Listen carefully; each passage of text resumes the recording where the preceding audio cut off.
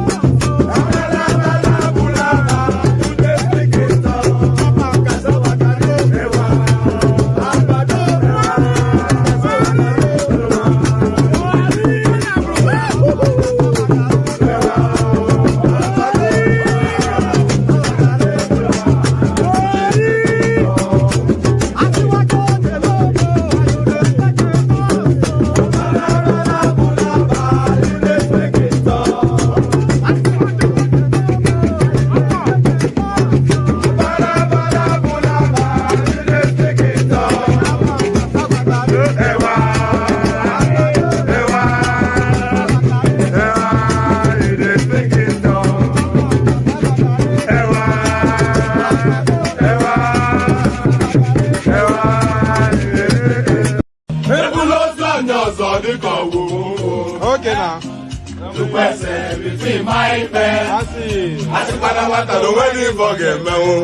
Okay. Mama musina nwa metogo kwa aka na nwa mujelumba owe budike aka nilu ne budilo nwanne mo ata na wanke ya dika kwa ya jokwa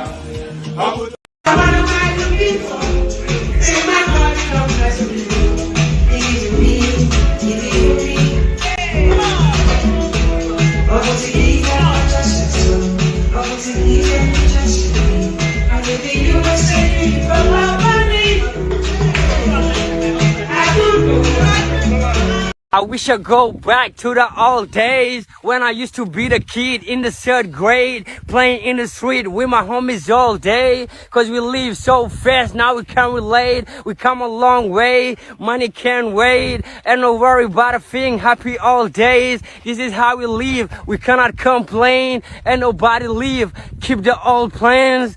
Hey, when I'm better, Mingati Zuda Kari Party.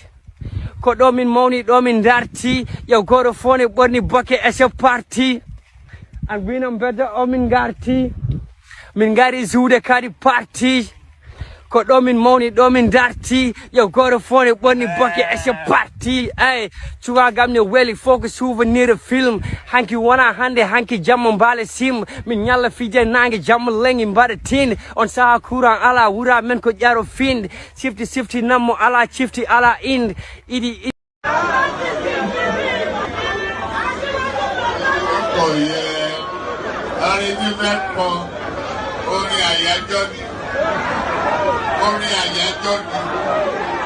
wọ́n dìde wọ́n pínlẹ̀ ogun oyin tí mo rí ká bá mi wá yẹn dà ká ní kó bá mi wá.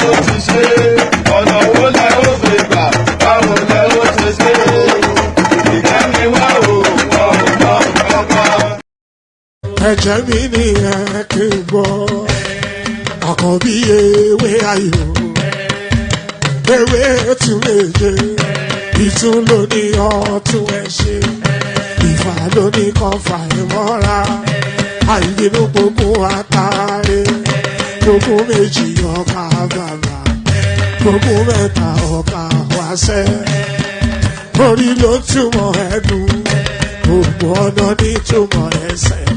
Àkànbí ìmọ̀ tú ìmọ̀ ọjọ́, ìmọ̀ èmi ni wọn kì í dálẹ̀, wọ́n bá lọ mẹ́lẹ́mọ́, wọ́n á fi jó ẹlẹ́mọ́. Àkànbí wọ́n bá lọ gbé fèrè, wọ́n á fi jó ẹrùkù, bọ́wọ́ wọn bá tẹ̀lé, wọ́n á fi jó aláré. Àwọn mẹ́tẹ̀ẹ̀ta parapọ̀, wọ́n wá jọ ń pẹ́ mọ́, ẹ̀ẹ́mọ́ olóko jẹ, wọ́n pa Akíntọ́lá, Akíntọ́lá ọmọ Ògún, wọ́n pàdé Ìyàndá ọmọ Àtàràbọ̀bà. Àkànbí wọ́n pàdé Ṣàtàdàdẹ ọmọ ọba Ìjẹ̀bú Mèrè. Aṣíwájú odò gbólùkẹrẹ, ajagun lólòdì ọ̀run. Tó o bá ṣe pé tìyẹ, tó o bá ṣe pé tìyẹ, náà bá ń darí jọ wí. Àgbèrò ni kò ń gbọ́wọ́, ọ̀gọ́ ti ṣìgìdì máa gbé, àbẹ́tì ló máa ń gbé, àyàn ti ìlàyàn ewúrẹ́. Ọlọ́run dákun má padà lẹ́yìn ẹ, kó má gbàgbé ọ̀rọ̀ tẹ́. Aṣíwájú Ọlọ́run dákun má padà lẹ́yìn ẹ. Àkànbí Ọlọ́run dákun má padà lẹ́yìn ẹ. And there it is right there. So there it is right there. I never quite, I always line it up before I kick off, but if I move my position like this or move my position like that, then I'm out of skill somewhat, and you should really be central to the circle. I'm still not really fully central to the circle, but there it is. Good day to you, good to be in your company, and how are you? So we started off with that. Hopefully you can hear my voice. Good day to you, good to be in your company, and how are you? A real delight to be in your company. So good day. The usual protocol, click on the like button. Just as soon as you invite, as soon as you hear me invite you to do it, do it. That is your lift towards the upward trajectory of the platform. So I keep on asking it. So ultimately, at some point, you have to acquiesce. Whether you are a friend or a frenemy of the platform, or an outright enemy, maybe that's more the abundance than anything else. But however your sentiments are towards it, if it's part of your usual diet, this platform, then really there's somewhat an obligation. Don't worry about Chioma. I think she could pay your wages and still have plenty to go shopping. So yes, whatever your sentiments are towards the platform, really you should if it's part of your routinous diet, there's something of a decency obligation to do the like thing. So whether you like the cut of my jib or not, what I get on your nerves, hopefully I do, because if I'm not getting on your nerves, then I'm not doing the right thing. Just because we should jar each other at where the pain points are, where the pressure points are. If we're going to have a serious conversation, then we should jar each other at where the comfort zones are. So if I get on your nerves, all the better. So that's the whole plan. So all of that really to invite you to click on like. I'm not quite sure if I've done it the right way, but invitation to click on the like button. So do that. Click on like if you are not, or if you are not already, if you have not already done that. So click on like So do that now. As you hear me invite you, and by the way, no, let me leave that. So click on like, and then if you're not already subscribed, please correct that as well. So like and subscribe. So very, very important that you do those two things. Important, maybe not to you, but certainly to the platform that you do those things. So click on like and then click on subscribe. And then if you want to come and join us on the screen, your tickets to ride is the hyperlink that says StreamYard. So if you do want to come and join us on the screen, click on that hyperlink that says StreamYard. It will bring you into a studio space. As soon as I finish describing what we're talking about, I'll let you onto the screen, then I'll engage you in conversation. So do that. Click on like, click on subscribe, click on the hyperlink that says StreamYard if you want to come and join me on the screen. So do those things. I'm not going to push you towards the super chat because maybe I've been overlaid because this platform has been going on 3 and a bit years, and for the first phase of it, I used to really recoil from asking people to super chat. It was only when I started hanging out with Kaizo that he told me that this is exactly what you should be doing. So let's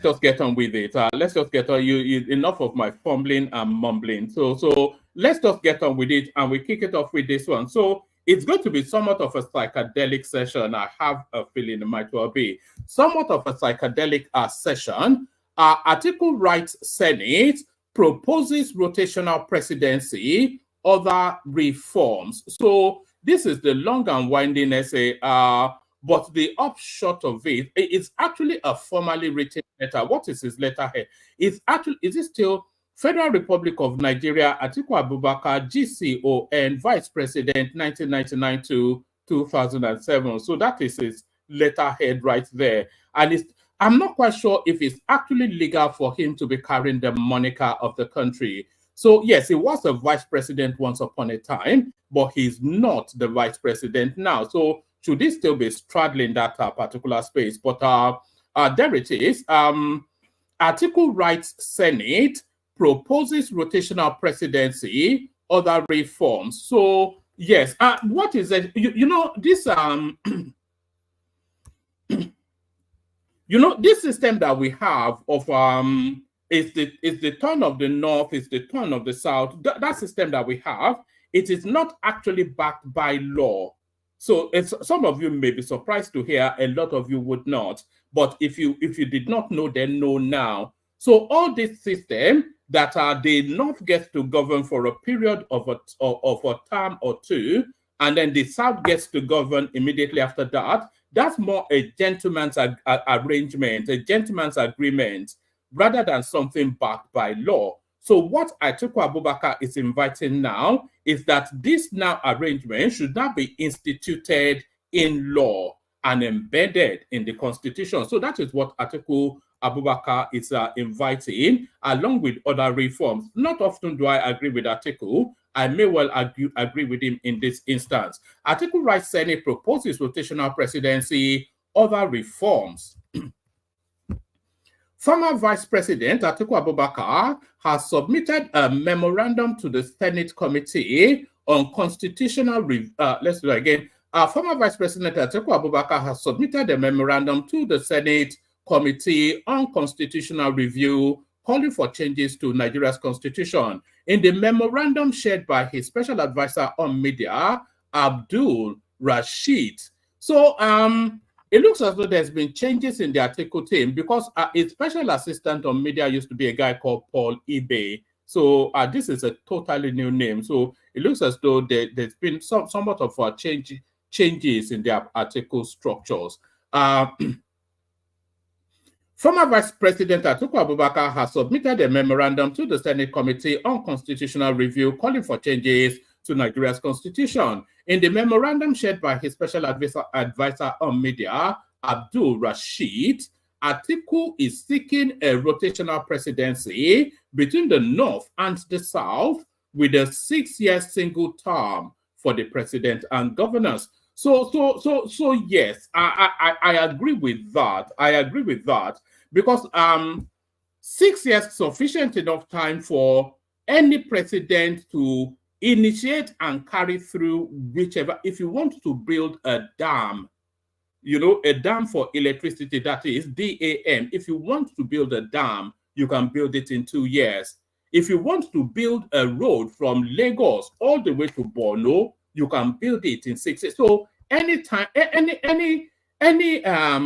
what is it that any manifesto, that's the word, any manifesto that any president has can be achieved within a 6-year term. So I'm very much on board with that idea. But by the way, it's not an Atiku idea, it's a Goodluck Jonathan idea. Goodluck Jonathan actually puts this idea in the public space all those years ago.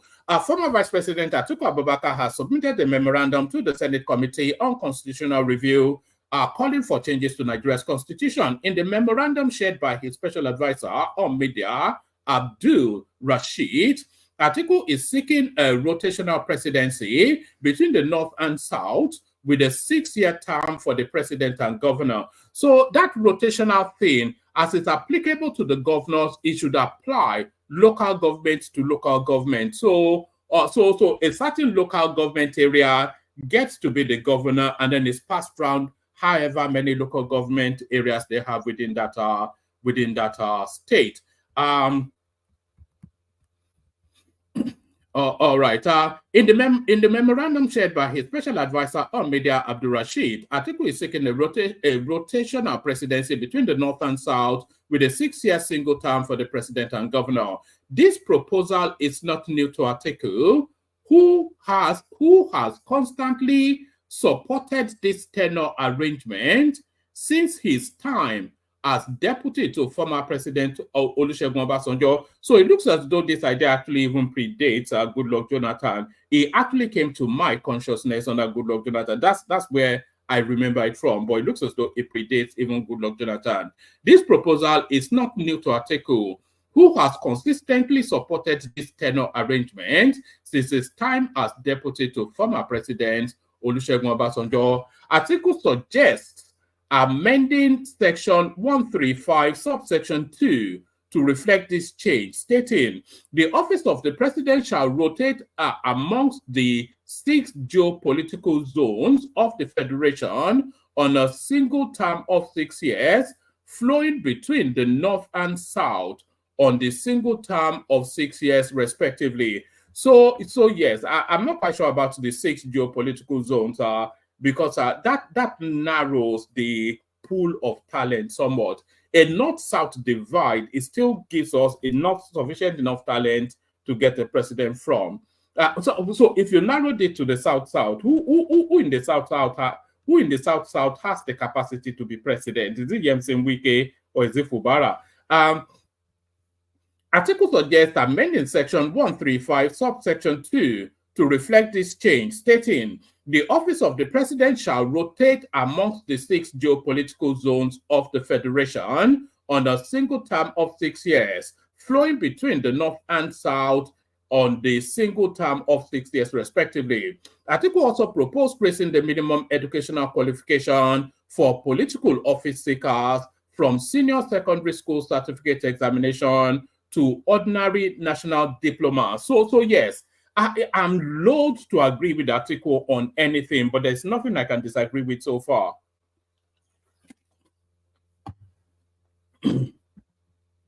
Yes, I agree that the presidency should rotate between the north and south. Yes, I agree with that. It's just for balance, because if we don't have that balance, there's the danger that one section of the country will rule that country in perpetuity, and that will be much to the chagrin of another section of the country, which will just lead to unrest. So I agree that that rotational system should be in place. I also agree that that rotational system should be embedded in the Constitution as an act of law rather than a gentleman's agreement, which is what we have now. So I agree with that as well. I also agree. What else do I agree with? I also agree that the political office seeker should have a minimum of an OND. Remember when we were chasing around for Buhari's school start, and WAEC was giving us some Photoshop nonsense. Buhari, totally uneducated president of your country. Atiku also proposes raising the minimum educational qualification for political office seekers from senior secondary school certificate examination to ordinary national diploma. Furthermore, Atiku recommends granting political parties more authority on the candidate selection process. He suggests amending Section 65(2) sub B to require candidates to be registered members of their party with their names submitted to the Independent National Electoral Commission 30 days before primaries. So I think that's already, I'm not sure why he's proposing that, because I think that's already an act of law. Because if you, let me just acknowledge that your super chat right there. I'm not quite sure why he's proposed. Do you remember the controversy around Peter Obi when he hopped from PDP to the Labour Party, and a lot of people were arguing that the time between that 30-day rule, that the time between him being in the Labour Party, him being in the PDP, joining the Labour Party was not sufficient enough to have established that 30-day rule before he registered as the presidential candidate. So I think that law might already be in place. Furthermore, Atiku recommends granting political parties more authority in the candidate selection process. He suggests amending Section 65(2) sub B to require candidates to be registered members of their party with their names submitted to the Independent National Electoral Commission 30 days before primaries. So that's Atiku and his law. I'm not going to go through all these because I think we get the thrust of I think they've picked out the thrust of what he has to say. So I'm not going to go through all this scanned document. So that's Atiku then. Speaking sense, they say a broken clock is right twice a day. Maybe that's Atiku broken clock metaphor. So that's Atiku broken clock metaphor. Federal government removes VAT on diesel, cooking gas, electric vehicles, others to crash prices. So I'm not quite sure. I think the idea of electric vehicles in Nigeria is a misnomer. It's a term that contradicts itself. It's a misnomer.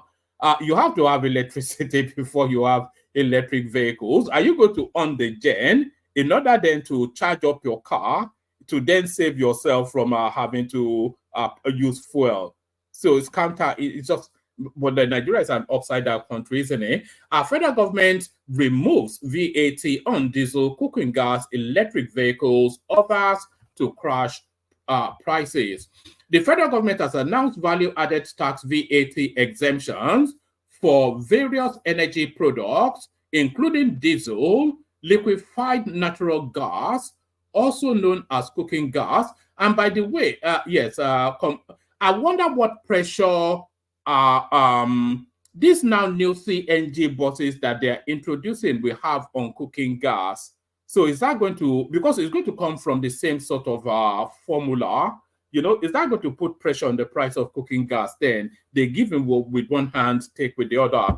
The federal government has announced value-added tax VAT exemption for various energy products, including diesel, liquefied natural gas, LNG, also known as cooking gas, compressed natural gas, CNG, and electric vehicles, amongst others. This is contained in a statement by the Minister of Finance, Coordinating Minister of the Economy, Mr. Wale Edun, on Wednesday. According to Edun, these measures aim to reduce the cost of living, enhance energy security, and speed up Nigeria's shift to cleaner energy sources. The VAT Modification Order 2024 introduces exemption on a range of key energy products and infrastructure, including diesel, feed gas, liquid petroleum gas, LPG, compressed natural gas, CNG, electric vehicles, liquefied natural gas, LNG, infrastructure, and clean cooking equipment. These measures are designed to lower the cost of living, bolster energy security, and accelerate Nigeria's transition to cleaner energy sources. The statement reads in part. Tax incentive for deep offshore oil and gas production. In addition, the minister also announced the introduction of tax incentives for deep offshore oil operations and gas production, as outlined in the Oil and Gas Companies Order 2024. Edun stated that the initiative is designed to establish Nigeria's deep offshore basin as a leading destination for global oil and gas investment. He explained that these reforms are part of a broader set of investment-focused policy initiatives led by His Excellency Bola Ahmed Tinubu in accordance with Policy Directives 40 to 42. In addition, the notice of tax incentive for deep offshore oil and gas production provides new tax reliefs for deep offshore projects. This initiative is aimed at positioning Nigeria's deep offshore basin as a premier destination for global oil and gas investment. So those are more difficult to reach all spaces that they're trying to open up just to meet our OPEC quota, I suspect.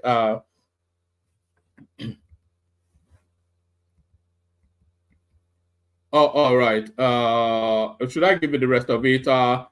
These reforms are part of a broader series of investment-driven policy initiatives championed by His Excellency President Bola Ahmed Tinubu in line with Policy Directive 40-42. They reflect the administration's strong commitment to fostering sustainable growth in the energy sector and enhancing Nigeria's global competitiveness in oil and gas production, Edun said. The federal government's ongoing tax reform initiative was introduced after President Bola Ahmed Tinubu established a Tax and Fiscal Policy Committee in August 2023, led by renowned tax expert Taiwo Oyedele. The committee is responsible for developing a new tax framework aimed at driving economic growth and development nationwide. As part of its mandate, the committee has proposed several reforms, including raising the value-added tax and introducing tax exemptions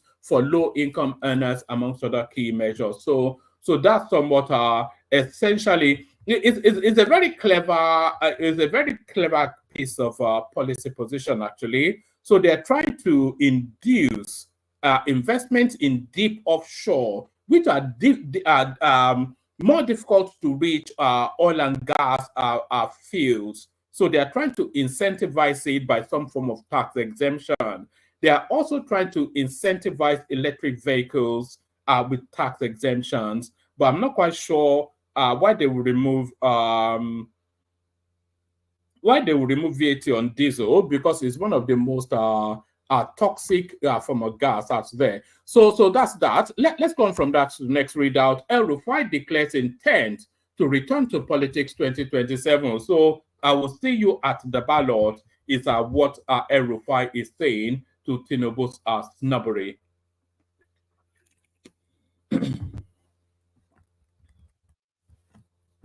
El-Rufai declares intent to return to politics in 2027. So this can only really be to return to contend with Tinubu, because there is no other space for El-Rufai outside of Aso Rock seat. And by the way, El-Rufai could have long been the president of this country. He could have long been. You see, when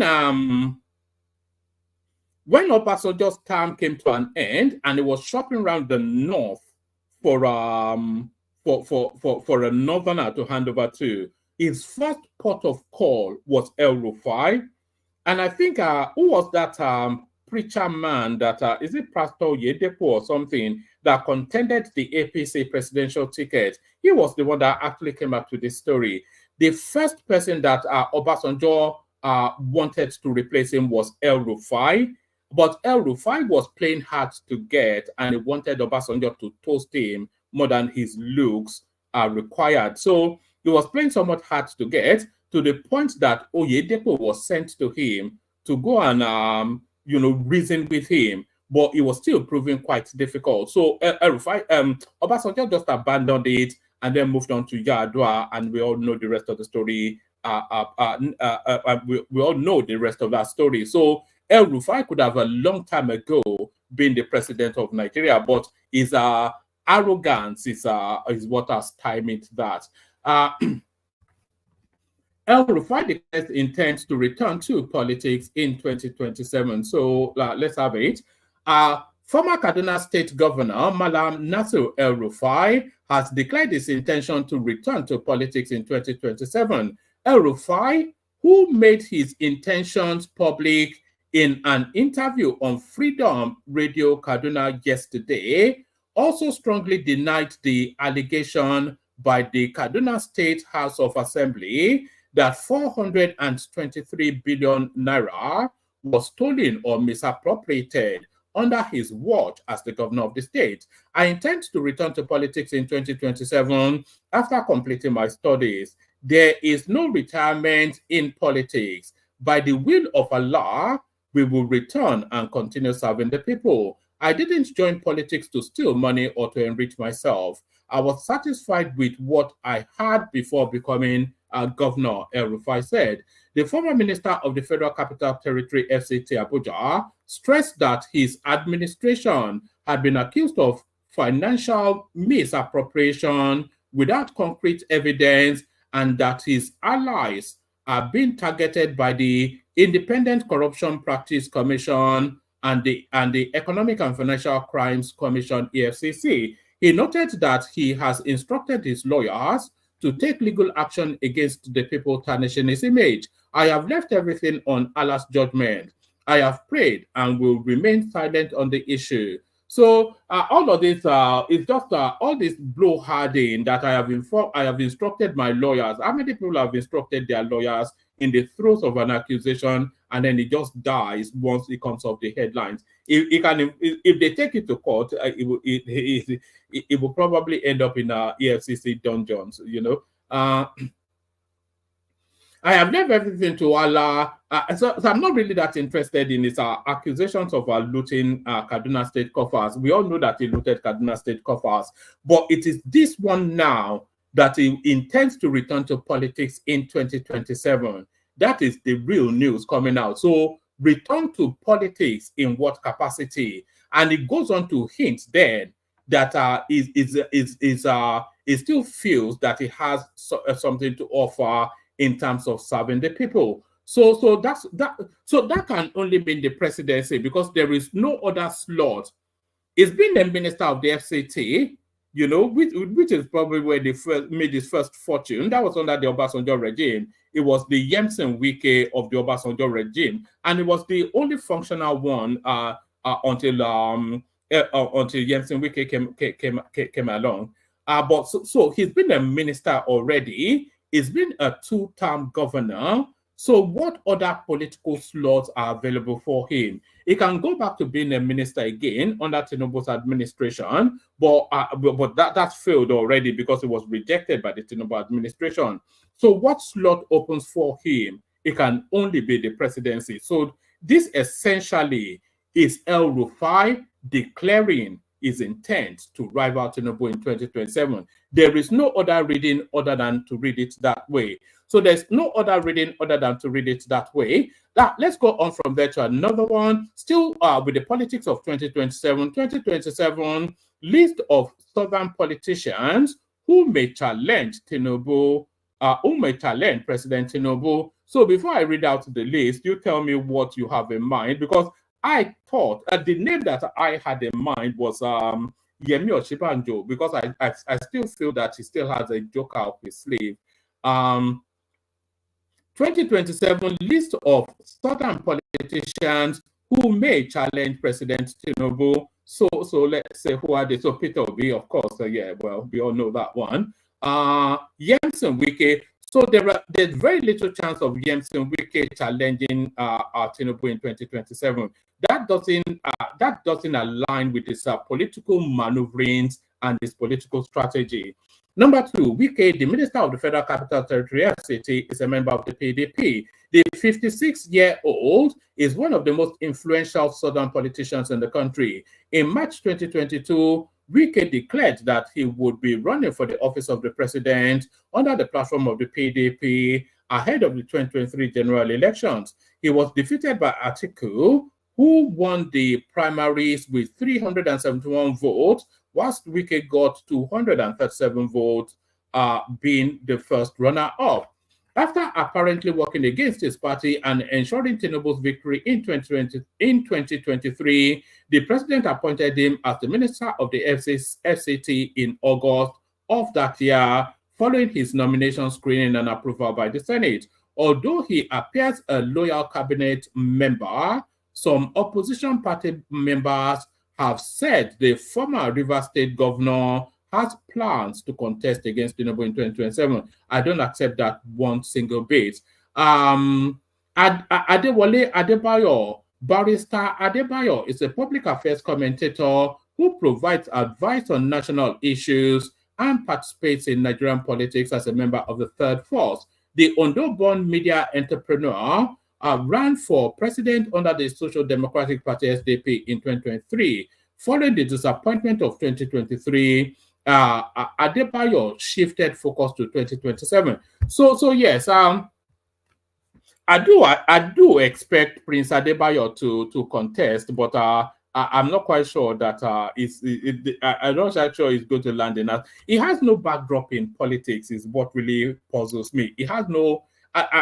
Correct me if I've missed something, but I don't think Prince Adebayo has ever held a political office. Dan Nwayawu, so that's the last one from the south. Imo-born Nwayawu is the chairman of the Zenith Labour Party. He was chairman of the Labour Party from 2004 until 2014. Nwayawu was the ZLP's candidate in the. So yes, there's no real outside of Peter Obi. I'm not quite sure there's any name there that Tinubu would lose any sleep over. I was half expected to see Oshibanjo actually. So this is something to do with taxation put out by Oyedele. Somebody sent it in. I'm not quite sure what they're asking us to make of it. Should I read it? Should I not? Tax is always a boring topic, isn't it? So that's some taxation, something from Taiwo Oyedele, the tax czar of the Tinubu administration. So somebody also sent this one here. I think they were watching the watch back and they wanted to counter some of the narratives that Kenneth was putting out yesterday. So this is from Michael Okoyemi Bamidele. Bamidele, I am not working against Yoruba's interest. The leader of the Senate, Senator Okoyemi Bamidele, has faulted claims that is working against the interest of the Yorubas in the National Assembly. Bamidele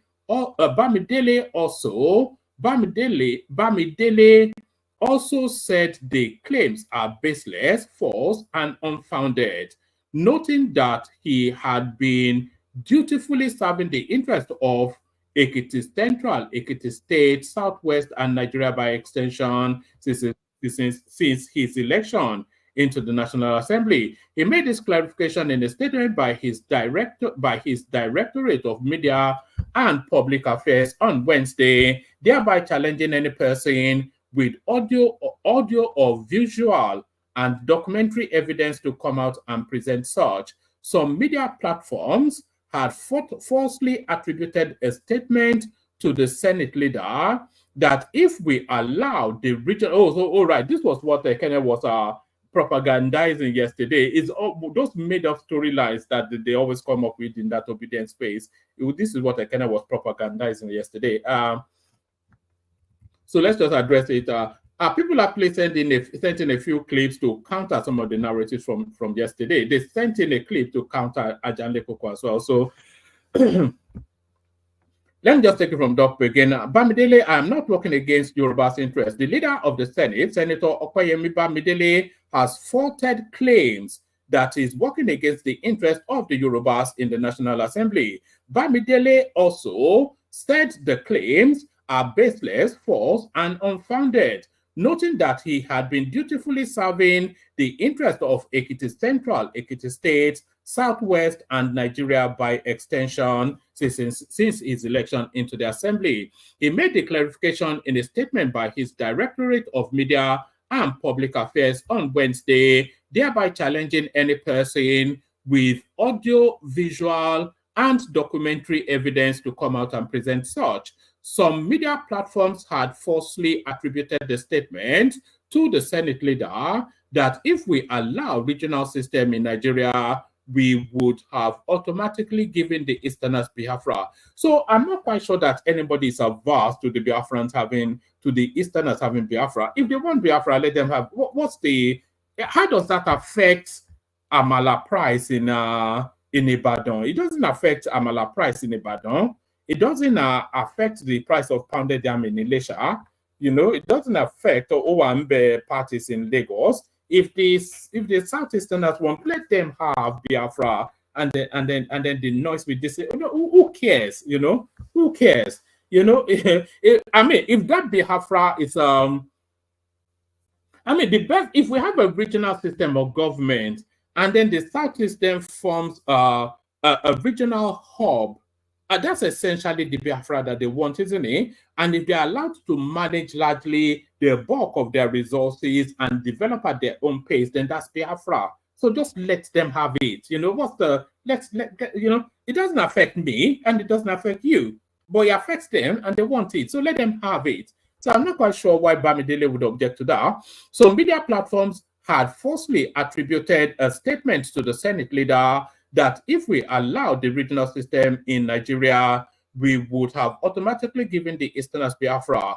Faulting the statement on Wednesday, Bamidele said he never made such a statement, which he said was an attempt to pitch him against the Yorubas and other ethnic nationalities in the Federation. So I'm not quite sure how granting I'm not quite sure how this statement pitches him again. This is not an anti-Yoruba statement. You know, if anything, it's as an anti-Southeastern statement. So I would say if we allow the regional system in Nigeria, we would have automatically given the Easterners Nigeria. So I'm not quite sure that the Yorubas are averse to the Easterners having their Biafra. I don't see that. So how is that against the Yorubas?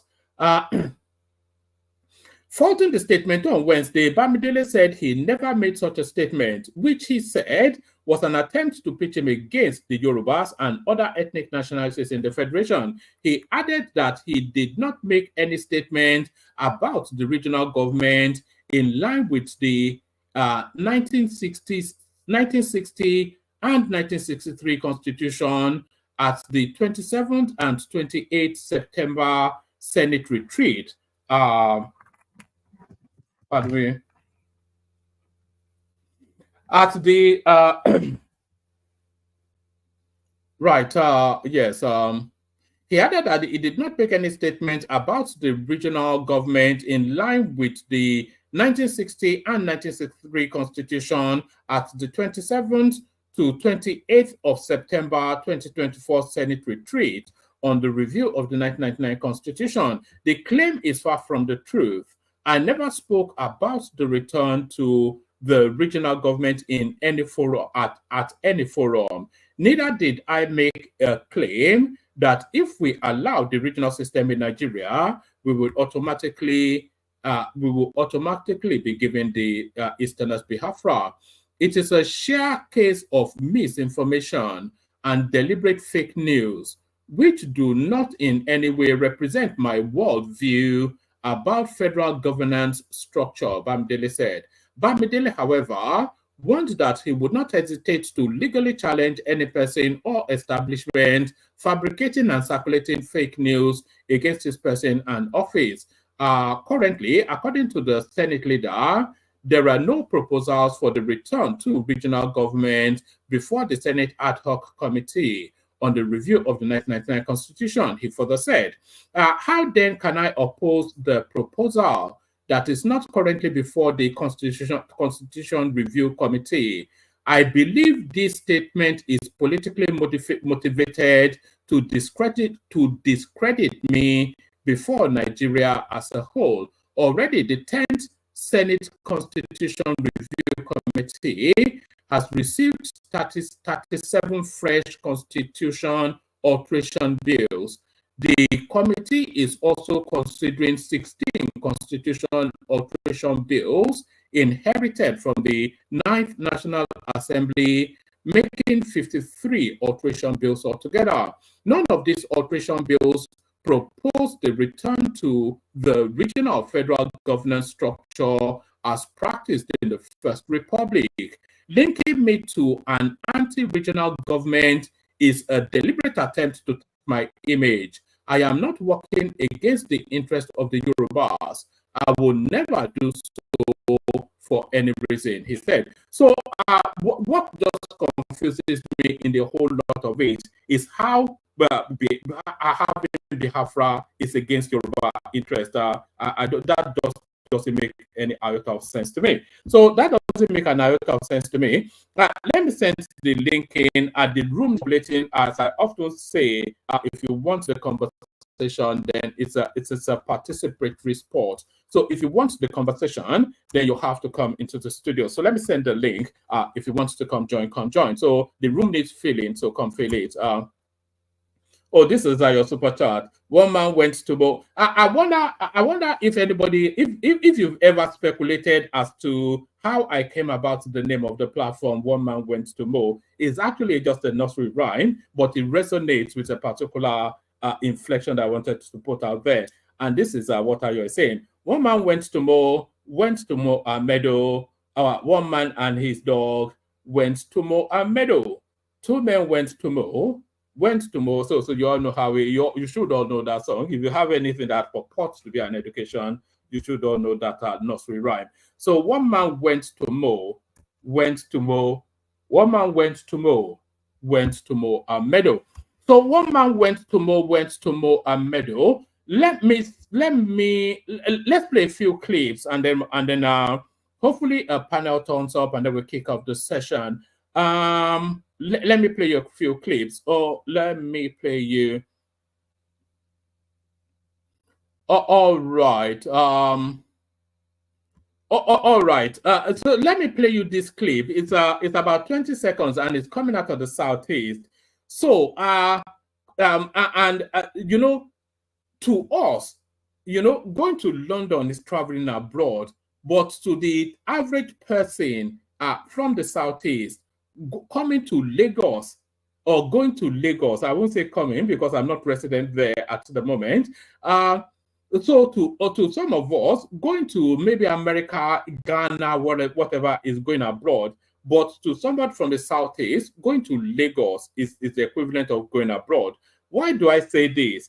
I say this off the back of this clip. So this is forget Eze goes to school. This is Eze goes to Lagos. So Eze goes to Lagos.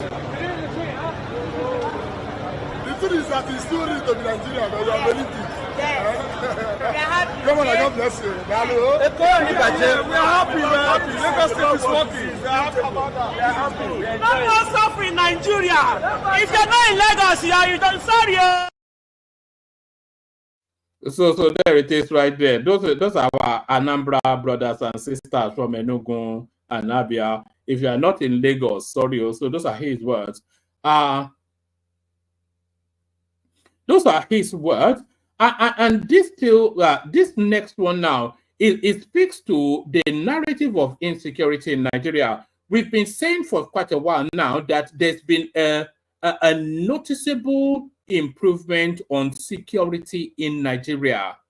And incidents of insecurity, they are not as frequent as we had under Buhari. It is unequivocally so. It is a factual and a categorical statement. Because, of course, under Buhari, 8 years, Nigeria was a killing field. He just rolled his people in from Niger Republic and told them to slaughter all the way to the Sea of the Lagoon. So we've seen a marked, improvement in the security insecurity space, and no less a figure than this funky looking man from the north explains exactly why. The speech did have some high notes, but I'm no economist, so I'll stick to what I know, which is security. This is the first time we're having a very coordinated response to insecurity, where we have mission specifics. And you heard in what the Chief of Defense Staff said, that Turji is now a target. This is the first time in the history of Nigeria where we have mission specifics. Targets are painted on specific individuals, and it's as a consequence of that you are witnessing the fact that quite the top layer of the leadership have been knocked off one after the other. And this is largely thanks to the new conductor of the security orchestra. When you have a 250-piece orchestra, there's always one conductor. And the symphony that will be produced is largely reliant on how well the conductor conducts. And the conductor of the security architecture for this melody, of course, is the National Security Advisor to the President. And he must be congratulated. Then, of course, the tip of the spear, the military. And it would also be unfair to talk about the military in only the kinetic component of knocking these guys out. We saw what happened in Maiduguri, the unfortunate flooding in Maiduguri. We saw our military come to bat the same way that the militaries of the United States and other countries we look up to would have come. We should congratulate our military, the defense headquarters, and all the armed forces for the response capability as demonstrated.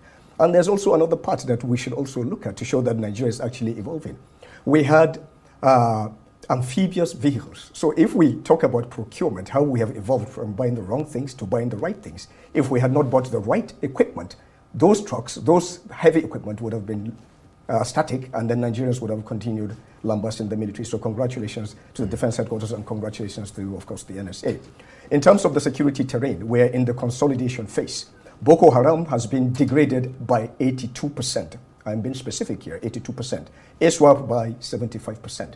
None of them has the capability of mounting large-scale attacks, which they had about 2.5 years ago. That is a huge success. What needs to happen is to ensure that this does not roll back. It should not go back to where it was, or we begin to slide back the scale.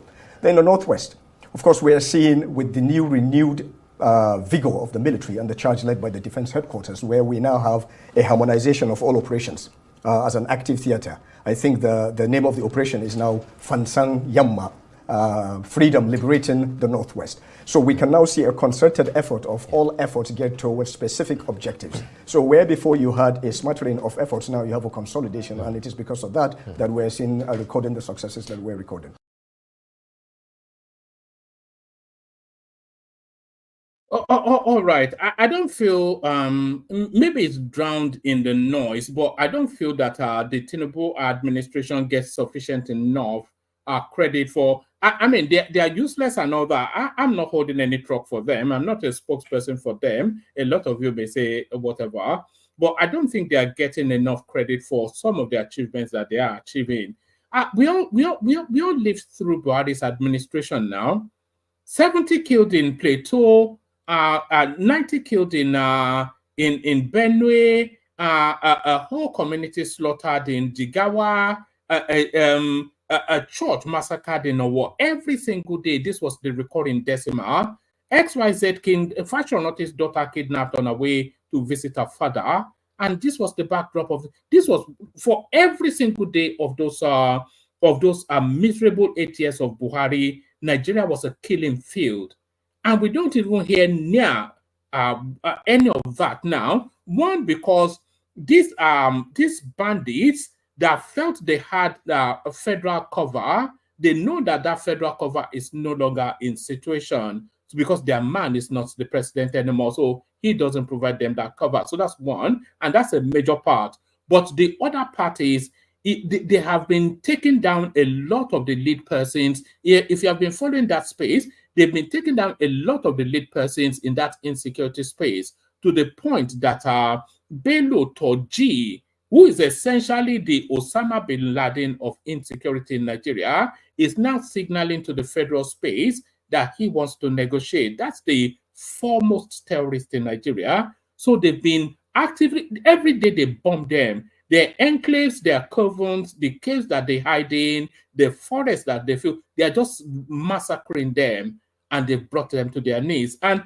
all within this a year, 6 months of this guy, and we don't get, they don't enough tell us about that. But then a lot of that, of course, is drowned in the campaign of calumny that is going on against his administration. But there is a funky brother from the north telling us just what the 411 is. Our funky brother from the north telling us the 411. So our funky brother from the north tells us the 411. As I now speak to the younger generation that might be listening to the to this stream. So now, if you are of a younger generation, there was a time that life was simpler and more beautiful. Yes, do you understand? There was a time that life was simpler and more beautiful. There was a time that when you go into a cafe to ask for a hot drink, they will ask you if you want tea or coffee, because those were the only two options that were really available. And then you didn't have to think any further than to make a binary choice. And if you opted for coffee, they will ask you if you wanted black or white.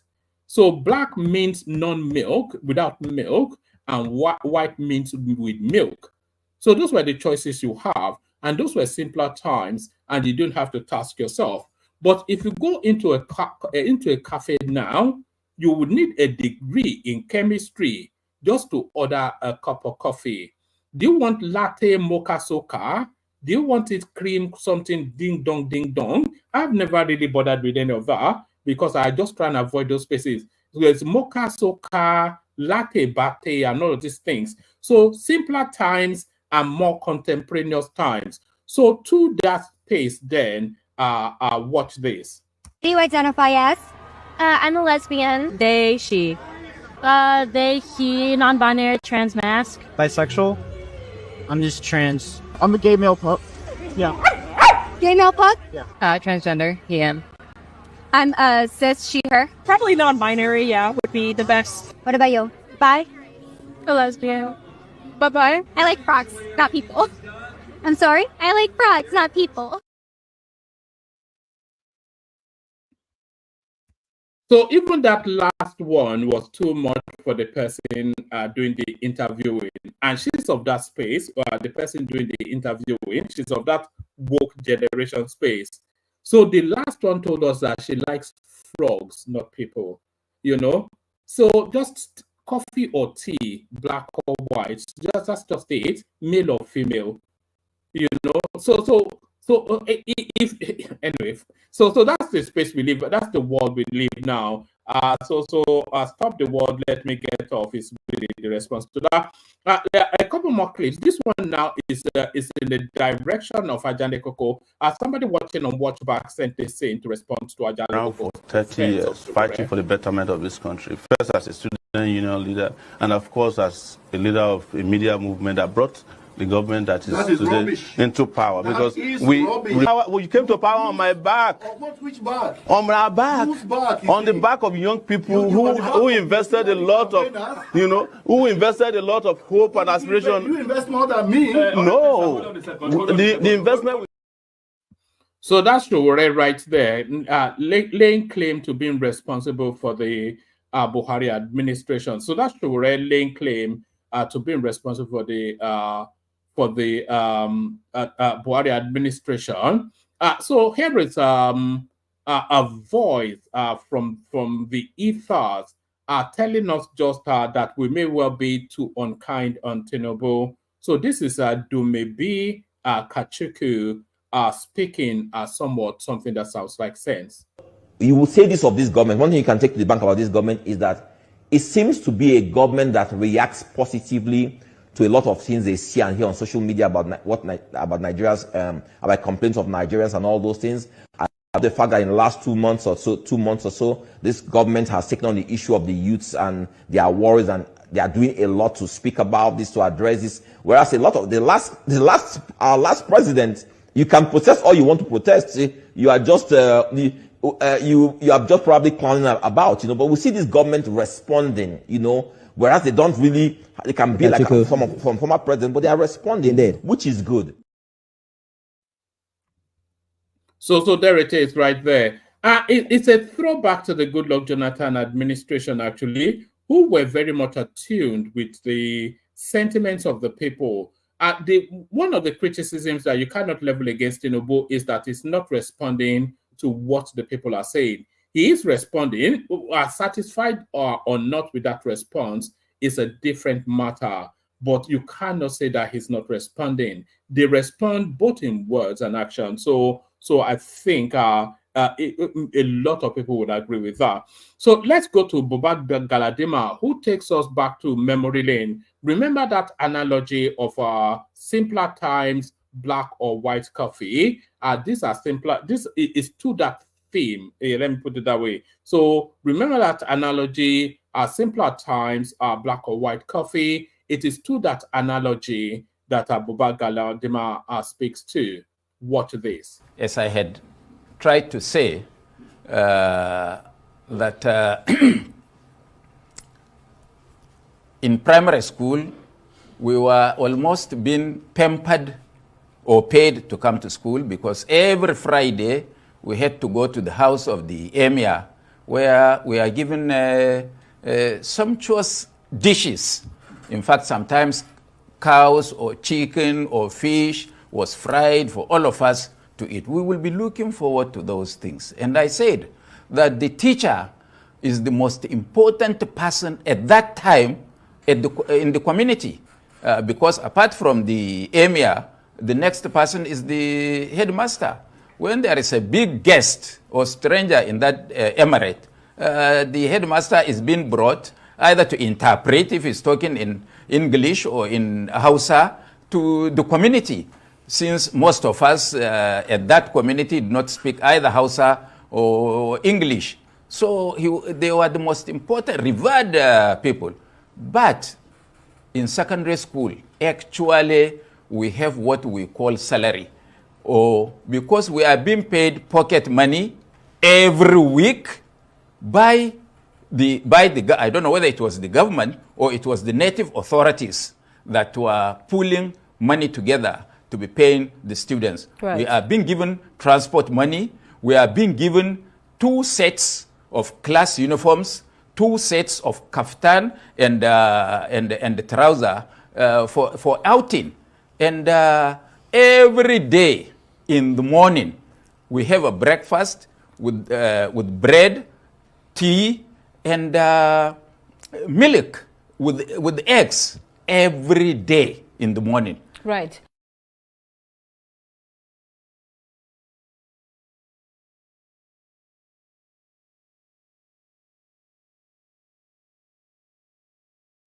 Oh, all right. So those were that was Buba Galadima speaking to simpler, but a lot of people will tell you better times.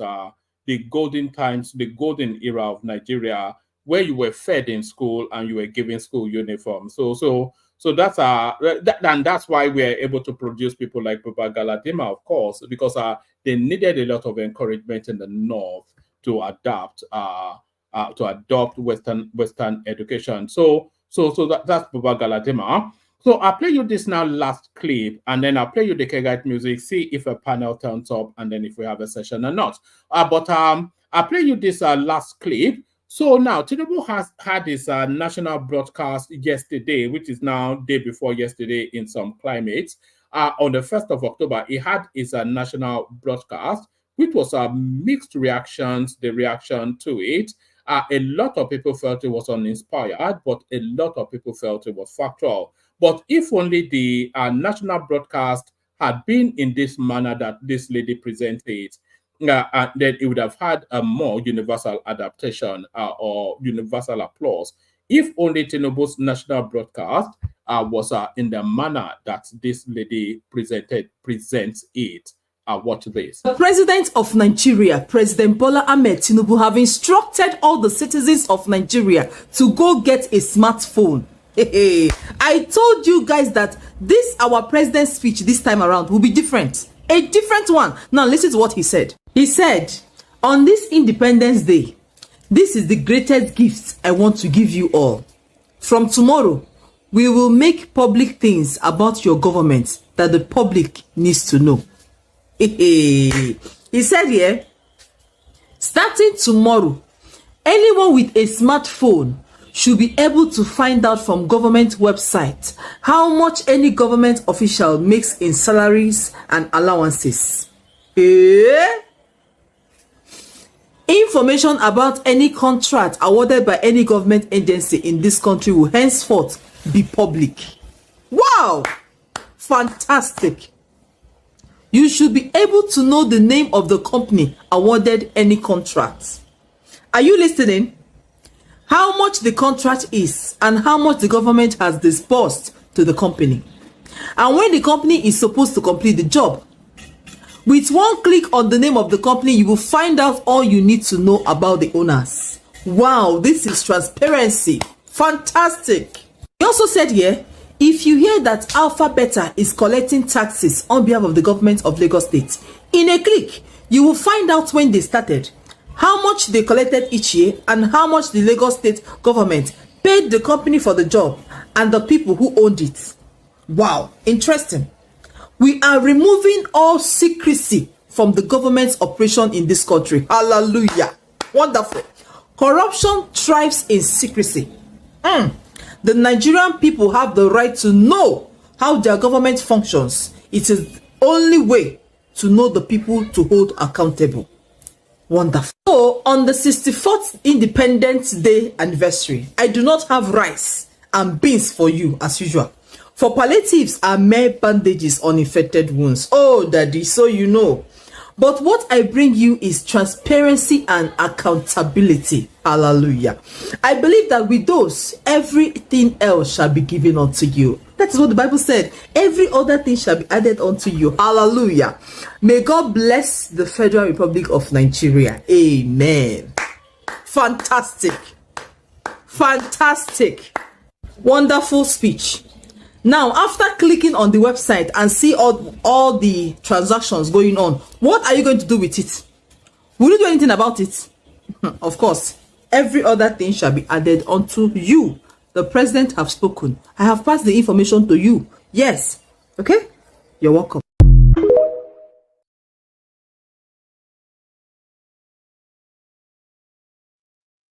So that was that lady there presenting somewhat an alternative national broadcast, which is what a lot of people will suggest that that's how Tinubu's broadcast should have gone. So that's how Tinubu's broadcast should have gone. I'll play you the Kegite music in a moment, but it's been a moment since we had a blast of this. So let's have a blast of this, and then we have the Kegite, and then we'll see if anybody turns up.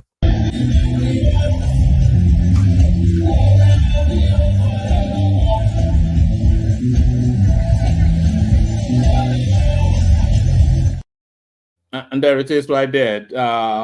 Malam Buhari doing that funky thing. So Malam Buhari doing that funky thing, the Kegite, and then hopefully a conversation. Water, only water,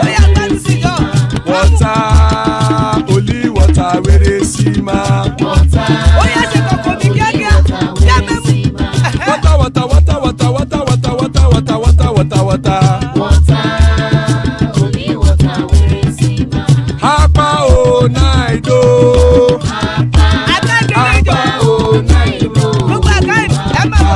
Hapa you don't come oh.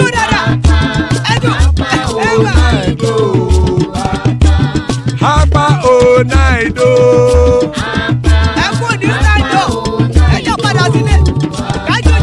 Oro keke elemu ye o. Ide shodi ya keke elemu re o. Bobby master keke elemu re o. Chief Latif keke elemu re o. Erukulele elemude. Erukulele egbe elemudode ojare o. Erukulele Ghana ti de egbe body o. Ọmọ ẹlẹ́yẹ ẹ̀yẹ o ó dilé o.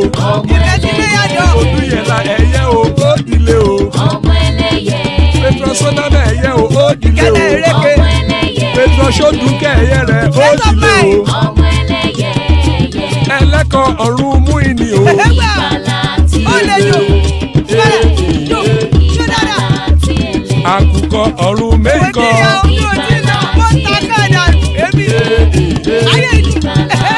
ikú kò ní ríwà gbéṣe o.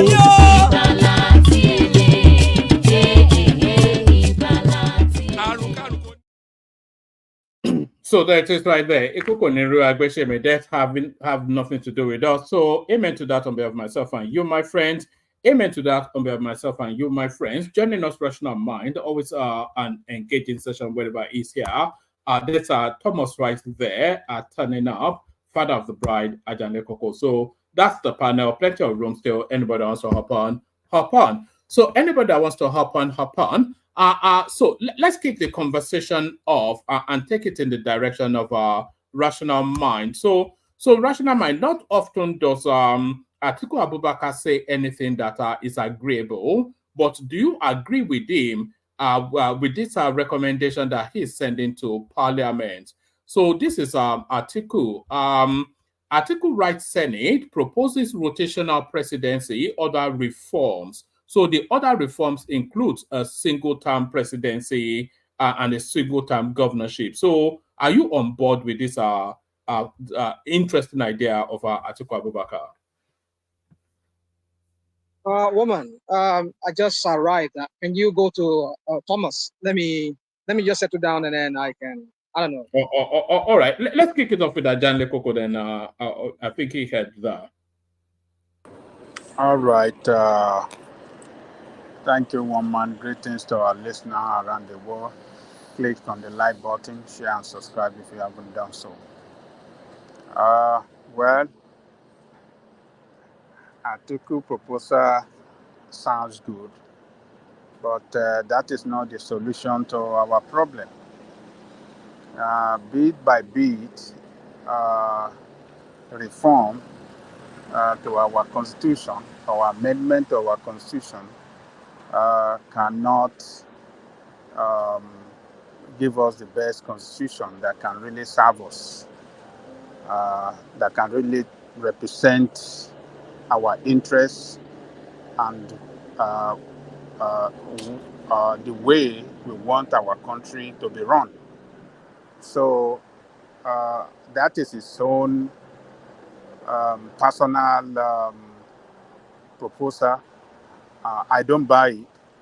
What I will propose is for us to sit down as people and write another constitution that Nigerian people can truly no, that's the wider space though. So if we are rewriting that constitution, should what he's saying be embedded in that new constitution?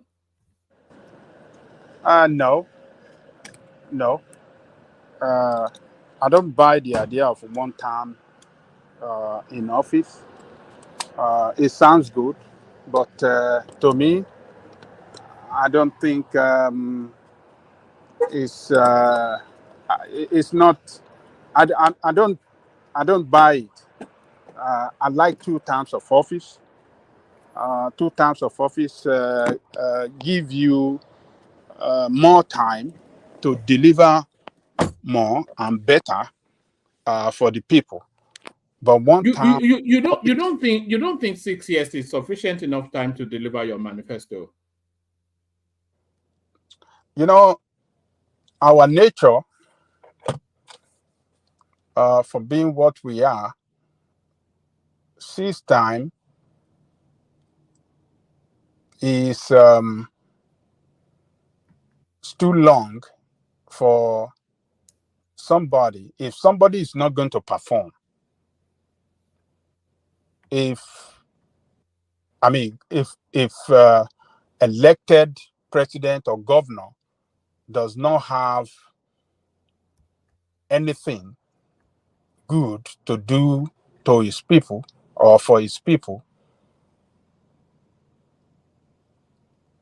in 4 years, the opportunity is there to kick him out, to vote him out, and then elect another person that can really serve you well. So, but if you give him 6 years, since it's 1 term in office, do you not feel that the anticipation for that second term often affects how a government performs, because they are in apprehension of being returned back to office? But if that apprehension is not there, then they can move with more skill, more determination, more sure-footedness. You know, you know, the apprehension for a second term often gets in the way of administering the state. Well, for me, I think if a governor or a president is not prepared for the job, you can easily know within the first 2 years in office. And in the third year, there's nothing you can, it will make no difference as well if he cannot deliver within 2 years to put that state or that country on the right path. Then in third year, there's nothing he could do. So if you give him... Let's use Tinubu as an example. Okay, Tinubu has always been a proponent of restructuring, you know, but a lot of people felt it was a conversation that he would have already initiated. But people also feel that if he initiates conversations around restructuring now, that will put his second term in jeopardy. But if he was elected for just a single 6-year term, then he can just do all of these things. The police reforms, state police, regional police, all those things. Do you not see it from that prism? Well, you see, let me tell you one man. If you really want to serve the people and really serve them well, whatever you promise them, you roll out policy to start to implement it from day one. So if you promise the people that, yes, I will constitute constitutional reform committee or something like that within 100 days in office or within 90 days in office, and you don't do it, then it shows that you are not ready to deliver to the people on what you promised them. So second time in office should not be an issue at all. It's the first time, whatever you promise them, which politician on this planet thinks like that?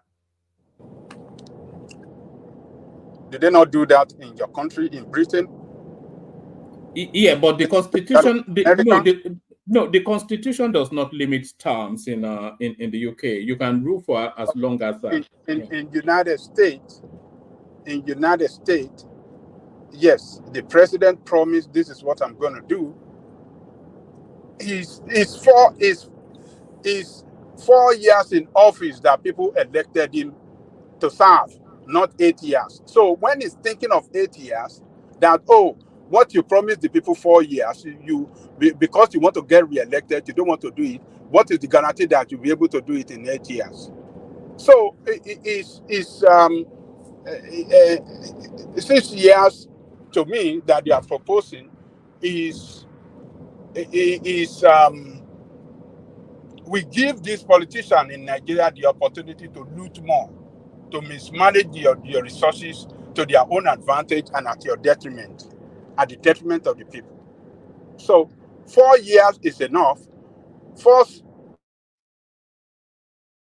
then the people will start preparing to vote him out at the end of his terms of office. So I don't buy the idea of 6 years. It sounds good, but it cannot really deliver well as far as I'm concerned. It gives the opportunity, because you don't have anything to do for 6 years. He will serve whether you like it or not, except it's impeached. And in most cases, you don't get the president or the governor impeached. In Nigeria. So, or rather in any part of the world, it's not that popular. It happened in some cases, but, you know, you can easily mention, you know, when people are in history, in any part of the world, where a head of government was impeached. So it's not, to me, 6 years is not good. 4 years is enough. If you cannot deliver within 4 years, let us vote him out, and then elect another person, another group of people to lead, to represent us, and then deliver good governance to us. So what he is proposing, I don't buy it. I think it's just garbage. He just wants to be in the news. Jonathan said the same thing when he was there as the president. It's just bunch of rubbish. I don't agree with them. So 4 years in office is enough. You don't serve within 4 years, we vote you out, then get another person in. Woman, you there? I am here. Brilliant. Me, Joe. I was thinking maybe should I take Ajale Koko on that or move him to another one, but because I agree that a 6-year term will be, you know, you can be brave, you can be bold, you don't have to pay too much attention to the criticism, because criticism is different from feedback, of course, you know. So you can just go all out to deliver your manifesto, because you know you only have that slot. But if you know you are in apprehension of a re-election, then you have to go on tippy toes through, as we are seeing with Tinubu now, you know, just soft gloving his way through governance. And we know that Tinubu can show steel if he has to. So I think a 6-year term is sufficient enough for you to deliver your manifesto. And often instances as well, they rig themselves back in anyway. So I'm not quite sure. I think Goodluck Jonathan was the anomalous one, and he even served 6 years. You know, so it's very rare that you vote a president out of office in Nigeria. So I think 6 years is just perfect. You deliver or not. Let me tell you one man. 6 years is not perfect. It's just too long for politicians in Nigeria. Politicians that doesn't serve the people in the first place. What is 6 years going to do? They serve 8 years. You can't point to what they did for 8 years. So how is 6 years going to work? They will just use that 6 years to loot, extreme looting, because they know they are not coming back. They want to loot for that 6 years and then get away. Look, in Second Republic, it's better than looting for 8 years, though, is it not? What did you say? I said it's better than looting for 8 years, which was what we had under Buhari. It's all looting, but in 4 years, I mean, if people really organize themselves well, in office, and then they let him go, and for another person so how come we were not able to get rid of Buhari after his woeful failure in his first term? How come we were organized? Were we not organized, or did he just refuse to go? Eh? You know, they rig themselves back in office. Well, there it is now. That's the problem. But you know, I think if we have a real system that really works, 4 years is good. Let us cut their wings when they are trying to show to us that they are non-performance and they cannot deliver. So we just cut their wings and let him go 4 years than staying there for 6 years for non-performance. So let me tell you this. In the Central Republic, when the UPN, our party said, free education, 3 year service, affordable housing, estate, they started from day one.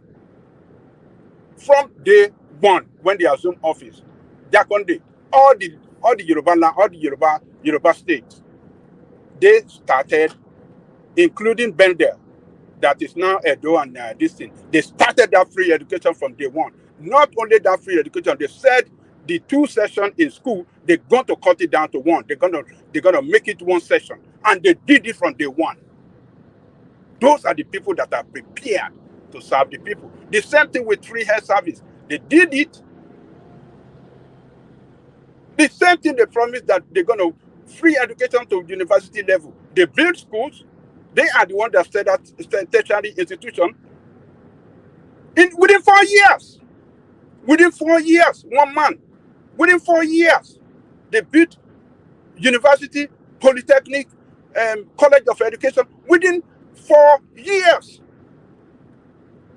Look, when people are not prepared to serve the people, that is when they give excuses, because their agenda in the first place is to go and loot the resources and not to use their resources to transform the life of the people and their society and their state and their country.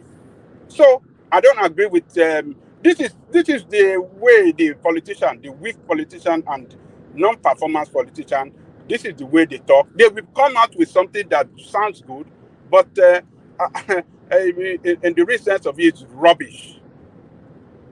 It's rubbish. So I get it. I only saw the headline in the news today, but I don't know. I didn't get the whole substance of what he said. But you see, for me, I wouldn't say it's. You can take over, Rational Man. I think it's your place. I just. Okay. All right. Yeah, you can So take over. I would say it's a bad thing entirely to say they should do one single 6 years term. But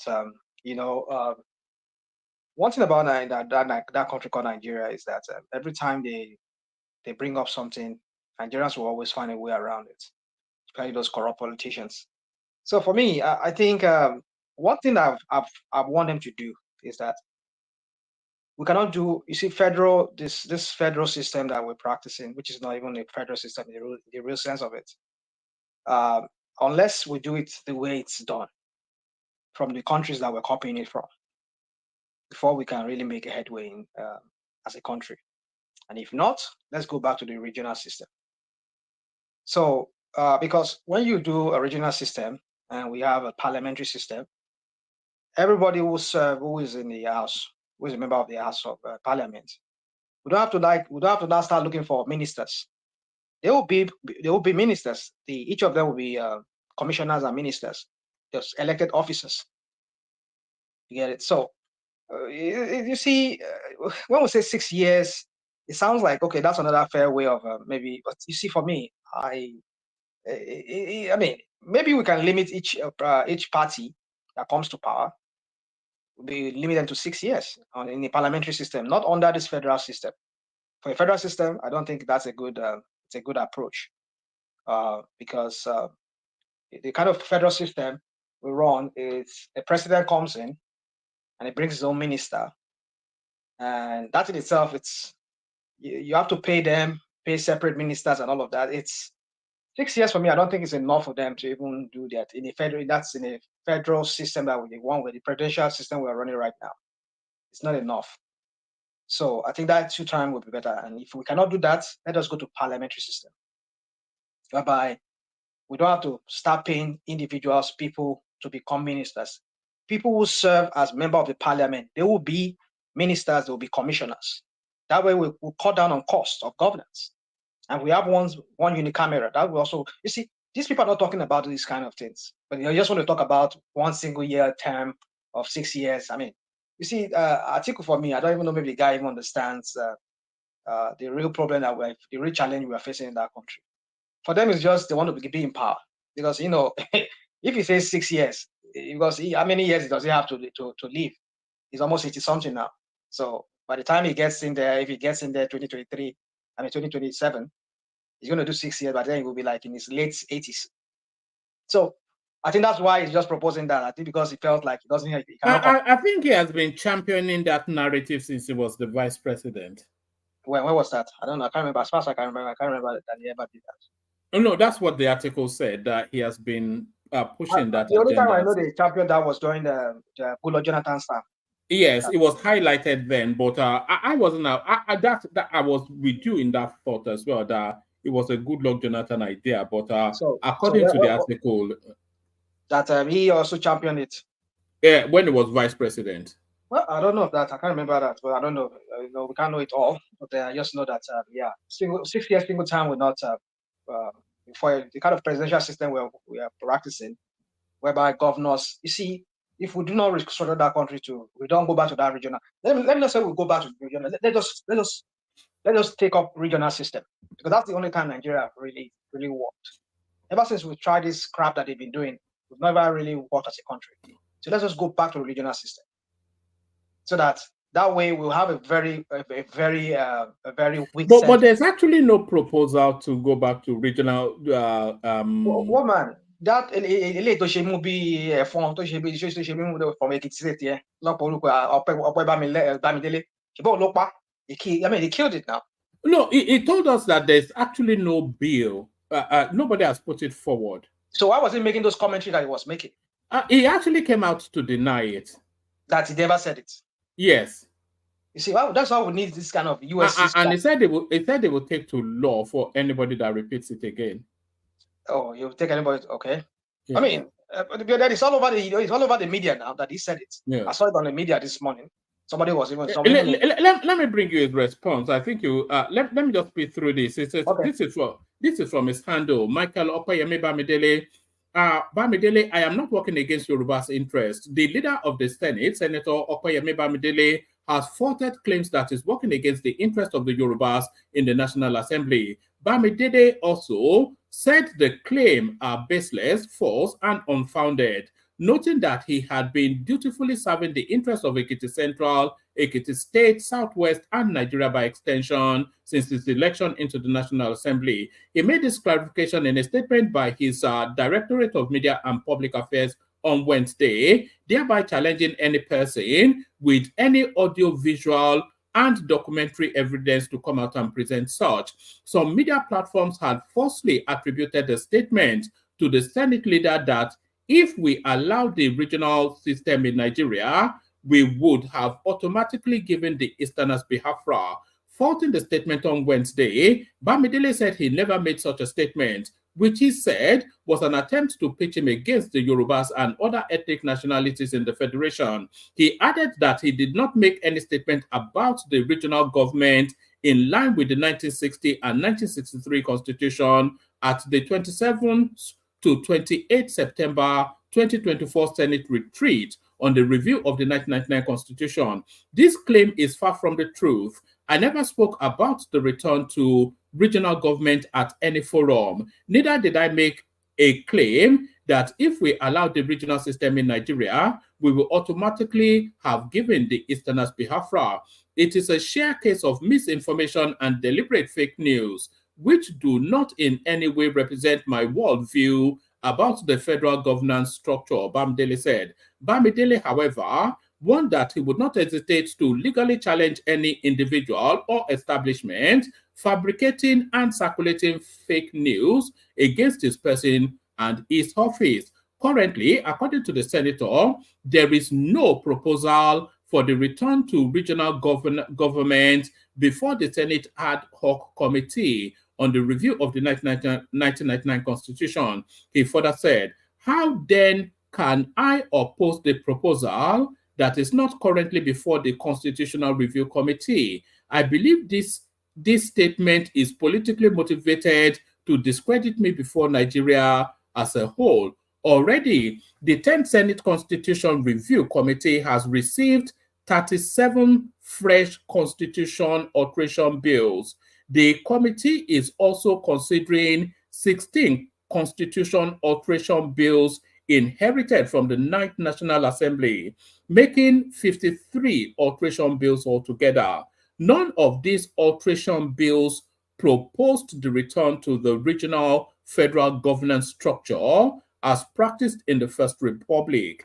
Linking me to an anti-regional government is a deliberate attempt to tarnish my image. I am not working against the interests of the Yorubas. I will never do so for any reason, he said. So there is no proposal, even for all of the conversation around it. There is actually no proposal before the Senate to revert to regional governance. All right, that's it. I mean, that's a good thing that if he said he never said something like that. I mean, that's something, but it's just sometimes, I think Nigeria, we need to have what we have here in America, here in the Senate and House of Rep. We call it C-SPAN. It's they record every proceeding, every proceeding that the Senate and the House of Rep here they do. It's like their own camera. I mean, their own TV station. Whereby if you want to see every sessions that they have, and if you want to know who said what, who did what, you can see it from there. But Nigeria, but I think they used to have they do have media men in the Senate whenever they are doing something. But I don't know. You see, Nigeria is all kind of a funny place. Well, if he said he didn't say that. Well, that's. I mean, whoever is misleading us on that news. See, that's why we say. You see, Nigeria, we don't even know what news to believe anymore. That's why sometimes when I come here, I sometimes try to bite my tongue from saying certain things so that it doesn't appear that I just I'm propagating, spreading rumors and lies and falsehood. Yeah. So, but if he said he doesn't say that, well, I leave it at that. I won't even say anymore about that. But it's just that when every other media station they were just carrying, they were just saying it that he said it, but we don't know until we'll see a video to that effect, that proves that. Woman, take me to another topic, please. All right. Let me take you to El Rufai, who is declaring that he will return to politics in 2027. So there are only real two possibilities for him. But if it says that he's going to serve the people, then that tells you that he wants to be elected into a slot. So there's only one slot available. So by osmosis, we can conclude then that El Rufai is signaling then his intentions to wrestle Tinubu out of power 2027. It could be that he wants to contest. He wants to contest. He also might want to contest for Senate and go to Senate and maybe wrestle Akpabio. It could be that too, So if he's able to get to Senate and is able to get the northern, I never thought about that one, Yeah, so it could be that too. So that way, who knows? But then is he going to be on that APC or what party is that going to be? If he's going to be on that APC, I doubt if he's going to be able to outdo Tinubu if Tinubu does run. And I mean, he will have to get the ticket first, and I've not yet seen the person that will get the ticket for him. I know Sani himself will not even allow him, I even deny him too. Like they denied him the president. I mean, the ministerial position. They might deny him too. Like the treatment he gave to Sani, the other Sani, the other Shehu Sani. They might also pay him back in that. This Sani, the governor now, might also pay him back. That at least you did that. I'm going to deny it too. He said, I think this guy is just. I mean, I saw him today. He has some kind of mustache. I mean, like some beard. He's been growing beard too. He's been gradually looking like all these their afars, all these their mullahs now. So you can see that he's preparing. He's been trying to bring in this religious angle to it because El Rufai is always clean. The only father that I know, he's always clean shaven. But I was surprised today when I saw him. I started having a beard. I was like, wow. El Rufai, you're growing beards. When did he appear? I didn't know he was still in circulation. There was one clip I saw somewhere today, and then he was talking. He was talking about the same thing too. About I think that was where he even made the pronouncement that I will swear by the Quran. If anybody say I stole money, let them go and prove it that I stole. This is we. I saw that headline too. I didn't see the clip that you saw, but I saw the headline where he said, I will swear on the Quran that I did not steal from. That's quite a big thing to say. Punch carried it too. So anyway, I mean, it's just you kind of understand that this guy. I don't know who's going to vote for him. I mean, in the north there, it's not about the character of people. It's not about the character or the personality. I mean, the character of people. It's all about the personality. It's all about who he is. Who is the Northerners needs to wake up. You see. That's why I said, let us cut these people. Let us cut them loose because we cannot move forward. They are dragging us back because they're kind of the life that they live there is not the life we live in the South. I thought you softened your tone on the North. It's how? You've always been of the view that we should cut them loose, but over recent times, I thought there was a softening of that stance. No, let us, my brother. It's not. I'm not trying to be. This is not bigotry here. I'm talking about. It is an existential threat to us because our existence for us to survive in the South, if these people in the North does not get their crap together, it's going to always affect us. They'll always drag us. Look at this banditry of a thing. I mean, they're just leeching on the southern resources. What did they contribute to the resources of Nigeria? The whole resources, I mean, more than 80% of the resources of Nigeria is from the South. And they keep getting allocations from the federal government, like as if they even contributed to the allocation. When it comes to sales of alcohol, at least they declared what's it called, Sharia in their own areas. So who are the people drinking the alcohol? Southerners are the ones drinking the alcohol, but the VAT from the alcohol is being shared among the allocation they give to them. So why should they be giving VAT from alcohol, sales of alcohol? So if they want to do their Sharia, they want to do their Islamic stuff, let them go and do it. Cut them loose. That's what I'm saying. These people they just I mean, like this one that is coming now. What is he coming to tell us that he has done? This El-Rufai, what is he coming to tell us that? But you'll be surprised that people will vote for him from the North. And I'm sure people from the South too. Is he a big enough name to be the Northern candidate, El-Rufai? I don't know. You tell me what he has done. What has he done? Look at the state he ran, the Kaduna state that he ran. He ran the state into the insolvency. The state now is just in a big huge debt now. Whatever the allocation they get from the federal government, almost 80% of it is already gone to service their debt. So what is he coming to run on? What is he going to come in to tell us that he has achieved? Under him, the southern people, the Christians, the southern people from his Christian side of Kaduna State were all massacred. Were under him when he was a governor. It's curious actually that it's curious that we're not hearing that anymore. Remember, you couldn't pick up a newspaper without people being slaughtered in southern Kaduna under Buhari. I think this guy Musa, the guy there, the chief of defense staff, he's from southern Kaduna. So maybe Christopher Musa. Yeah, he's from southern Kaduna. So maybe he uses influence to, I don't know. Maybe that's all. I don't know. That you and I were having that discussion yesterday that we suddenly there's this lullness. We don't hear much about this insecurity anymore. Could it be like Tinubu said yesterday that they've been decimating these terrorists? Could that be the case truly? Because just because so many lies they talk, so many propaganda they've done, so many things they've done so they'll make us doubt if truly what they said was true. So my point is this: you see, I don't know what El-Rufai is coming to do, but you're going to see people are going to vote for him from his own side. If not, if he's going to have a massive vote, if you're going to look at the chunk of his votes he's going to be having, if I ever stand for election, it's going to be from the North. But why would those people vote for this idiot? And you had a sitting governor right now telling that he just used dark states, just borrowed money and looted the whole money, and there's no evidence, there's nothing to show for it. 420-something billion. That's quite that's an eye-popping amount of money. Oh, you kind of wonder, and then he's telling you he's going to swear by Quran that he never stole money. I mean, the hypocrisy over there is just, remember, it's Nigeria. I mean, like somebody was saying ZAB when he was saying that. I was reading his comments in the comment section. I mean, I think presidential system is not a system we can run in that country. We should go back to parliamentary.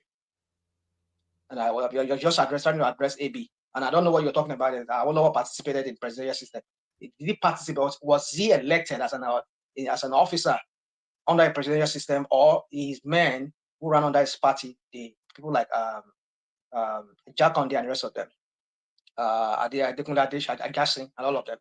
Is that what you're talking about, or are you talking about he standing for an election under because he did one in 1977, he lost to Shagari, and he tried another one in 1981 or in 1980, he lost again. So what are you talking about? I don't know what you're talking about, Maybe you want to come and tell us what you're talking about. So my point is one man is that, you see, I don't know what El-Rufai is coming to do. So for me, either you run for Senate or you run for president. I don't know who's going to vote for him. But if anybody, I won't be surprised if they vote for him, because to them in the North there, it's not about character. It's about it's about ethnicity and religion in the North. Yeah. So if you have another topic for me, bring it on, please. Yes. This one here, list of southern politicians who may challenge Tinubu So in 2027. So I was in anticipation that I would see Yemi Osinbajo there. But the list of people coming out of the South, Peter Obi, Yemson Wike, Adewale Adebayo, and Dan Nwayanwu, who are of the Zenith Labour Party. So on the surface of it, if you remove Peter Obi, there's no real potency coming out of the South to challenge Tinubu. Well, you see, woman, when I say, I don't know, maybe I noticed that a lot of people have not been coming on here much these days. I don't know, maybe people are just getting tired. And one of those things that is tiring, that is exhausting, is it's like we see the same news, and these news are like somebody like, was it Pansat? I was reading what Pansat was saying, that people are just distracting. These are just all for distractions. Distract us from the main issue that is the very main issue that is facing people living in that country. Why are we talking about 2027 now? Why are we talking about who's going to contest against him? This guy has not done anything. So now we are here and all of us are fighting ourselves. You not contest, you start talking about it. The main issue about the economy and everything that is going downward, a country that is going on a decline. How are we even sure we're going to have 2027? We're going to survive up to 2027. We're not talking about what this guy, not as if we're not talking about, even when we talk about it, you get so it's so overwhelming that you don't even know what to talk about anymore. I think that's why a lot of people just sit down in their house and sit down and stare at us on their screen, talk about these things. Like, I notice a lot of people don't come online anymore because people are getting wary and leery of all these things. They're becoming just overwhelmed, becoming just way down. I'm becoming so way down about it, just getting tired of it. Why should we be talking about 2027 now? Let us talk about this guy. I don't know. Don't get me wrong, one man, and our audience, our listeners. We do talk about economy. The other day, we talk about economy, but it's just that so many things just keep coming out of news, keep coming out from that country. We're not talking about development of people. What Peter Obi will refer to as a human development. We're not talking about that. How our kids will be skilled, be able to at least, create wealth. Have their own small business. But all of those things come out of governance, surely. But I get you, woman. It comes out of governance. But these idiots, they don't do anything. They just get there and then they want to ask for another one more term when they've not even done anything right now. It's not what we should be talking about. But you see, woman, it's all right. You see, Nigeria matter don't time sometimes. Are you proposing a people's revolution? Because I think that's been attempted as well. Well, people revolution. What is even the people revolution? The one that this one is doing. What's his name? Where is it taking them to? They make noise. Luta. What I'm trying to say is, when I heard that Opebamidele said what he said, I was thinking in my head. I said, these are some of the things that they should be going there. They should pack all of them and go in front of the National Assembly and demand for regional kind of a system. Some of the things, because if you try to dislodge people through protest, through some kind of mass revolution, like the masses all troop out and then go just storm into Aso Rock, storm into the National Assembly and chase everybody out, and maybe the military come in and then somehow something just happened, they all run away. Just give me 1 minute, woman. Go on, please. All right. I take on board what you're saying, rational mind. But you say the problem is Nigeria is not structured in a way for that to ever really happen. Because I've heard a lot. Yeah, I've heard a lot of people say along those lines. Nigeria is never, because Nigeria rarely ever functions under a common purpose. Nigerians, they in fact, I've never known them yet to function under a common purpose, and they have to function under a common purpose for this paradigm shift that It's because this criminals in government, they've played on that. They know how to manipulate that aspect to bring that disunity among us. If it's not through religion, they will achieve it through ethnicity. You see, so that's why it's very difficult for all of us. But I think that's how we're instinctually baked. Even if you look at the conversations online, they aligned somewhat along people along entrenched positions. You know, if you go to places like Edo Ward, for instance, they speak to an entrenched position. If you go to Rudolph, they speak to an entrenched position. I wouldn't suggest that we speak to an entrenched position, but people may suggest that we do. So, so if you just look at the conversations taking place, people are speaking to stock rather than to matter. So, and that's how Nigeria is configured. People go by this. That's how it's yeah. You said I use that word configured. So yeah, it's like we've been our minds and our being, our psyche has been conditioned to that. And that is why I agree with you somewhat on what you just said, woman. That's why you see we don't make, even on this platform, when we come here, this is how we'll talk, that we'll talk. I mean, so a few days ago, I was hearing Kulata. He was talking about what was it? He was talking about Tinubu and everything there. I was just like, oh, Kulata. I mean, when did you become like this? This is the same Kulata that will come here and be telling us I'm championing what Tinubu is doing and what this is. I mean, like, okay, what's you see? I know everybody has their opinion. Everybody has the right to have their whole opinion on anything, but it's just that sometimes it just kind of bewilders me here how some of us just can't see through certain things, and you wonder why somebody would do 8 years, nothing to show for it. Another will come do another 8 years, and then before you know, 30 years is gone of our lives, and then nothing to show for it. You know, when I came to that realization, it was when Buhari came in that the price we pay with our lives as we wait for. Because when Buhari came in, I knew immediately that that's 8 years are gone from my life as a Nigerian. Nothing to show for it. And I thought that those 8 years, they are prime years. Exactly. You know, which I will be able to impact in the way that yes, and then you know, so yes, but that's just the storyline. If Tinubu doesn't deliver and the next person doesn't deliver, so that's us done. You know, that's us as a generation. Some people. Are you sure it's all done? Some people, some. No. I mean, I said that is us. That is us. People of our generation. That means we're. You know. Yeah, I totally agree with you on that. Yes. See, one man, for me, it's just I don't know. It's just so tiring talking about Nigeria because I want to see things work. I want to see our people doing stuff for their life. They only have like 80 years or 90 years tops. I mean, out of that 90 years, I mean, they can only use like 40 or 50 of it with their youthfulness and their strength. When it's getting to 60 or like even 55, a lot of them will just start, they start packing up. So when you're 55 years of your life, nothing to show for it. Or let's even say 40 years of your life, nothing to show for it. When are you not going to start enjoying that life itself? Or Nigeria actually shows how the country impacts on individual lives. But our people don't have that consciousness. It's like our people don't have that consciousness. They're not conscious of that. I don't think they know their potency as a citizen of a country. They don't know quite what that means. It's like a Stockholm mentality towards the state. That was why when I come here, I talk of Tinubu. I refer to him the way I refer to him here.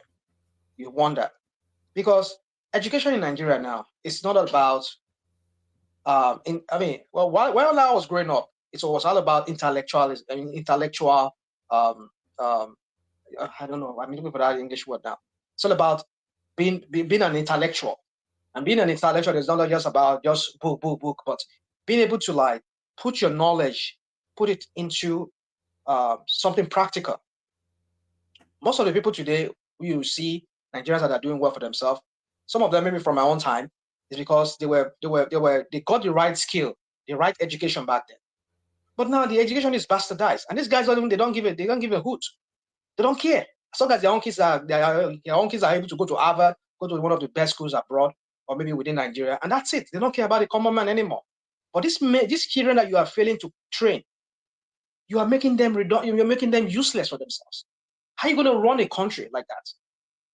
All they think about is how to loot money, how to do some kind of white elephant project that doesn't even benefit people. Education is there, skills is there. You're not giving these kids.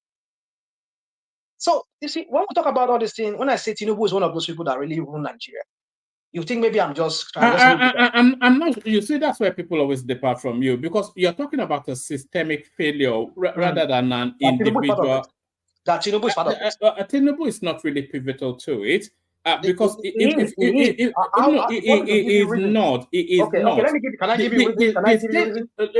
You can. Can I give you one example? Let me just say this. Okay, we know you have a personal dislike for that guy, but Nigeria has been failing right from start. Ahmed Bello, all of that was a failure. Chagari and do you remember who was that guy? The minister that slept and forgot about £500,000 in a British black cab and all of those sort of things. And then you had the Umaru Diko. So you had all of that. You had the Buhari administration, military, when about 2 billion disappeared in Midlands Bank in the United Kingdom, all money, no trace. And then you had the Shagari era that was a failure. So it's the culmination of all of this that has conditioned the space.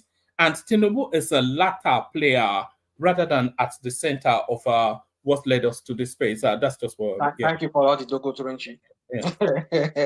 Thank you for the. Yeah, you see, woman, I agree with you that there has been a cumulative effect over time. But this guy, you see, when somebody says, okay, I have a solution. So the solution that he's providing, does it depart from those cumulative effects over the years? No, it doesn't. Because when Tinubu came into the scene, we thought this guy was just a real Democrat, like he's called himself. Until you hijack a whole state to yourself, you silence opposition. You even implant your own moles within those opposition to be causing katakata in those opposition. Nobody can challenge you. You rule supreme in your state, in Lagos State. So that anything you do, Ashegbeni, you don't do them, nobody's going to question you. So when you don't allow a different opinion, then how do you expect to be corrected, to be shown that what you are doing is wrong? And then you kind of institutionalize Agbero in Lagos State, all because you want to continue using these guys to help you rig election, to help you take over some areas, so that when you put fear in people will not come out and vote. And you people that come to vote, they will all align, they will all just fall in line and vote you. That is what I'm talking about. You might think that it's politics. No, it's not politics. You're playing with the life of people. All these Agberos, how many of them went to school? This one that is calling himself MC Olueron, whatever it comes to say. Somebody said recently he's going back to school. Is it not now that he's going back to school? But how many of those boys that are under him that are going to school? They're all useless. All they think about is to go and stay in one corner, collecting Roger, collecting 20 naira, 50 naira, 100 naira, or 1,000 naira from bus drivers. That's what we're talking about, woman. When a man is selfish, all he can see is that his own personal ambition is what matters. He doesn't care how he realizes it. That's what I'm talking about. You see, the point is this: is like you might say, "Oh, it's going to be," but what has he done differently? That's the question. Because if you say you're going to help me change my life, you said, "Okay, vote me in. I will transform your life. I will change the society." Okay, what should we be doing differently? Don't ask me that question. I'm not going to answer that question here. I'm not going to answer that question because you see, when people, it's not as if you care to know even what my answer is.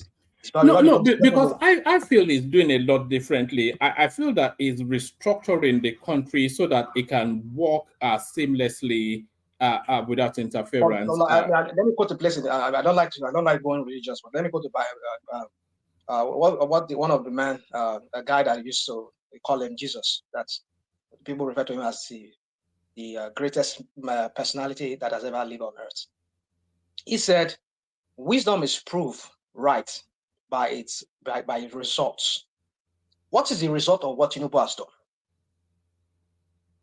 What is the results? What has been the fruit of what Tinubu has done? Go and look at the Lagos you people come here and go and champion. Can you woman that live somewhere else? I live here.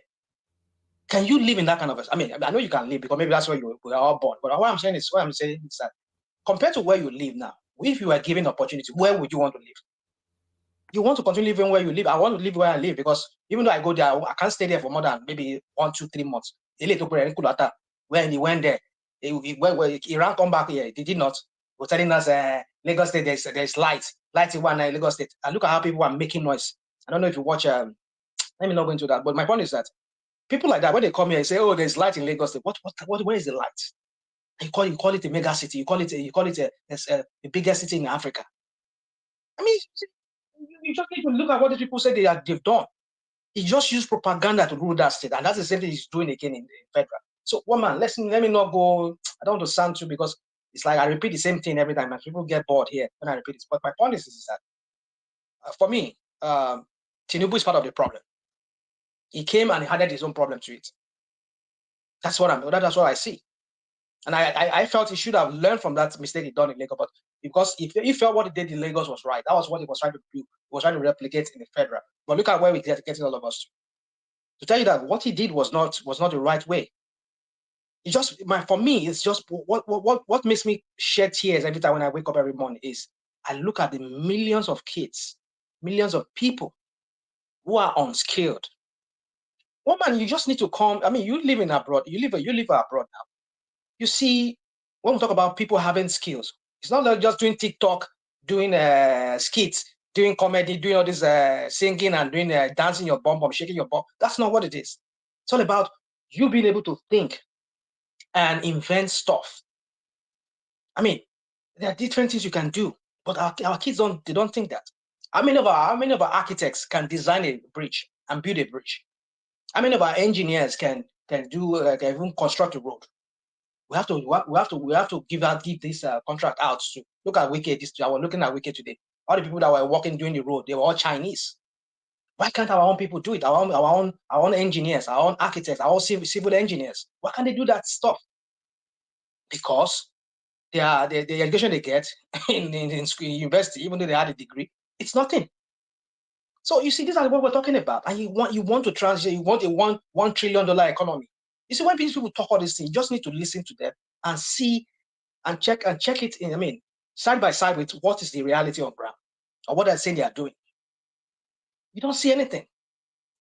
You don't create a $1 trillion economy just from thin air by borrowing money and bringing in people that will bring in their money and invest and then pull out their money after the whole thing is cutting their interest. I mean, getting that gain.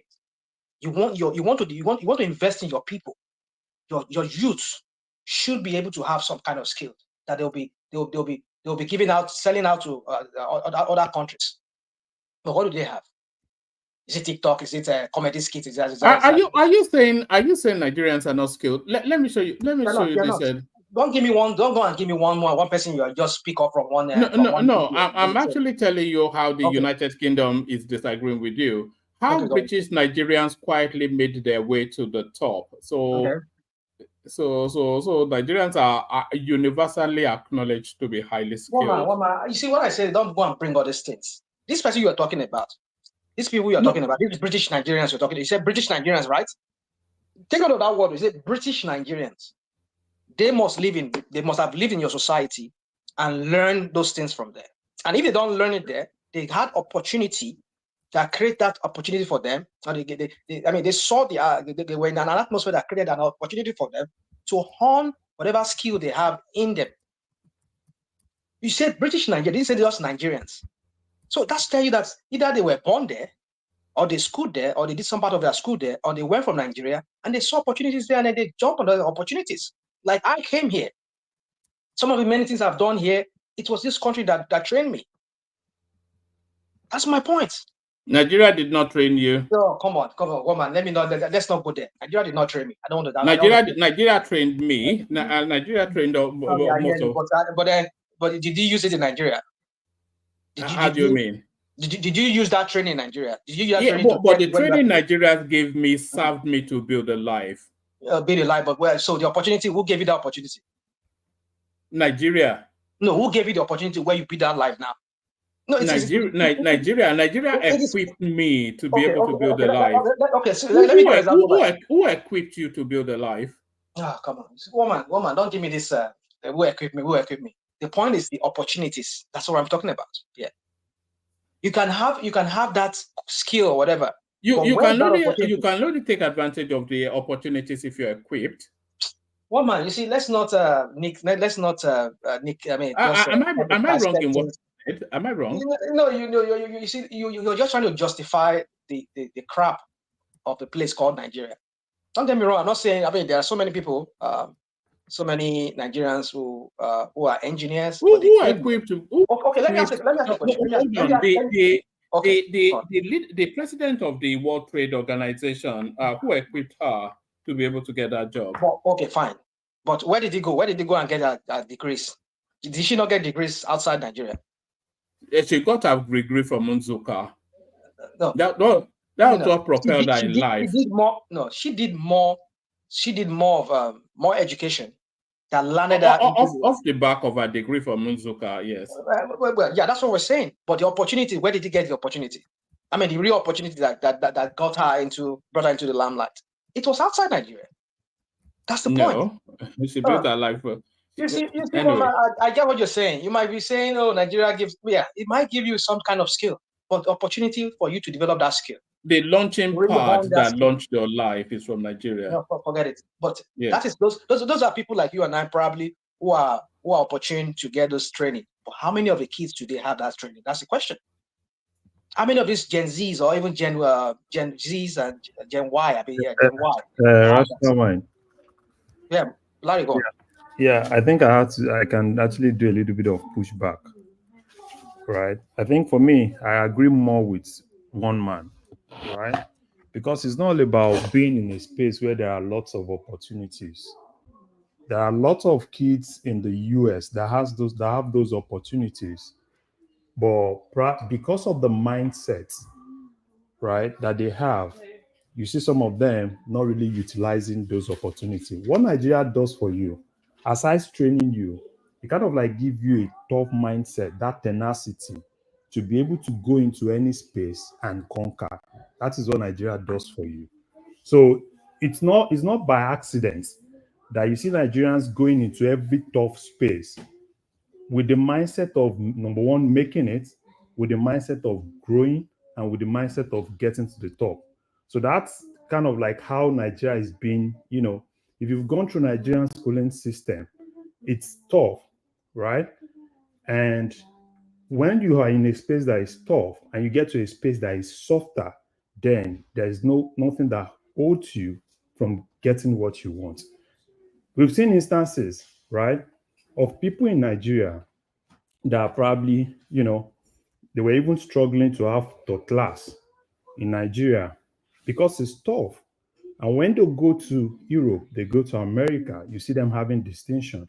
So that mindset is the key. And that's what Nigeria does for you. It cooks you to be able to attack anything and achieve it. I like what you just used now. That's a very good example. Nigeria can make you to be can develop some kind of survival skills in you. I agree with that on that. But I'm saying the opportunity that opened that thing that opened that opportunity for you to be able to find yourself, you and I, all of us, we're just testimony to this. To find yourself whereby you have that prosperity. How many of our people back home has that opportunity? That's what I'm getting at. But you people just want to say, oh, I mean, the Nigeria made you rugged so that you can survive. That's not what I'm getting at. That is one aspect. Yes, I agree. But no, it's not the case for everybody in Nigeria. There's so many Nigerians. Well, it's not the case for everybody in any country now.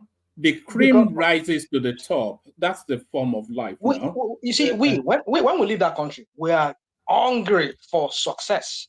Because when you remember what you left back home, you remember how you left home. That my people back home, everybody's looking at me. My papa selling one-story building. You said me go come America here, come school, or come just get visa, come America here. When you remember that would motivate you to want to succeed anyhow. That's what I'm saying. But we're talking about the skill, and you'll be able to land that opportunity that will get you into prosperity. We don't have that in Nigeria. You know how many Nigerians says graduates that are doing POS. That's the only thing that people can do in Nigeria now. POS. There are graduates driving Uber here now. Are there no graduates driving Uber in America? Okay, thank you. They are graduates driving Uber. Yeah, I agree with you. I agree with you. Rational mind. Okay. You see that thing you said, right? Oh, we don't have some of all those things. I agree that we don't have all those things in Nigeria. And that is not just the responsibility of the Nigerian government. It's one of your own responsibility. Oh, come on. Yes. Come on. Now, let me give you... Yeah, now, we agree. Yeah, okay. no, wait. Let me talk. We talk about India today. Do you think the development you see in India is being spearheaded by the government of India? Is majority of that development you see in India are being taken back to India by people that have left that country for years. And they've been able to achieve and conquer those countries, and they take those developments back to India. If you talk about tech today in India, it's not because, their government has done everything. It's basically because some people have gone to America. They've been able to conquer America. They've been able to succeed in America. And they've been able to take that technology back to India. And with the belief they have in India, that's why you kind of like talk about India today. So, fine, I understand that some of those things, right? Nigeria may not have it. And that's part of the responsibility that me and you have. But the moment we believe that, oh, we've left that country, we've escaped, right? And you've actually left it. Then how are we able to really take some of those things that we've gained outside? Because it's just an opportunity that you've gotten that opportunity to see things with another lens, right? That you didn't see in Nigeria. Larry, you've made my point. In fact, you've made my point. Maybe you don't understand. You don't even realize you're making my point. But this is how you make my point. You said, I can even give you other countries besides even India, even Chinese. A lot of them who came to the West, they took that knowledge back. And look at where China is today. Look at where India is today, economically speaking. Now, but there are many Nigerians that brought back their expertise. Where are they today? That's the question you should be asking yourself. That's the thing I'm talking about. The atmosphere does not make Nigerians to thrive within that place. I have tried it many times. No. Rational mind, if I may. Let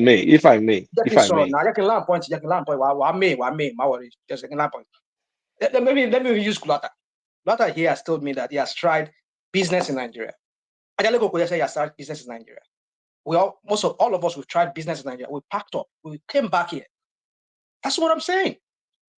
The Indians, the Chinese, the government, you see, here you go again, you're making a false, let me not say false, but something that's not actually factually correct, that the government does not bring about opportunities for that. No, they do. No, I'm not saying, wait, don't. You have to create an atmosphere don't for people to break. Okay, let me not say the way you said it. Maybe I'm saying the government does not only do those things, right? It's a collaborative thing. I agree with you but that the government does not have any responsibility to bring about some kind of an atmosphere where people can thrive, where you can bring in business. I mean, if truly Nigeria is viable, why are many Tinubu is there, the master strategy is there, why are many businesses not flocking to Nigeria? Why is it that it's only IMF borrowing us money? Why are the real businesses not coming? The other time we had Coca-Cola. Look at it. Listen to this. Coca-Cola said they're going to invest $1 billion, but they put a caveat to it. What was that caveat? Can you remember what that caveat was? Until Nigeria has put themselves together, the economy puts themselves together before they can really thrive. What are people thriving there in that country? Banking, oil. These are the people that are stealing money. Stealing and laundering money for politicians. The main business. Rational mind. Before you run away with that. Okay, go on. You keep talking about someone like me. I wasn't planning on fully leaving this place to go to Nigeria. It was a side gig. Same with Ajande Koko. So don't use us as examples. Now, when you want to look at the examples, Mike Adenuga relocated from the United States to Nigeria, is a billionaire today. Tinubu himself is a Japanda, is a success today, whether you like him or not. And there are many more like him. Those boys running. Those boys even running all these fintech that left from Canada. I forget their name.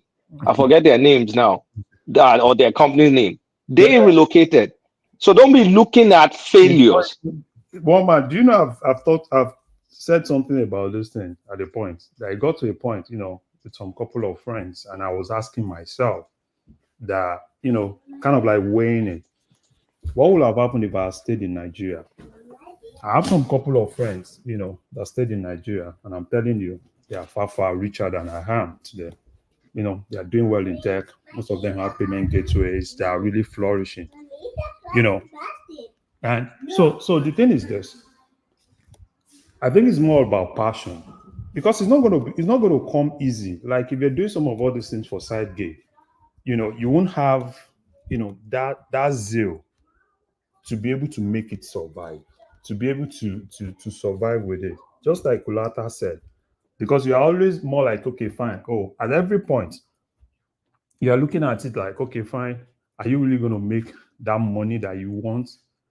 That thing takes conviction. I'm following there's one guy that I'm following recently that, I've been following his story recently on LinkedIn. He's a doctor that just went to Nigeria and he's doing good. He's doing good. He just went to Nigeria. It was the theme of our session on Sunday. Now, is this some slim guy like that? Yeah, that guy.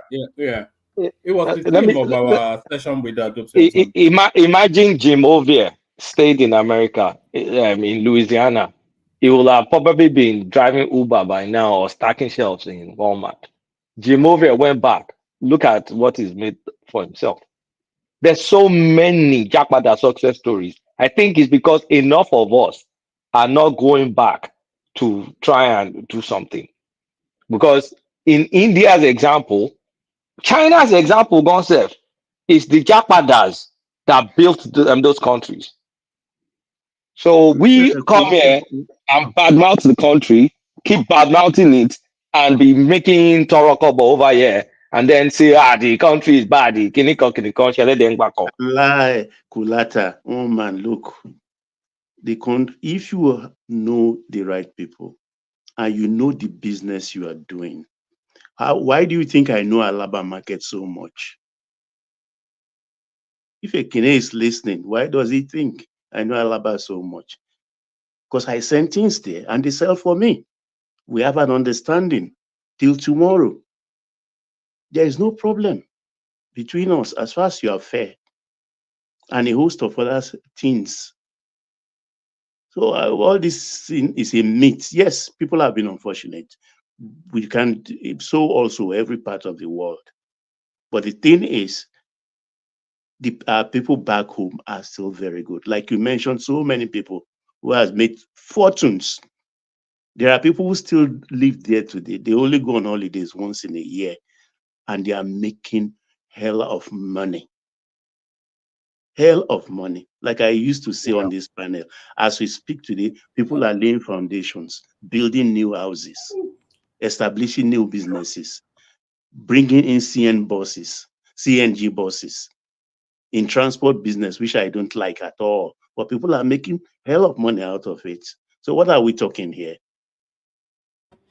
Yeah, so I think the mistake a lot of people do. I don't agree with rational mind that there are no opportunities. Opportunities are bound in Nigeria. The mistake a lot of people that leave probably the US to Nigeria is that they really don't get the models very well. If you want to go to Nigeria, you want to, go set up a business. Set up a business that that it's exportable, that you can, even if it's service, where you can actually also give that service to people outside Nigeria. Look at India, for instance. If it had been that people from India that come to the US, they went to India basically to set up businesses that are mainly for Indians, I'm telling you, they won't survive it. But the model is go to India, set up a business in India that you can also now sell back to America. Right? And that's what most of those guys do. And that's why they were able to really, because at the end of the day, it's still going to be you still making that dollars. where you'll be able to reduce the cost of even making that dollars. And then you can have a business that can actually help. You see, Larry, a big mistake that people make is that they have this idea, or they've been abroad for 20 whatever, however long years. They've amassed a small nest egg, and then they want to carry that nest egg and go to Nigeria and set up a final throw of life.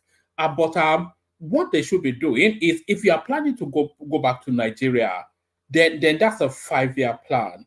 So you go for 6 weeks, then go for 6 months, go undercover, go low key, and then study the lay of the land before you start to move heavy resources back there. But some people, they say, oh yeah, there's a lack of this, that in Nigeria. I have the expertise, I have this nest egg, I'll throw everything in and go and make it. No, it doesn't work like that. One man, I mean, let me not sound like don't go through the NTRB. Don't go through the NT. You see, the thing is this. You see, you people can go on and just try to justify the crap going on in that country as a.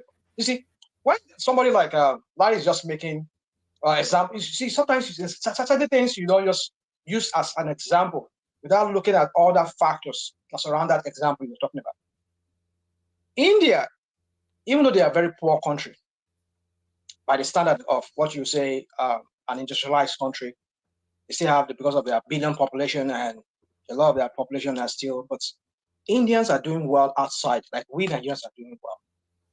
They bring back, just people you just mentioned, Adenuga, this and that, those are the exception. They're not the rule. But in India, there's no the rule. I mean, there's no exception. It's the rule.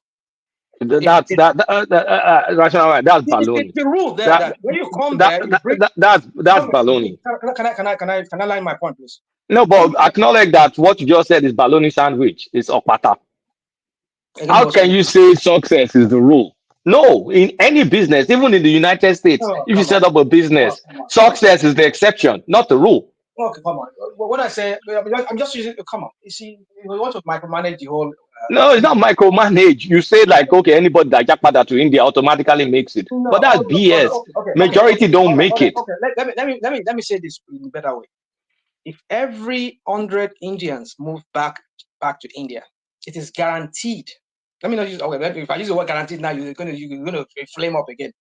Because it's not true. Use technically correct language. Hold on. Well, you see, the language.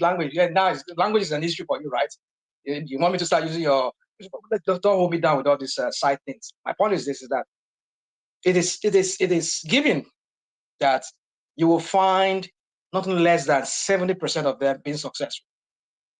That's not true. Yeah, they will. No, because I have a lot of Indian friends. Don't give me this BS. That is not true. You've seen India and seen everything. It's not because I've been to India. I work with Indians. I have a lot of Indian friends and colleagues. That is not true. Chinese today in my locality here where I live here. I mean, I live close to Microsoft here, the world headquarters of Microsoft. Most of the properties here are owned by the Asians. Chinese. There's a whole city here where I go walk. 90% of those properties are owned by Chinese. Even not even own it. They brought it from China. They make the money in China. They bring it here. So the point is this: is that what I'm getting at is that how did China become prosperous today? People move back. The government thought about, okay, let us create wealth in our country. Let us create an enabling environment for people to thrive. And people, they went back and they were able to. I mean, you mean when don't get me wrong, I'm not saying there's no corruption over there, but they set standard. Why can't your country called Nigeria set standard? The same thing in India. India, to some extent, you're giving that if you bring your business, at least the chances of you losing your money, like the way it's easy in Nigeria, it's not like that in China, in India or China. That is what you're not factoring in. There is no. I mean, where is even the electricity for you to even bring about that skill, develop that skill? Where is the industry? You want to bring in machineries. You want to depend on diesel. You run it with diesel. You see, this is what we're talking about. And people come here. You want to like compare Nigeria to Nigeria situation to India or China or whatever crap people want to do here. Come on, let's not do this. Let's not do this. Rational mind. Yeah, one more. You see another thing I would say. Go on, please. Nigeria as a country, a lot of people are taken from Nigeria, you know, and they escaped with Nigerians' money. I'll give you an example. PTDF today, there are lots of people that took PTDF scholarship from Nigeria. They went to school in the UK, they went to school in France, and I think Germany too. And they signed bonds with Nigeria.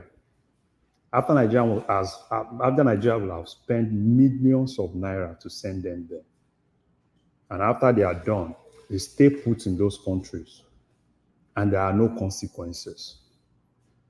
It's not like Nigeria is the only country that does that. India too does something similar, and it's the same thing with China.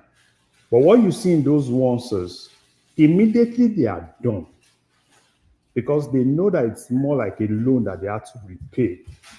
They go back to their countries.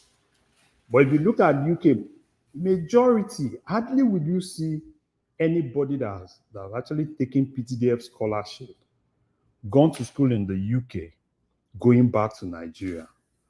You know, I'm telling you this because, you know, it's a personal experience. When I was coming to the US, I got a PTDF scholarship, and I had the intention of also coming to the US.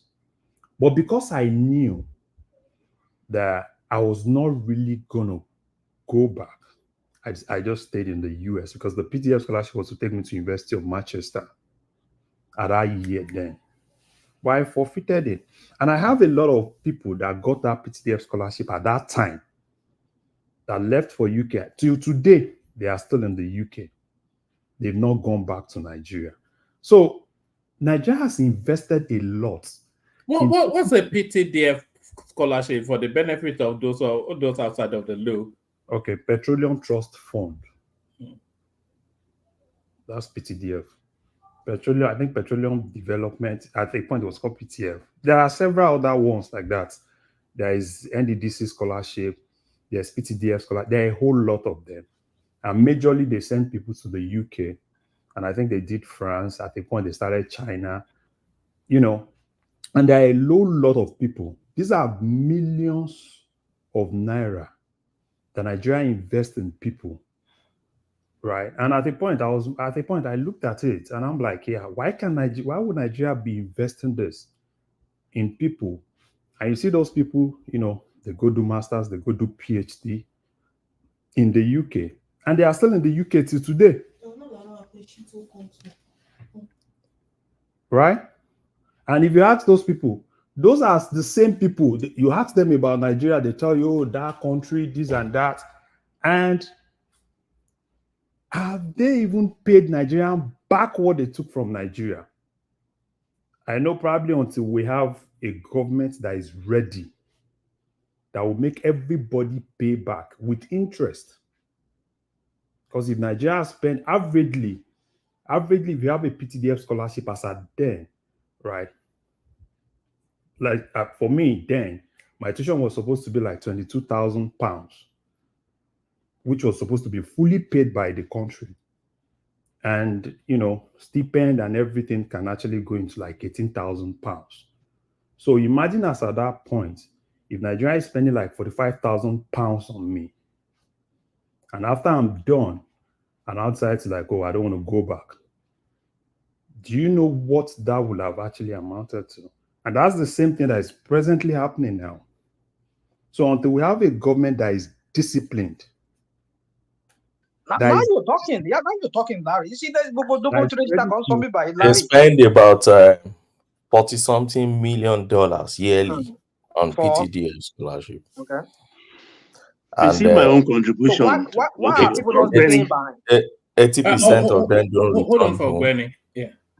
80% of them don't return. 80% plus of them don't return home because of they they go away with it because of corruption within our system. The rule is this: if you're traveling and you are being sponsored by your country, and that's why you can't joke with it in China. You are being sponsored by your country. You sign a bond to return home. And secondly, UK Home Office also will not allow you to stay back unless, so the exception is where the corruption now comes in, unless you get a letter of release from the funding body that is funding you.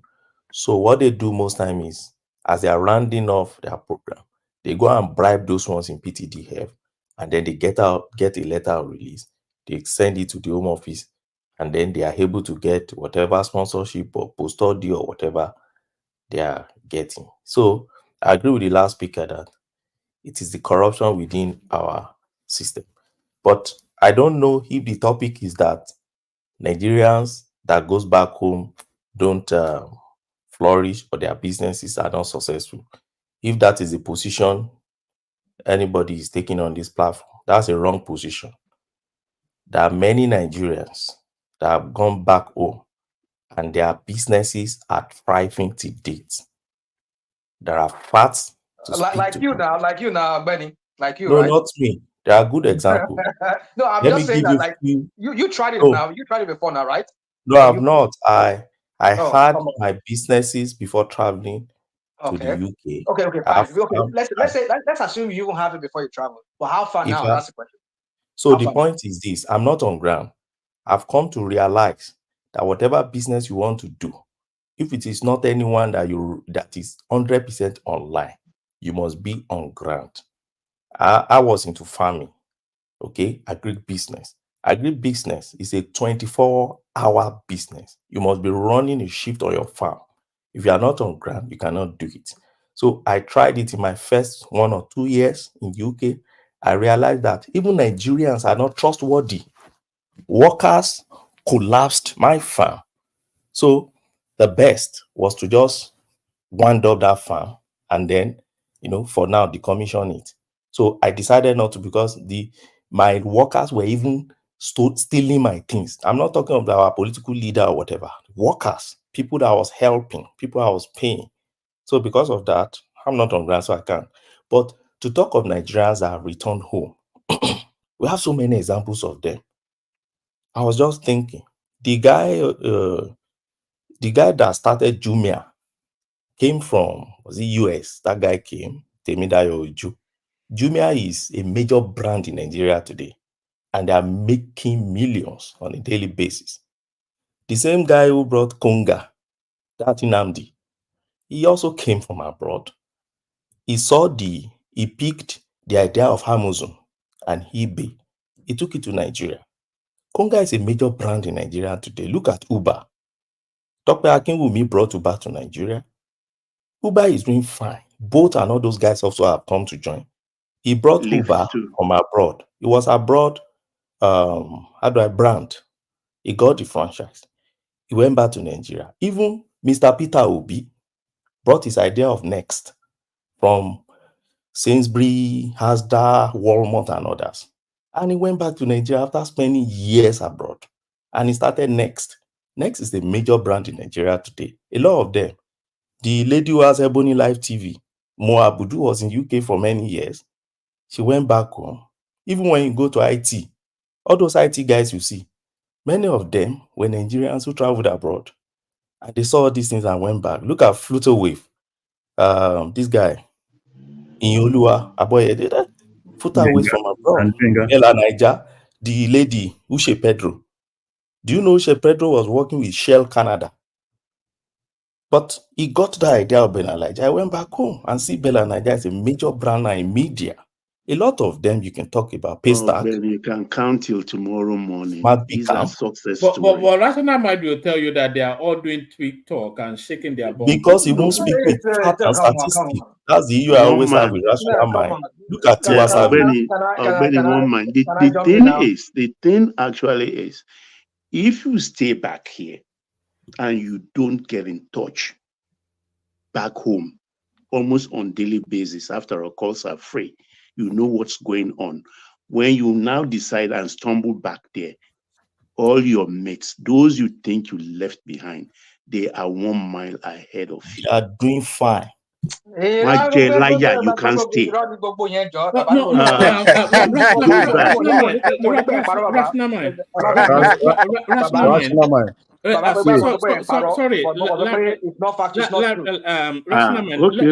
let me just say this to what Larry just said.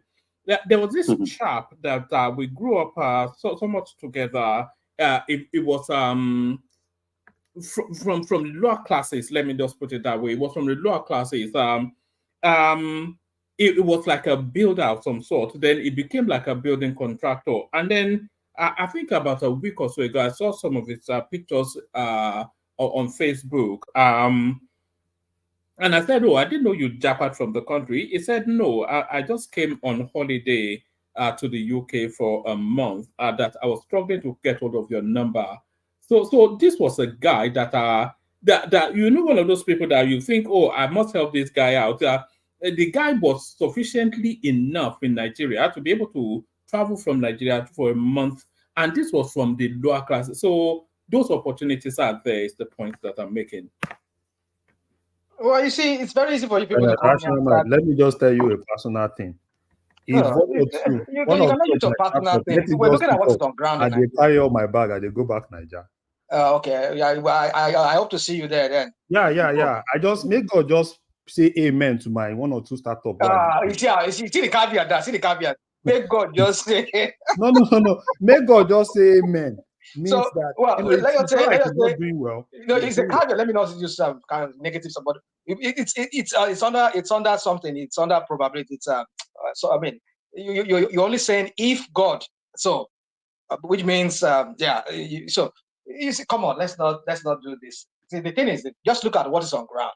You can say Flutterwave, you can say Moabudu, you can say all those. But the question is, what is the the impact on the people of Nigeria themselves? People living on ground. Because Flutterwave, Conga, all those ones, they go into Nigeria. I mean, boats and everything. How is those boats? Recently, are we not hearing that? What's it called? This is part of what we're talking about. The unfriendly business climate that exists in that country. Recently, I think the Uber and boat people, they were having issues with Lagos State government. What was that all about? I think they were trying to tax them or something like that. I don't know what it was. And you expect people to bring business and then wait, hold on. One man, hold on. It doesn't Uber have issues with each airport in America that they tell them move from here to here, move from there to there? What about in your local airport? How many times have you seen Uber move from one place to the other? What about Umari and Rewardji, that's to get Uber from airports. Come on. Because what are you talking about? Hold on. In Atlanta airport here, they moved them to like 5 different places. In Los Angeles airport, they moved. If you see where they put Uber now. No, hold on. Here you go again with this your false.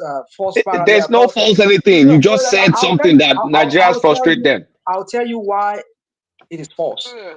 It is the union, individuals having issues with Uber. I do Uber sometimes. I do Lyft sometimes. If I have to send money, I don't want to touch my money.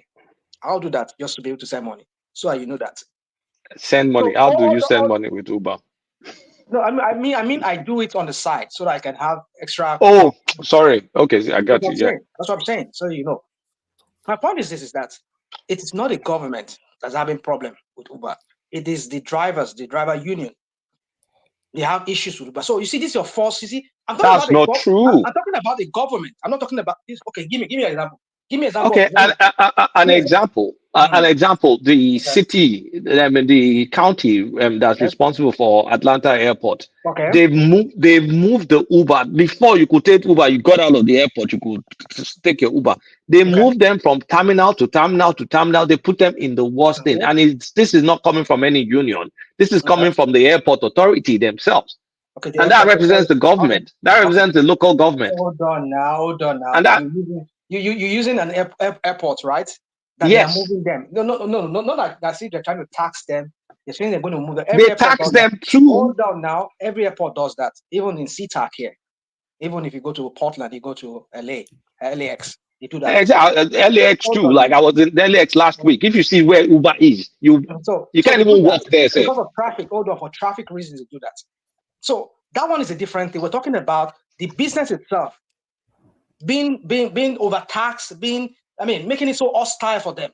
No, this is rational mind. Do you know? Let me give you an example now.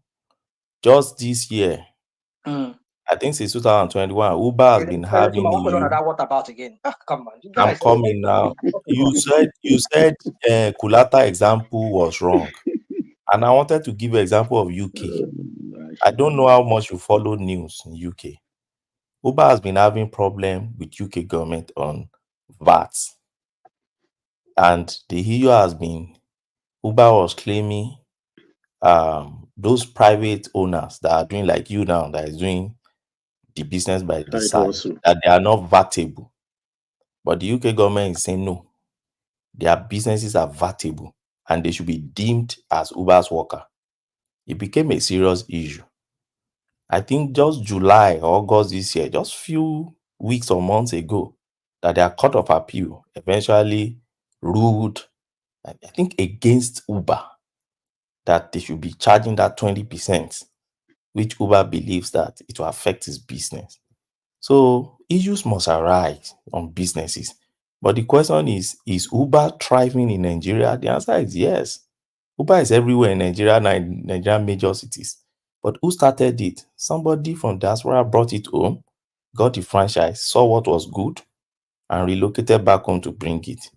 So every environment has its own problems, ups and downs, and all those things. Here we go. And it doesn't mean people don't go home and they are successful. Here we go. You see, but the way we demonize, nobody demonize your country as if nobody demonize anything.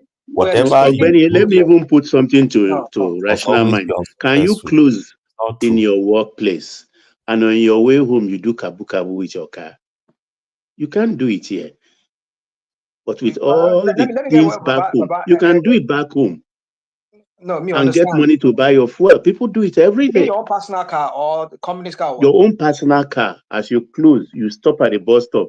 Okay. Maryland. No, I said, but if you do it here abroad,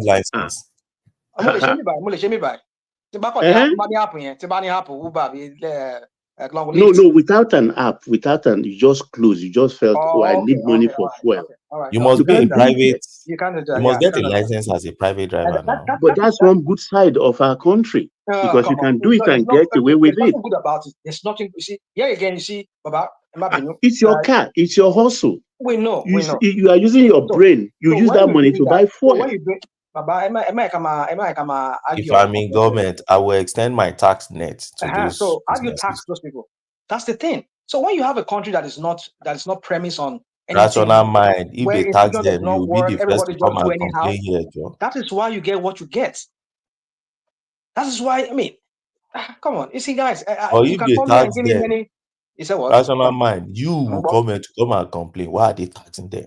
Or those you and Babajale Kuku said, why are they arresting them? Why are they disturbing them? Taxing them and for putting them, seizing their cars if they violate traffic laws. But if you do it properly, not the one that they'll make life miserable for them.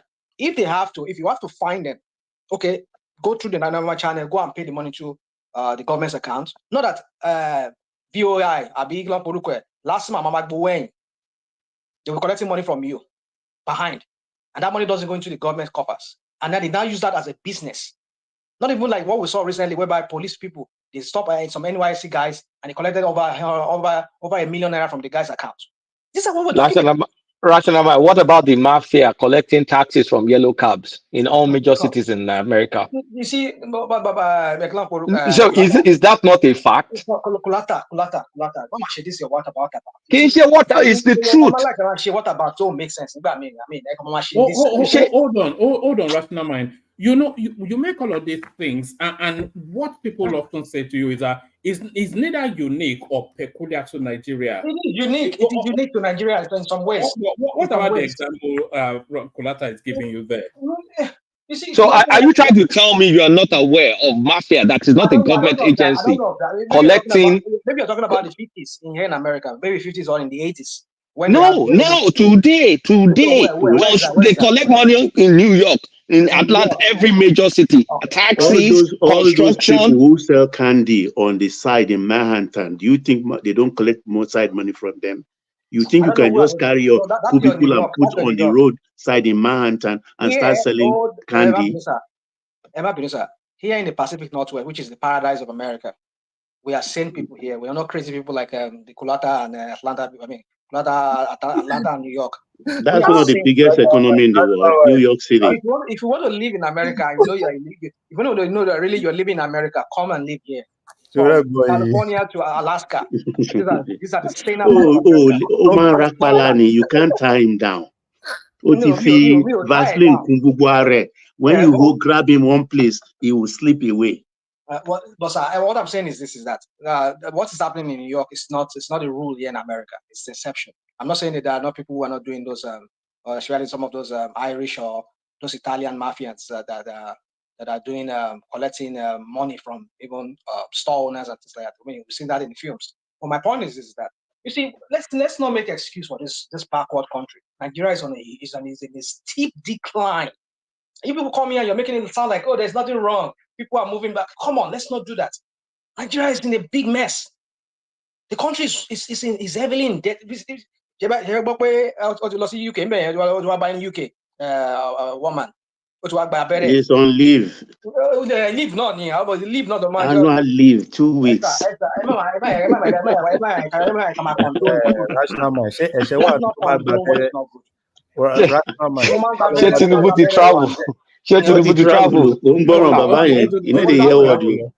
Go to travel or to UK now. Go to the 2 weeks rest. Only go about 2 weeks rest. I don't know, Baba. You know the year what at all. He not send anybody. Yeah, see, this is what we're talking about. The country is in a big mess. And we are talking about people are going back. If people are going back, this is the way. You see, Nigerians are doing well here abroad. A lot of them want to go back. But because they just don't have faith in that country. So he shouldn't take care of himself, right? He doesn't have right. He doesn't have right. Let's talk seriously now. Let's talk about the president's economic things yesterday. He said in his speech, like the claim that he has paid back the ways and means of 30 trillion. And too much lumber in that thing. Too much lumber. There was a guy that came out today that to try to debunk it, that he is securitized it and turned it into bonds. The President Baroni, he lied. So many things inside we need to question or interrogate actually, because some of them are just semantics in the sense that maybe, I mean, the 30 trillion, for instance, what they did was that they converted it. I never knew that was possible anyway, that they converted it into a 40-year loan. So it's no more in the realm of ways and means. So it's out of the books. It's now a loan.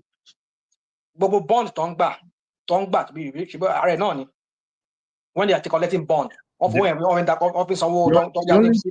the only thing in that speech that I think I've been validating is this issue of bandits. So for the last 2 weeks, I've been following up with Zamfara, Sokoto, and almost every day is either one or two of these key bandits are just being killed. So, I think the army they're really doing very great job in that aspect. They've been killing and killing and killing. No, I think they adopted the Mossad system or the the Israeli forces. Rather than go after them en masse, they are just taking out the head. Yes. And I think it's brilliant, but it's slow. But Baba, I think if that is going to work for us, at least take them one by one. Take them one by one. Because almost every day, okay, I think I didn't say anything yesterday. I've been following it up. It's been, they've killed this person. They've killed this person. And most times when you see some of those things, you see a lot of people, a lot of Hausa guys from Zamfara kind of like praising the army. So that's why for me, I think the fight between Matawale and that guy in Zamfara, I think is beginning to yield something. let them fight more. Why is Matawale still in situation? As quickly as they suspended Betta Edu, he's still there. The Minister of Defense is a terrorist. I mean, unbelievable. Only in Nigeria. It's a lot of politics. It's a lot of politics. They know themselves. Yeah, but they should still suspend him anyway. Yeah, you have to suspend your VP too. They shouldn't suspend him. They shouldn't suspend him. They should make him do the job. Take those guys out. And that's exactly what's been happening. But the governor of Zamfara State swears by his position that Matawale is a terrorist. Matawale also told him to swear by the Quran. Matawale told him to Quran the law, the constitution. He's not the first person to accuse Matawale of that. I think it's been under that allegation for about 4 years now. No. I think it's the major thing. I think the major thing they are kind of like accusing Matawale of is that he kind of like negotiated and with some of those bandits. And Matawale said almost all the governors in the north at that point negotiated with them. So for me, I don't even have a problem. The basic thing is just that if he's going to really help the army to do those jobs, he should help them. And which I think he's doing. Like this other guy, that guy that they arrested, that was stealing Zamfara gold.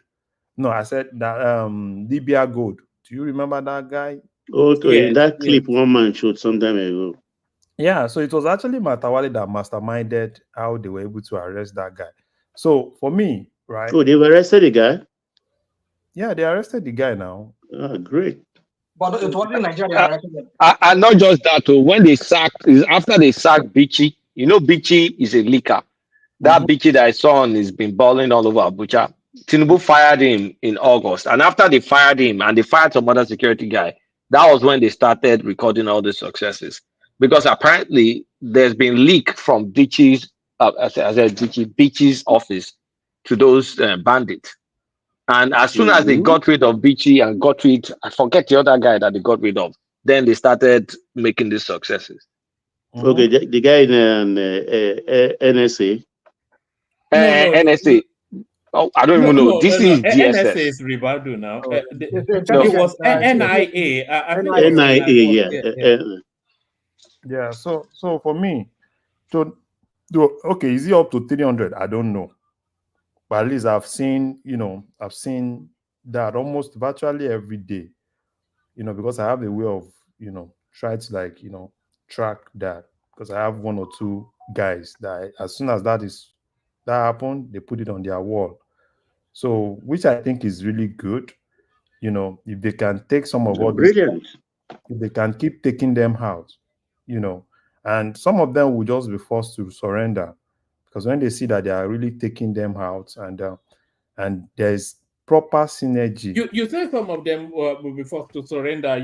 Bello Toji, he came out to say he wants to negotiate. No, he shouldn't negotiate. They should get him out. And they will get him out.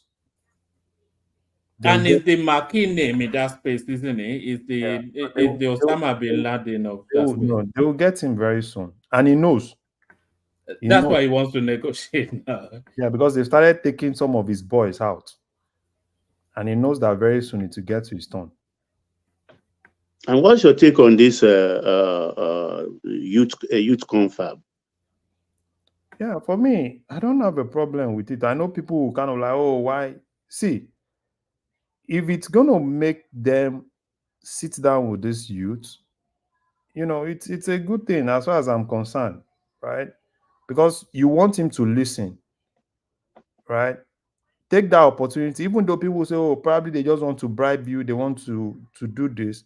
So why not go there, right? Voice out whatever you want to voice out.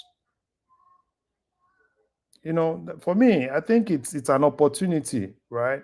It's an opportunity. And the mistake the youth would do is to say they are not interested, why people that don't really have the voice will just be interested and that thing will hold. So I think for me, the likes of, Showore and all of them, they should take advantage of it. And is Showore youth, 54 years old man? Showore is not youth, too. Showore is 50 plus. He's 50 plus, but he has a huge followership now. No. We're talking about 18 to 30, 35 now. No, he should go. For me, right? If he wants to go, he should go. And if he doesn't want to go, there are some other. What are you saying, Larry? 54 years to attend a youth conference? Baba, on what basis? Baba, if they want, if you what want, qualifies him for as a youth? No, Baba, no youth in Nigeria, 40 something is still a youth in Nigeria. So, about 40 something is still a youth in Nigeria. Whatsoever, right? I just think it's just. But in many ways, she will raise the public face. I don't know whether it's 50, whatever it is. It's still the public face of the youth in Nigeria, is it not? No, he is a politician. What I would suggest actually is they should make it like 3 youth from each state, each senatorial zone. That makes them 108. Then the student union from zonal universities, maybe 10 each. But the whole conference shouldn't be more than 180, 200, including the secretariat of it. And in 1 month, they come up with their papers, which can be embodied into the 2014 confab, and then let them marry the two together and come up with something, because the youth actually own tomorrow. We don't, all of us here don't have a stake in tomorrow because our time is spent. So they have their stake.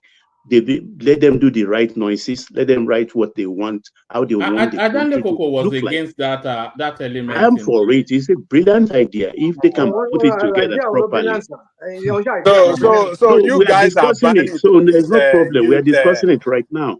So let's talk about it. You guys are buying into this deceitful youth conference that your leader Babajale Koko yesterday. Babajale Koko, don't say. I understand your perspective, right? But yeah, let's just still assume that is what he wants to do. How about us sending the right people? How about you sending the right people to that place? Exactly. Which right to achieve what?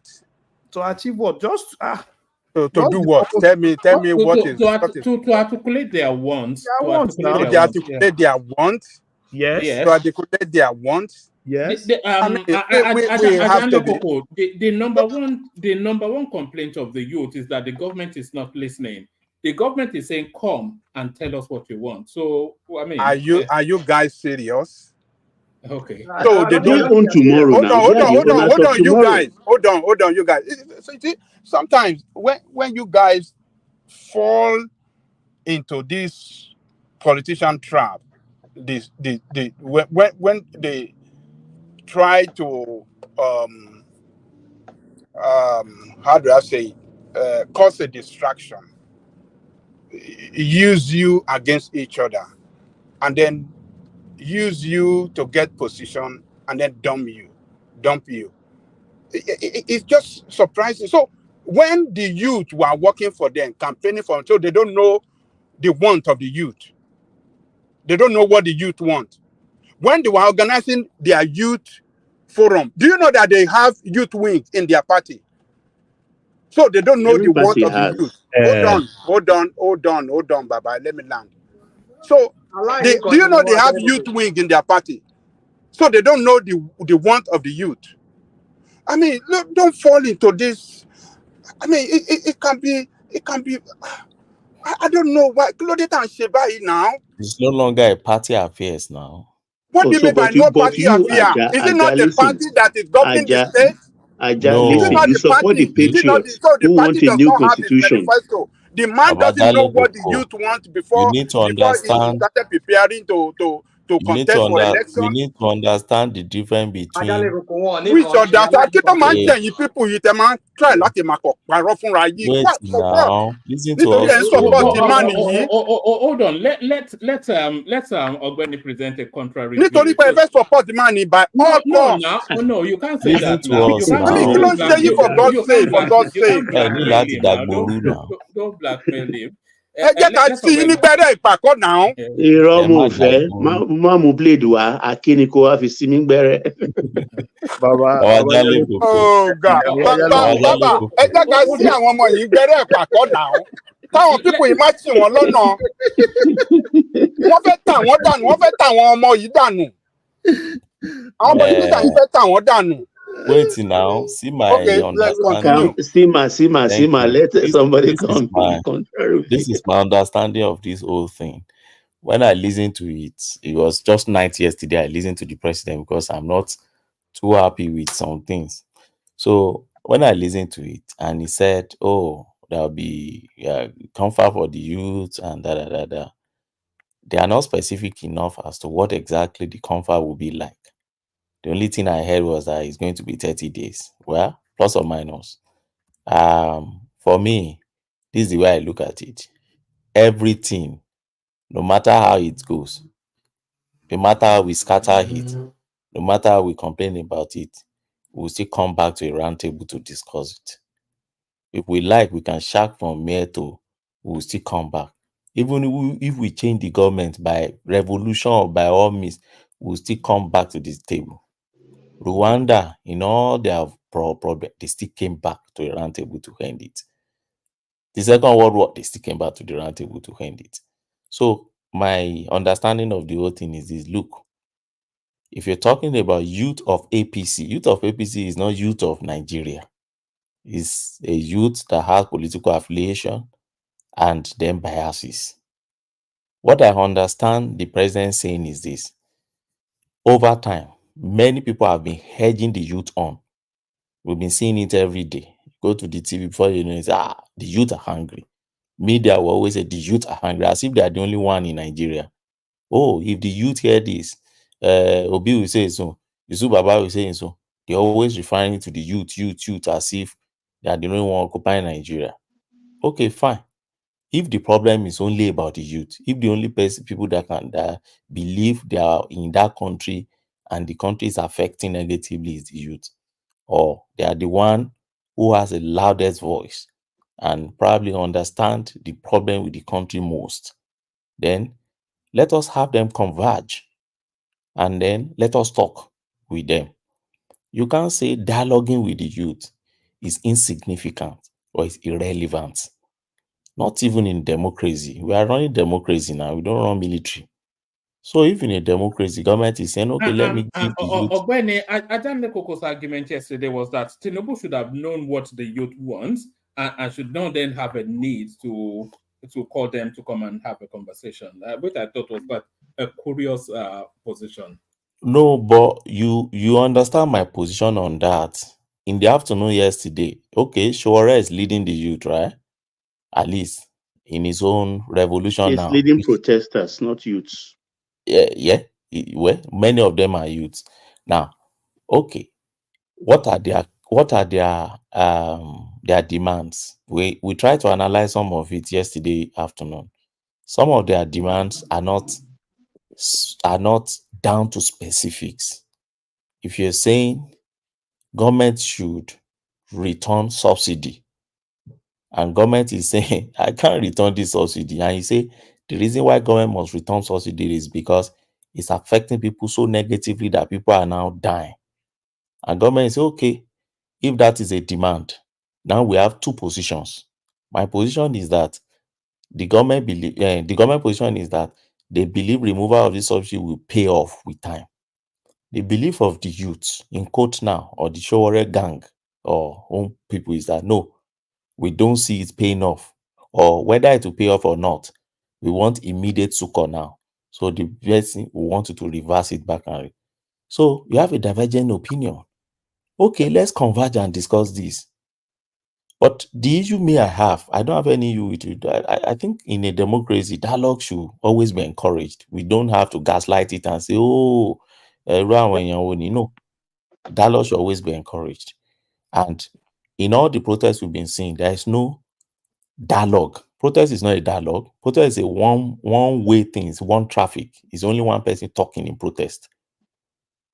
Protest don't dialogue. So if the government is calling for dialogue, it's something we should welcome, and the youth should ensure that they hijack that thing and make it useful for themselves. Let me Now, tell you, I'm the youth. Let me tell you what the youth want. You guys are old people. Let me tell you what the youth want. We want to ban Nigeria. Not enough. We're the youth. People now, to 1960, Nigeria fell to 1960. Not enough. We're the youth. We want to ban Nigeria. Not enough. We're the youth. We want to ban Nigeria. All the opposite to go to hell.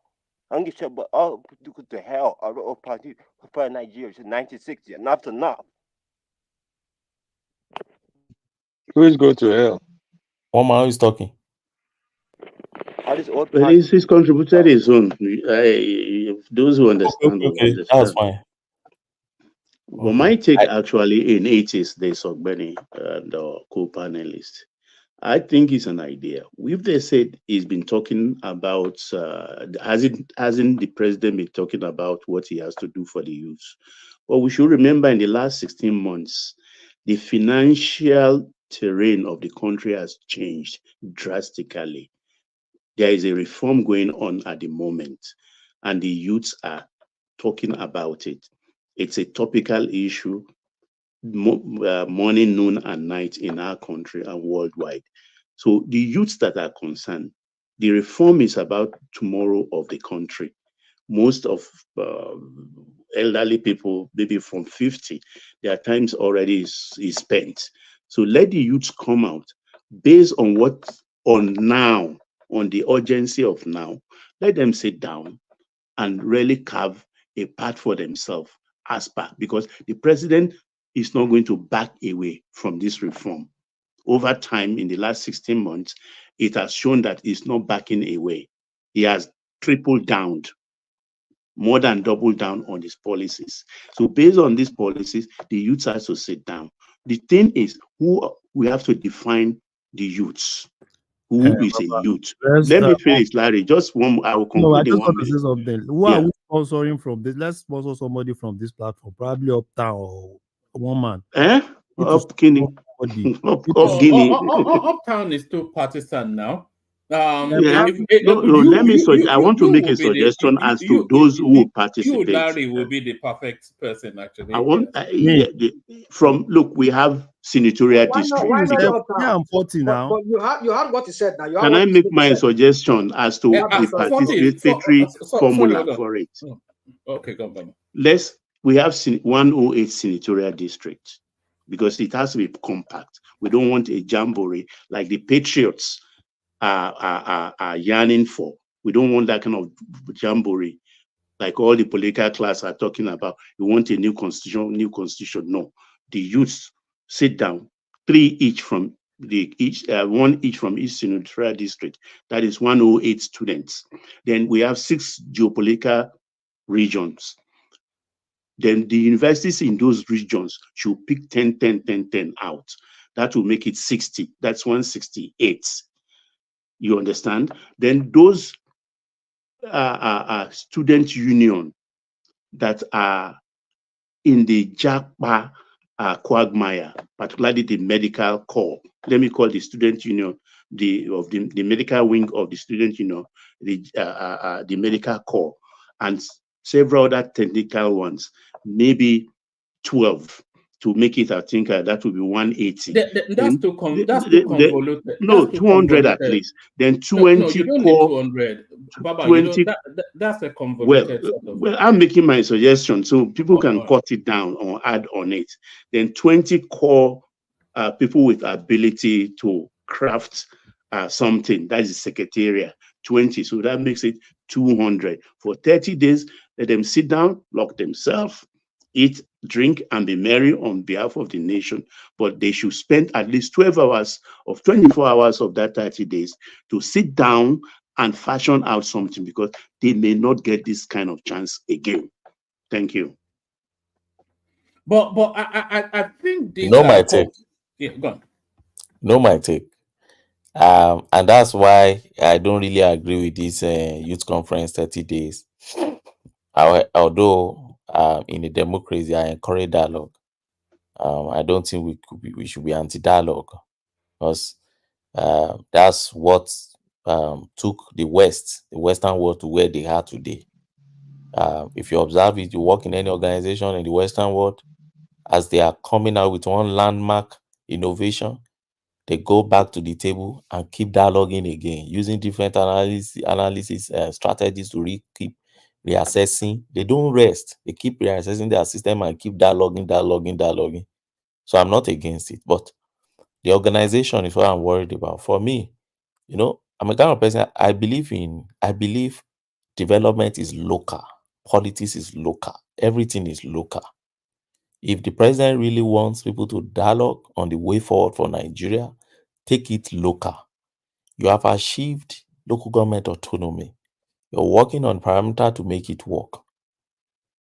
Get those town hall meetings, I'll call it, not even confab, I'll call it town hall meeting for youths. Get all the 774 local government chairmen to dialogue, let you dialogue at every local government level. Not social media thing, not in one space. Like the one you're How Where- can a party Can I- don't can care I- about Nigerian people? can Are I- you serious? Are you a joker? How can those people don't care about Nigerian No, people? no, That's not. settle down, settle down, Charles. We want an orderly session. Yeah. So, woman, let me just say this. I'm, You see, I'm not sure the person asking that question has ever been to Nigeria before. I'm not sure. So Charles, Charles is a 19-year-old guy, so you have to. Is a 19-year-old guy. but I'm not sure he has ever been to Nigeria, because if you've ever been to Nigeria, you will understand that everything in Nigeria is local. No, there's nothing local. There's nothing local. I mean, you see, Let me land now. Ogbeni, National Ogbeni. mind. Sorry, Okay, just give okay, me some now. minutes Okay, to land. after him, I want to talk, woman. I wanted to say something. Okay. So when I said things are local, I know what I'm saying. Politics, demand in Ekiti is not demand as your state in Ondo. Demand in Ondo is not demand at Edo. Don't think what I need in Ekiti is what an Oyo man need. No. An average youth in Ekiti understand what they need for Ekiti. And they can't speak for Nigeria. They speak for Ekiti. And that's why I keep saying it. Even within Ekiti, we all have different demands. So, it's local. In Katangura, in So, Biu, Ogbeni, so in you now Aspra. agree with me that what Tinubu is proposing is a fraud. I don't say no. By your Babajale Koko. by What what Tinubu is you are proposing. suggesting now, that it should go local and not nonsense conference is talking about. So it's a fraud. What did Tinubu tell us? Did he say? You see that's the issue. You read into his mind. You even tell him. You and it's even giving time frame 30 days. You Yes, see this but fraud. did he- You guys, and you people, you more the politician Buffett Wait till now, Babajale Koko. You say it's fraud. continue. That's what I When want the to politician want to on. use you, Baba Jale Kogo, protest mo, a fẹ́ jókòó, a fẹ́ sọ̀rọ̀. okay, a lot talk. So, Babajale Koko, what I'm saying is this.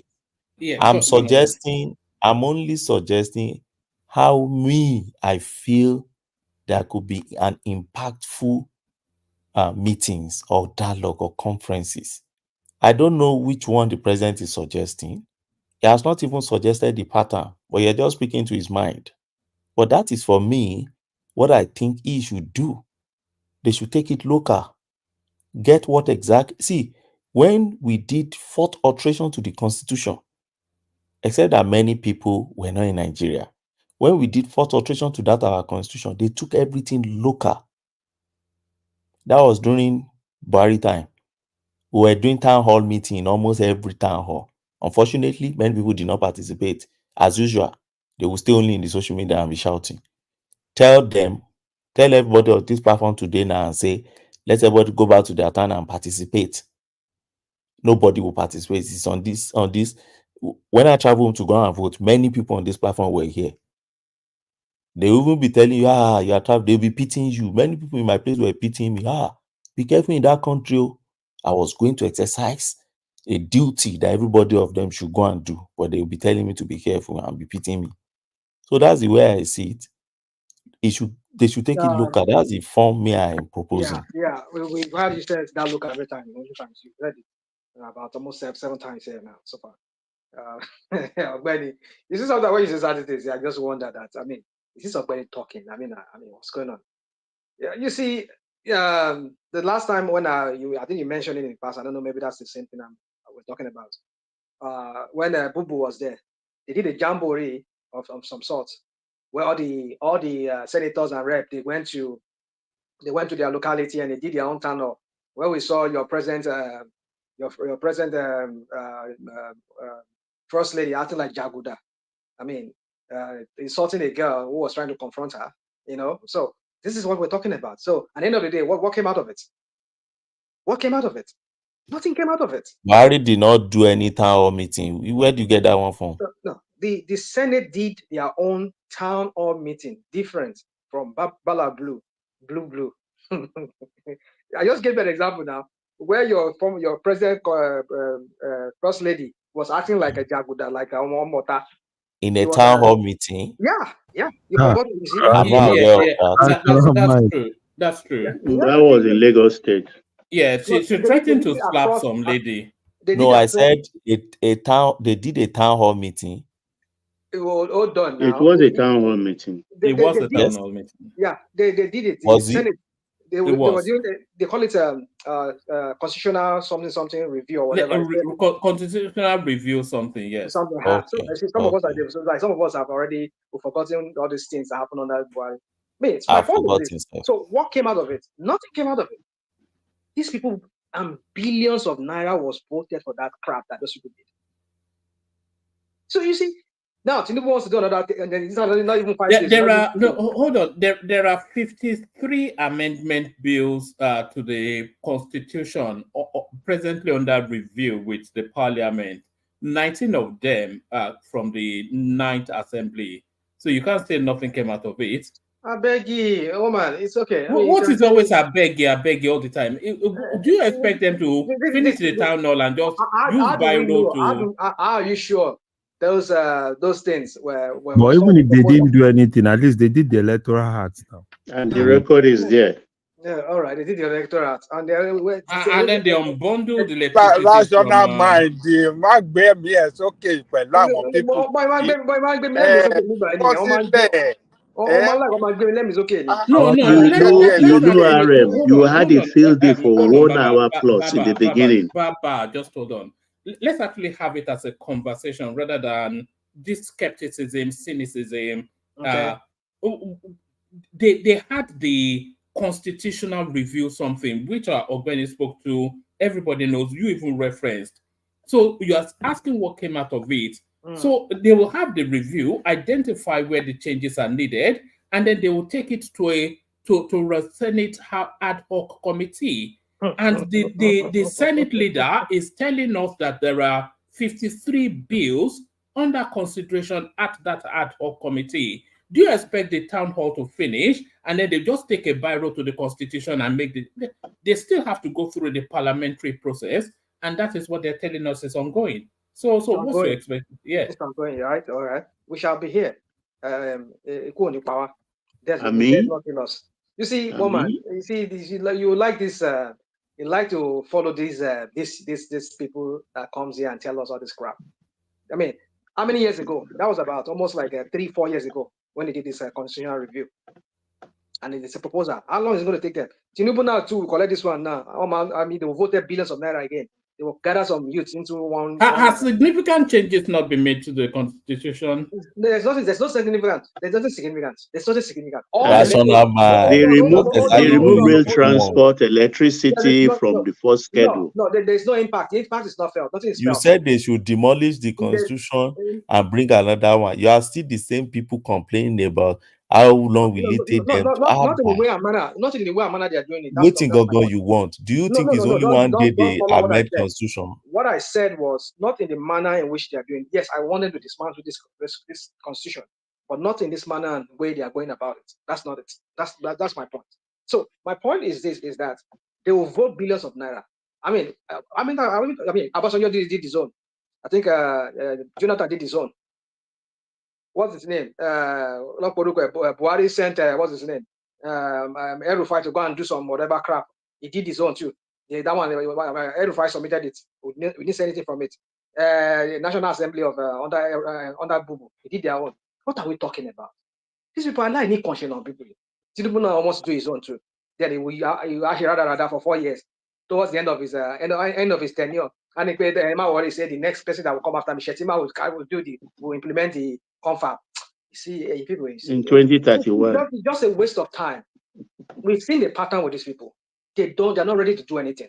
So you people are just okay. What are you suggesting? Baba, at this point, I'm not suggesting anything anymore. I know they get any suggestion ahead. That is it. I don't have any. That's the approach. You know that Guru approached me. What rational mind said is actually factually untrue. Not untrue. Yes, it's factually untrue because the Constitution is an ever-evolving document, and that Constitution that was handed to Obasanjo when it started, it bears no resemblance to the Constitution we're functioning under now. As a result of endless, do you know how many times the electoral rules has been the impact? That's the question. What has been the impact? Well, Bivas, all these sort of innovations that has sanitized. What has Bivas done in the election? He has given us yet the best election we've ever had. No, it has not done anything. I don't say that. It has not done anything. So you cannot say all of these things. One man. You see the accident that meet these people. These people, they close their mind. When Buhari adjusted that INEC regulations about the IREV, they didn't read it. They ran away with the fact that IREV will be automatic, not knowing that it is not automatic, it is discretionary. That discretionary, if they were alert, they did not close their mind. What's the point of the IREV? What's the point? If it's let me finish my point now. This is the attitude. You have to pay attention to what is happening. Sorry, we don't want three voices. You have to pay attention I'm not to what talking. is happening. I'm just laughing at rational mind. It's okay. You see, they are not. They close their mind, so everything they just lash out. If they were paying attention during that Buhari time, when that electoral cycle, they were trying to tweak with the laws, they would have been alert to the fact that it's about discretionary power for the IREV, and it's not a law. What's the point of the IREV? What's the point of the IREV? If it's discretionary. INEC deemed it fit and it's usable, they should use it. But if they don't use it, there is no problem. No, it is you, the citizen. It is you, the citizen. Baba, hold on. Rational Mind asked a question. So the IREV is the platform that shows you the electoral results. So that is it. So I think you may be conflating IREV with automatic transmission or not. So IREV is the platform. Yeah, exactly. Automatic transmission. Hold on, Baba. IREV is the platform that that shows you the electoral results at the earliest possible opportunity, and that worked. You know, whether the results were in. You keep on laughing, but you don't. How did it work? Were people not looking at the result on the platform? Hold on. Hold on now. Don't be doing this. So let's stick to what is election. Right. At almost 100%, they shut down the IREV. They shut it down. No. That's not true. By that day, 98% was out. Lie. That's an outright lie. 98%. Come on. The result that INEC that's on the IREV and the one that INEC declared does it tally? The one on the IREV today, the presidential election, and the one that INEC declared, is it the same thing? What are you talking about? They shut That's a different space, though. Hold on, you have to take these things stage by stage. 90-something% of World Peace streamed it live now for nearly 12 hours, so we were all here during the election. 90-something% of that election was uploaded in record time. So that tells you that IREV works, and that's a new. Hold on. That's a new innovation into our electoral space. So now the argument that you may be having is that the result on the IREV is not representative of the votes that was cast. But that's not an IREV narrative. That's an electioneering narrative. But the actual purpose of IREV, which is to publish the electoral results as they came in, it worked. Did it not? Come on. No. It did not work. It did not work. All right. Okay, go on. It did not work. That's not All right. working. You see, you can be saying, you see, we're very good at using this rational mind. Rational mind. If it had you not can learn worked, points. You can learn points. No, So my I point think- is just Larry job. My point is this: is that you see, we all live. I don't like doing this thing. We all live. I don't like just saying that thing. Like make it look like I see maybe we're just bragging here. All of us are bragging. The point is this: you live in a certain country. When they say they want to do something, things work the way they are supposed to be working. You can see it. You can check the result, and you can see, it tallies with what is being declared.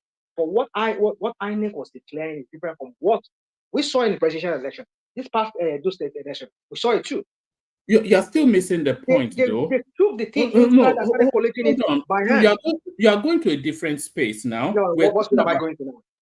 We are talking about the platform. I don't think you quite get the platform. The platform IREV is to publish the results that come in from the electoral booths in the earliest possible opportunity. So just pay attention. It's to publish those results at the earliest opportunity. So it is not to validate the authenticity or not of the elections, but of the results, but to publish them so that the public can access it. So that's what IREV is there for, and that worked. So if you are saying the results being published were rigged, were amended, were this, that, and the other, that's a separate narrative outside of IREV. It's not IREV's job to validate the results or not. It is to publish them for public perusal, and it worked. Come on, man. I'm not going to subject myself to this kind of mental reasoning that you want to start. I mean, I'm not that kind of a person. If we say something is designed for a purpose, and the purpose is to show to the people that what we are seeing on during the election is what we are declaring. But if what you are declaring is different from what is on the IREF, then there's a question there. So what's the point of the IREF? Yes, I get you. It works in a sense. Maybe it shows the public what to see. But sorry, let me say something. Rational mind. But do you know that that IREF, whatever you see on IREF or whatever IREF carry is not tenable at the court? Do you know that? Yeah, we go again. So what's the point of the IREF? It's just for show. It's not anything that is tenable at the court. It's not. What's the point? What's the point then? Why are they voting billions of naira, even dollars on that? Nigeria, but that's not true. Sorry, let me say something. Sorry, that's not true. You see, sometimes I've watched media over time. They conceive some ideas, and some politicians, they push it outside there, and everybody start peddling it. See, if it is really true that what is in IREF is different from what INEC declared, by now you will be seeing all those analyses, not the generalization. They just say, oh, just like what you are doing now. You will be seeing, particularly that Shanes, that guy, what's his name? That guy they call the analyst, that election analyst. I don't know when he has become analyst. That guy, they always bring in. That guy would have come to Shanes and start telling you, look at this local government. They will be pulling out IREF and tell you, they will be presenting IREF and be showcasing it and tell you, you see what is there, you see what they declare, you see what is there, you see what is. I know them. But in the absence of that, see, all these things are just political statements. The defeated politician must come down and tell you, what is in IREF is different from what they pronounced. Nobody has ever, till we speak now. IREF is there now. It's a public record. Everybody have access to it. Why is it? Have you asked your question? I'm coming. Let me learn. Have you asked yourself question? Why is it that there is yet to be one person out of 300 million Nigeria, one person to come out and pull out, even if it's just one local government, and say, look at this local government. See what is on IREF. Project it. See what they declared. Project it. There is not yet one in all the mainstream media and even social media. So sometimes they pick all these things, then you just pick it and you run with it. and you don't even try to subject to some logical reasoning of if it is really true, you see them outside. Let's not do this. Let's not do this. I'm not going to take this from you tonight. I mean, you're making it sound like some of us were just so stupid. Did you check IREF? Tell me one unit that you check. Yeah, there you go. Tell me, I mean, you see, look at how you began. Oh, the media, they don't do their fact checking. They don't even all the one they're fact checking. Did you as Rational Mind, did you fact check anyone? Did you check it yourself? I've checked some because I was on JJ Media. When JJ was projecting it, I was live on JJ and I was disputing what he was saying. At the end of the day, what JJ now started saying is, look at the signature there. He's not talking of the result, though. It will tell you the agent who signed APC is likely to be the agent who signed Labour. I said, look at you again. Forensic on air, live. You just became a signature expert now. With that, so that's what we like doing. That's what you Rational Mind is just doing now. How about those numbers where they have 500 people voting? I mean, 500 people that were, I mean, that were accredited. I mean, that were accredited. Okay, look at that one from this angle. Hold on now. 500 people in that polling booth, but only 200 were accredited. But APC is having 500. And they are giving 70 to. It's not only in APC. You see the issue now. So you didn't see that one. I'm coming. You like running some narrative. No, I saw it now. I saw it. I'm coming on JJ Media. No, not in JJ Media. Even the same guy you're talking about. He talked about. No, that's the only platform where. No. That guy from Channels. He said it that what INEC is declaring. He did not project any. You've not seen that guy projecting any. He was just saying it off his head. The only person who has brought out one by one result and did some analysis is in JJ Media. Go and fact check me. I've not seen any of those guys bringing out specifics. Only JJ Media. So everybody watching. That's the only one I've seen now. If you've seen yours, tell me now. No, I've seen on other platforms. Okay, that's the only one I know. And when JJ was doing that, it was showing, I don't know if you've been maybe polling unit agent before. I've been one before. And I've done election petition before. Yes. See, the election process itself is different from that recording they are recording.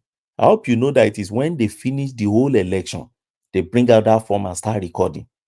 Wait, Ogbeni, we pay Rational Mind or teach polling agentry because there's no profession that Rational Mind has not done. Rational Mind, you try. Rational Mind is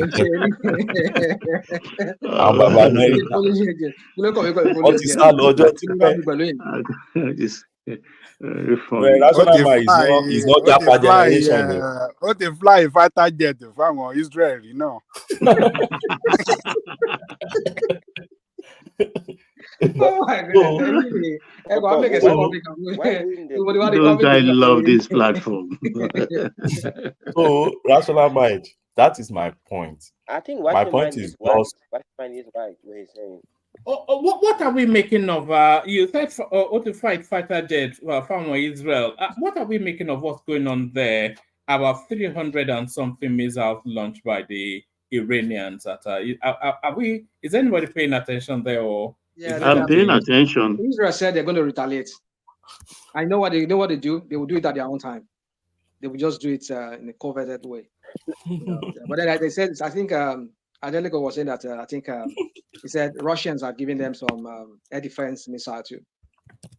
What Israel is going on to do, they want to attack the economic institutions of Iran, like their oil wells, platforms, the electricity grill, and everything. They're going to bring it down. Cyber, is it cyber or through everything? That's what they're going to kill anybody or bring any building down. It's those things that makes a nation work. But the US said they're going to destroy their nuclear plants. That's what they're targeting. That's what I heard some few hours ago. Would that not work to Nigeria's advantage? I think Iran is the second largest, or at least the top 5 largest oil exporting. If Israel destroys their oil industry, then I don't want to sound evil, one man. So that's do you remember? Do you remember Babangida's oil windfall? I think unfortunately, one man, oil windfall is now bad news for Nigeria because number one, our output is low. Number two, it means petrol is going to be expensive. So we don't longer enjoy with oil windfall anymore. Nigeria is cursed. When oil prices go up, we cry instead of laughing. So don't think it's going to help us. It's going to hurt people because petrol price is going up. It's going to hurt us here, and the Europeans are going to suffer the most. And winter is coming. Winter is coming. So, I mean, Israel has to be very careful. I don't know on many fronts they want to fight. Now, why should they be careful? Tell me, I beg. Yeah, you can see what is happening to them in southern Lebanon. They are killing their soldiers now. Hezbollah is killing. Just 8. You know how many Israel has killed? Oh no, that's it. It's more than that. Right. Don't let they just settle these things. They should just settle it.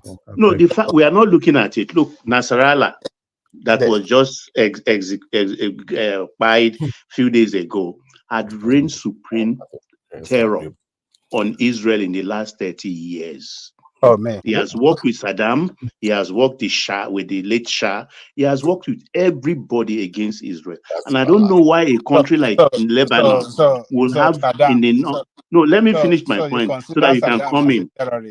No, look, they occupy southern Lebanon and have the closest border to Israel, and they have the largest. I mean. Professional legislation in the Lebanese they have the largest number of legislators in the Lebanese space, but they are not even interested in taking power. All they wanted is to remain in the south as Iran proxy and fight Lebanon, and they've been at it for many decades now. So that trouble has been removed. They removed the head. And Iran has to launch. No trouble is removed. Look, let me tell you this. The chain of command is well structured. When one is taken out, they have another person next in line that can fill that position of whoever that is taken out. So if as Israel has claimed for several weeks now, oh, we have destroyed their infrastructure, we are bombing, we have destroyed this. Why is Hezbollah still launching? Like today, within 24 hours, they launched about over 240 rockets on Israel. And what happened? Many of it hit the target. They hit the military bases. Yeah, a lot of them penetrated. Hold on, Baba. But they denied now. They denied. Yes, there will be counter denials and back and forth. But do you think what Israel is doing is to somewhat shore up and back up Trump's campaign? Do you think they are doing this to back up Trump, the Israelis? It could be. I never thought about it that way. Yeah, it could be because No. Netanyahu is just a person. Let me quickly say this: if Trump comes in, Trump is going to negotiate. Israel doesn't want peace. If Democrats come in, Democrats will not relent. Netanyahu will have his way. If Trump may get in the way by trying to cut this deal, cut that deal, cut this deal, then that means Israel would not now have all the full, justification to unleash whatever they need to unleash to respond. But Democrats will always back them, and Democrats somehow, they seem to like war, even though they may not admit it. So I think Trump coming in doesn't bode well for Israel's planned response. That's my opinion. Who do you think is more? Who do you think is more instinctually pro-Israel, Kamala Harris or Donald Trump? That's not because half of Trump's family they're Jewish, like Kushner and the rest. No, America. That is not a choice in America. There's nothing like not pro-Israel. By default, everybody is pro-Israel. So you can't even say one is more pro-Israel than the other because that choice doesn't exist. It's just their foreign policy. It's just the foreign policy. It's the lobby is too strong. Let me see this. Let me say this. You see, the Democrats, like you said, Kulata, which you were right the way you explain it, that they will give them arms, they will arm Israel, and then they will be telling Israel, "Oh, we want two-state solution, but then you're still supplying them ammunition." But if you look at Trump's, let's just look at what he did during his first time. He kind of he was able to kind of maintain a little bit of peace between. Should I call it peace, or kind of like was able to subjugate the Palestinians to the point whereby the Israelis were able to maintain a little bit of peace, and they could not rail this their ugly head like they are doing right now under the Democrats. So for me, with Putin in the mix, because Putin is backing Iran, and I know him and Trump and Putin, they are body buddies. So I think invariably what's going to happen is, like he sent his steps, his son-in-law to go and maintain that peace. That's East Jerusalem that they are annexed to. So what I'm thinking he's going to do is that he's going to try to maintain peace among them, but not the kind of peace that will benefit the Palestinians. It will benefit the Israelis, but to the point whereby he will not butt head with Russia and Iran. That's what I think he's going to do. But looking at it, Kamala Harris, what she has said is that two-state solution, like they've always been, Democrats have always been saying. But at the same time, Israel has the right to defend itself, meaning they will supply their arm, go and just annihilate these people. But at the same time, we want them to also have their states. So you see that's Israeli conflict with Palestine and other Arab countries around there. I think it's going to be something never-ending. It's just because the Israelis are very stubborn. This is a country that killed they did away with their former president, Yitzhak Rabin, one of their former presidents. They killed him. One of their zealots killed him for wanting to have peace with the Palestinians back then. So you see, I just see it's a never. Trump can only just postpone the war or the eventual thing that might happen if he comes in, because he doesn't want to butt head with Putin, except maybe this time around he's going to cut ties with Putin and he will go all out, and he would support Israel, and that will also bring about Putin butting head with Trump, but which I don't know if he wants to do that. So it's right now it's very difficult for one to really point it, but the fact here is the Jewish lobby has always voted with the Democrats. Even in Trump in Michigan last week and a half or a week ago, he was pleading with them to vote for him, that if he lost this election, it will be because the Jews refused to vote for him. He was appealing to the Jewish lobby. America has permanent interest in Israel. They cannot leave Israel to their own devices. They will always support them.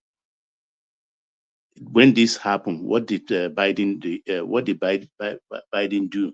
He has sent a fleet already to that region to marshal against and parade strength, show of strength, to show that they are always behind Israel. And the fact that the only solution to because first, let's situate this Nasrallah issue. Nasrallah in southern Lebanon has been fighting a proxy war for and on behalf of Iran, because Iran has to cross through Jordan to reach Israel. So they've been supplying them all their ammunitions and things like that. Now they've taken out Nasrallah, and they killed the deputy and somebody inside, being protected by the Secret Service of Iran inside Iran. And that shocked them, because how did they know the man was there? That was 3 weeks ago. The man was killed right inside Iran. A man protected by their secrets, the highest echelon of their Secret Service. So it's like a war that is going on. And don't forget, Israel bombed their bunker, that 3-layer bunker where they took their nuclear reactor to. Israel damaged it with their bunker busting bomb. I think that was about 3 years ago. So they still have that grudge. They are rebuilding. They have the capacity. And Israel is in their interest, and they are determined to destroy that capacity to produce a nuclear weapon, because that's an Arab bomb by definition, and it is dangerous to their well-being. What is the solution? Two-state solution. But who has worked against two-state solution more than the Arabs themselves? The nearest they've come, it was at Camp David during Clinton's time. Did that work out? It did not work out. So the problem is, but the Jewish have a right to exist. The Jewish state of Israel has a right to exist. Whether they like it or not, it's a nation that has come to stay. Don't let's go into anything other than say it's a nation, there are people, they're about 6 million now or 7 million. Anybody can fact check me. So where do you want them to go? If you say you don't want them to exist, the Palestinian PLO as an authority has purged themselves of that, the right of Israel not to exist, but Hamas has not. Because Hamas has to come to the table and give them that guarantee. So with Nasrallah out of the way now, maybe the Hamas, their wings has been clipped by the exit of Nasrallah. So they maybe now are able to come to a round table and discuss the existence of both states. I think I get what you're saying, but Hamas is hibernating. They've not because I think it's a distraction, because that southern part of towards the Egyptian border there, I think there's still some remnants there that are they're just I mean that they are underground bunkers and tunnels. They're building it, because one thing about you Israel, can't believe the extent of those bunkers. Unbelievable. Israel is distracted right now, and I think all these things that they're doing now, they're facing north. Now they're facing the northern enemies now, and I know these guys they are doing so. You see, it's a mess. I just don't know. I don't see how. I don't just see a pathway to this resolving that problem there, because I just don't see it. Israel. Another thing again is this guy. What's his name? If you know when he was not prime minister for some time, there was a little bit of relative peace they enjoyed. As soon as this guy Benjamin Netanyahu became prime minister again, these people they just went all out for Israel again. So it's a very hawkish sort of a person. Yeah. Netanyahu Netanyahu's is always policy, on a war footing. Always. His foreign policy and his posture towards Palestine has always been one of For me, I'm more concerned about how this will benefit Nigerian economy. All these wars. I don't know. That's international politics. It's how you benefit your countries that should matter to you first. And that's sounds very cool, Dr. Benny. but that's it. That's the reality of international politics. That's the reality. When things are happening in a neighboring country, you think about how it's going to affect you. What are the advantages you are gaining from there? And that is why country has alliances everywhere around. So if that is happening, is it going to raise oil price? If it's raising oil price, that's what I was suggesting earlier on. Would that be a plus for us? That's what a plus with our pathetic 1.3 million barrels every day. That's what I would look for. Maybe an economist to come and explain to us on this platform. I say, I'm not an economist, but it's not going to be a plus for us with our current production levels. It's actually going to be a negative for us. Remember when everybody was enjoying when Russia attacked Ukraine? What happened to us? We suffered because we weren't producing enough crude. We still are not producing enough crude. So it's not like we're going to start making more money like that exponentially. But the pass-through cost of the increased price of crude goes straight to our PMS.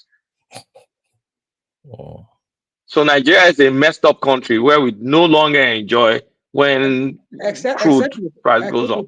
Except we produce our petrol locally, right? That's the only way we. Even if we produce our petrol, they're still going to sell it at Platts price. Well, we don't. Maybe we'll know the deal government has with Dangote in terms of selling to him in naira. Well, if we know that deal, then maybe we can say something. But if it's based on Platts price, It's just the only thing that's going to be constant is the increase in price of petrol and diesel and the rest. We will not make more money from crude because we only sell 1.3 million barrels.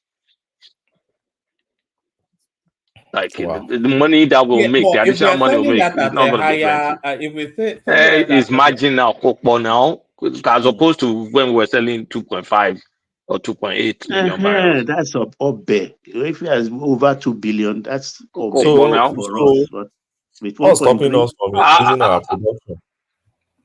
Why are we not increasing our production now? That's the the cocoa of the matter. One still here, on G. Is it Oh, theft? and I forget that that Buhari has kind of like a lot of money we could be making from crude is tied to debt now. You remember that a lot of it is collateral for borrowing. Yeah, sold so many. So imagine, so actually forget that 1.3. Maybe what we'll be selling or whatever, maybe 600,000 barrels that comes to Nigeria. It's a shame now. Okay. Now, in terms of like ramping up production investment, the foreigners don't want to invest on landed, what's it called? They want to do deep offshore. Deep offshore takes time, and they've not started wrapping up a lot of deals. The onshore one, they're not quickly signing it over to local players like Seplat and all that stuff. So he said yesterday in his broadcast that his hand is going to sign it. maybe he heard me complaining 2 days ago that he now decided. I complained the day before that. Now what's up with Seplat? I mean, come on, we have rigs. All you have to go is just go back to the land and start I don't even know why he said I will sign it soon. Why not have signed it? Sign this freaking thing. Well, what are they sitting on? I signed yesterday. I gave them the go ahead. Seplat and Mobile have sorted out that they will start. I was complaining last 2 or 3 days ago. So it's frustrating. Kulata, that's deep offshore thing that you were talking about. Wale Edun came out on it earlier on today. Let me give you a couple of paragraphs. It says, in addition, the minister also announced the introduction of tax incentive for deep offshore oil operation and gas production, as outlined in the Oil and Gas Companies XYZ Order 2024. Edu stated that the initiative is designed to establish Nigeria's deep offshore basin as a leading destination for global oil and gas investment. He explained that these reforms are part of a broader set of investment-focused policy initiative led by the President Bola Tinubu in accordance with the Policy Directive 40-42. In addition, the new tax incentive for deep offshore oil and gas production provides new tax reliefs for deep offshore projects. This initiative is aimed at positioning Nigeria's deep offshore basin as a premier destination for global oil and gas investment. These reforms are part of a broader series of investment-driven policy initiatives. So I think they are really pushing aggressively towards that deep offshore that we were just talking about. They're competing with Guyana. Kulata, are you guys aware that Wando now is worth $4 billion? Fiele, o tún fẹ́ lọ sọ́dọ̀ Tinubu, mo ti gbà lọ́wọ́ ẹ̀ 30 minutes ago, mo gbà lọ́wọ́ ẹ̀, o tún fẹ́ lọ bẹ̀ ṣá. That's the only indigenous. That's the only indigenous. That's the only indigenous oil company that is valued, that is worth that. Within how many years? But mind you, let me reserve my comment. She won't tell her. It's the Ajib, which they bought over. PML 245. Yeah, they bought a few assets now, so. All right, we'll see. Anyway, I mean, we're all there. So I'll do my Congo. But the question you should ask is that they should show you receipts. Did O&O paid? I mean, did they pay for it? Showing Jailara Jenny. Is there any receipt they've ever shown for anything? I mean, you see, around Nigeria, it's just that's why we get overwhelmed sometimes here. We get tired. But at least rational mind, RM, it is our own. It's indigenous.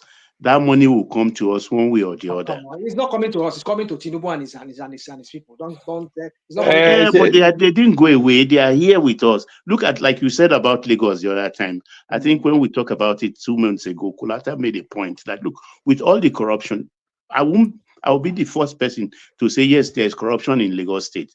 But is it not working? It is working. So, when we talk about this corruption at times, looking at the example of Lagos, I always think it's even overrated. Because there is no doubt about it. There is corruption going on in Lagos, but it's working one way or the other. So the two can go side by side. Maybe the corruption is minimal. It's not as large as the one on a larger scale like we have nationally. I just don't know. But I know that at least in the midst of the blind states, Lagos still has one eye. You understand? So it's working. It's working one way or the other. You're trying to compare ants to Era. So it's just it's okay. It's okay. I understand where everybody, some of us stand on this matter. So if all I know is making waves, you get my point. I don't mind that because it's still an indigenous oil company. All right, let's start bringing people into the conversation. We started off actually with an article saying it's actually written to the National Assembly to request that the Constitution be amended to so that rotational system that we have. It wants it embedded in the Constitution, and it's also suggesting a single term for a president, a single term of 6 years. And El Rufai tells us that he will re-enter politics in 2027. So his only possible port of call has to be Aso Rock, because he's been everything else in politics outside of that. And then Opeyemi Bamidele comes to dispute that narrative of him saying that regional government will mean the creation of Biafran state. So we were just wrapping conversations around that, and then we're just meandering through what's going on both nationally and globally. So let's bring Ogbeni into that space, and then we hear from Prince Daddy as well, so that everybody, and then Larry. Oh yes, Ogbeni. Thank you, Woman. Where do you want me to start from? Just take your pick, or just go to either from what we're talking about or anything that you'd like to talk about. Just speak to us a little bit. Okay. For me, I've said it. How we can help our own economy is what matters to me. Corruption is everywhere. We know it's endemic in Africa. Yes, but even in Africa, some countries are still making some gains in terms of their development and economy. So, as far as I'm concerned, while we are fighting to reduce corruption in our space, should that stop our development? Yes, some will tell you it has a direct implication on development. But does it totally halt development? The answer is no. Like Baba said, Lagos is a good example. Is there corruption in Lagos? Yes. But is that development in Lagos? It's very obvious. Except for those who, for hatred, they won't see it. But when you look at it, you know there's development in Lagos. You don't need anybody to tell you. So, and that's why, for me, I have this belief that politicians will always be corrupt whenever they find themselves. They corrupt from different dimensions of corruption to sustain their political career, but that should not stop them from still, having policies to develop whenever space they are governing, and that's the issue we have in Nigeria. That's about that. On what's under issue, Woman, so that I just pick it one by one. Actually, let me play you this clip. As you see London as their abroad, some people actually see Lagos as their abroad. Some of our brothers in the East, they see Lagos as their abroad, and it's not even me saying it; it's them saying it. Watch this. The truth is that it's still real to be Nigeria, but we are believing it. Come on, God bless you. We are happy, man. Lagos State is working. We are happy about that. We are happy. No more suffering in Nigeria. If you're not in Lagos, you don't sorry. So if you are not in Lagos, sorry, it just tallies with what you were saying earlier. You know, I won't be surprised if Lagos starts requiring that people get a visa to come in. One man, you're so Oh my. elated. Ah, look, I could hear it from your voice. Lagos is worried. Look at the leap, come though. on. They are running rail services in Lagos, Rail and service. in most parts of Nigeria, they don't even have a bus In the service. country of the blind, who is the king? One eye king. One eye man is their king. Exactly. All right, then. One man just leave Pansat. Sorry, I said Pansat. Leave I saw you fighting him in the comment section. Don't mind Pansat. The only language you understand is insult. When you insult him, you mellow down. He's You mellowing better down. ignore him. It's when you ignore him, even he cools off. He's been If he you has insult been him very well, he will mellow down. So I've understood him. So leave rational mind though. Everybody knows Lagos is working, and everybody rushes Lagos every day. But one thing is, I don't think it's only for the Southeastern. That's why I think it's for everybody in Nigeria. I remember when I was serving in Adamawa, I remember my secretary back then in that office, she will always say Lagos, Lagos, Lagos, if I can take her to Lagos. And I said, even this Lagos, I don't, how do I put it? I don't think I can really stay in Lagos. I don't know. Although many people have told me that Lagos is not for human living now. It's not for a civilized human being. I had the opportunity of relocating to Lagos sometimes in was it 2010? That 2010 or so, or 2011 or so. I chose to stay in my Abuja. JJ, I didn't even bother at all. And anytime I find myself in Lagos, within 2-3 days, I'm already tired of Lagos. I want to really go back. Not because there's no development in Lagos, but I think the busy city life, I just prefer Abuja. Abuja for me is just the masterpiece, the road networking, the serene environment, and rather than Lagos. But Lagos is working. So what I just want to say about that clip is it's not only people from Southeast. Everybody wants to go to Lagos, including Southeastern brothers.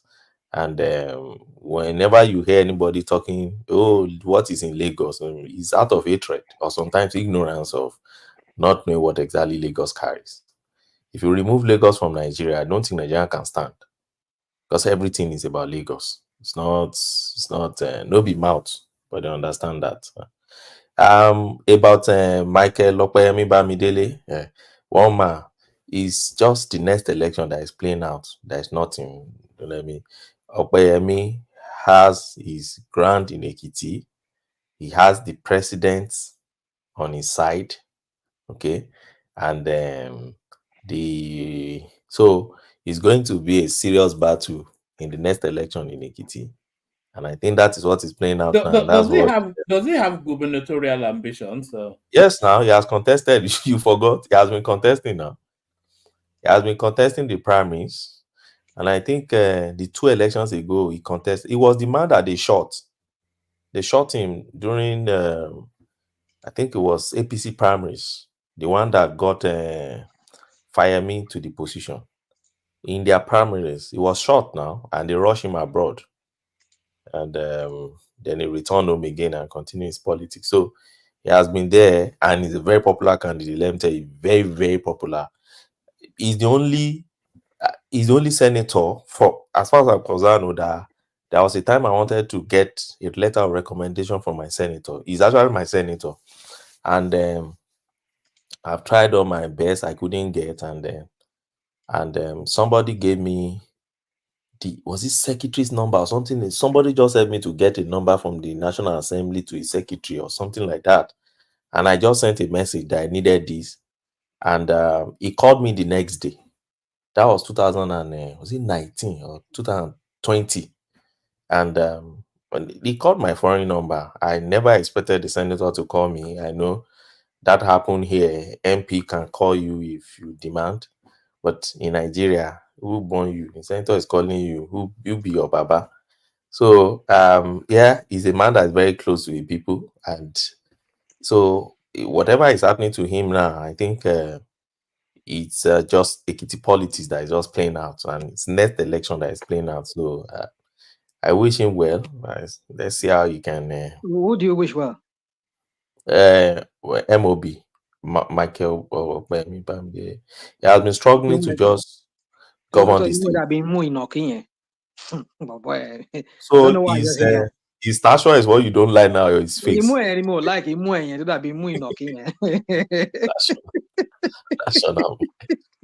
All right. Anyway, so let me ask you this question: what do you think about what is going on tomorrow's election in Rivers State? The local government election. Yeah. Because they said INEC has there's a court ruling that says that. You see, let me have your take on that. What is going on with these different ex parte motion or whatever crap they call you people call it? Is your legal lingos that you? I mean, what is going on in that country? That other state they did their own election. Supreme Court ruled recently, or was it recently? Or what was that ruling? That local government can, states could conduct this local government autonomy, and they gave them a certain amount of time, and therefore most states, even like they said, I was listening to one analyst, they said Kano State had to bring forward the election that they said they were going to do in November. They had to bring it forward to I think October because of that ruling by the Supreme Court.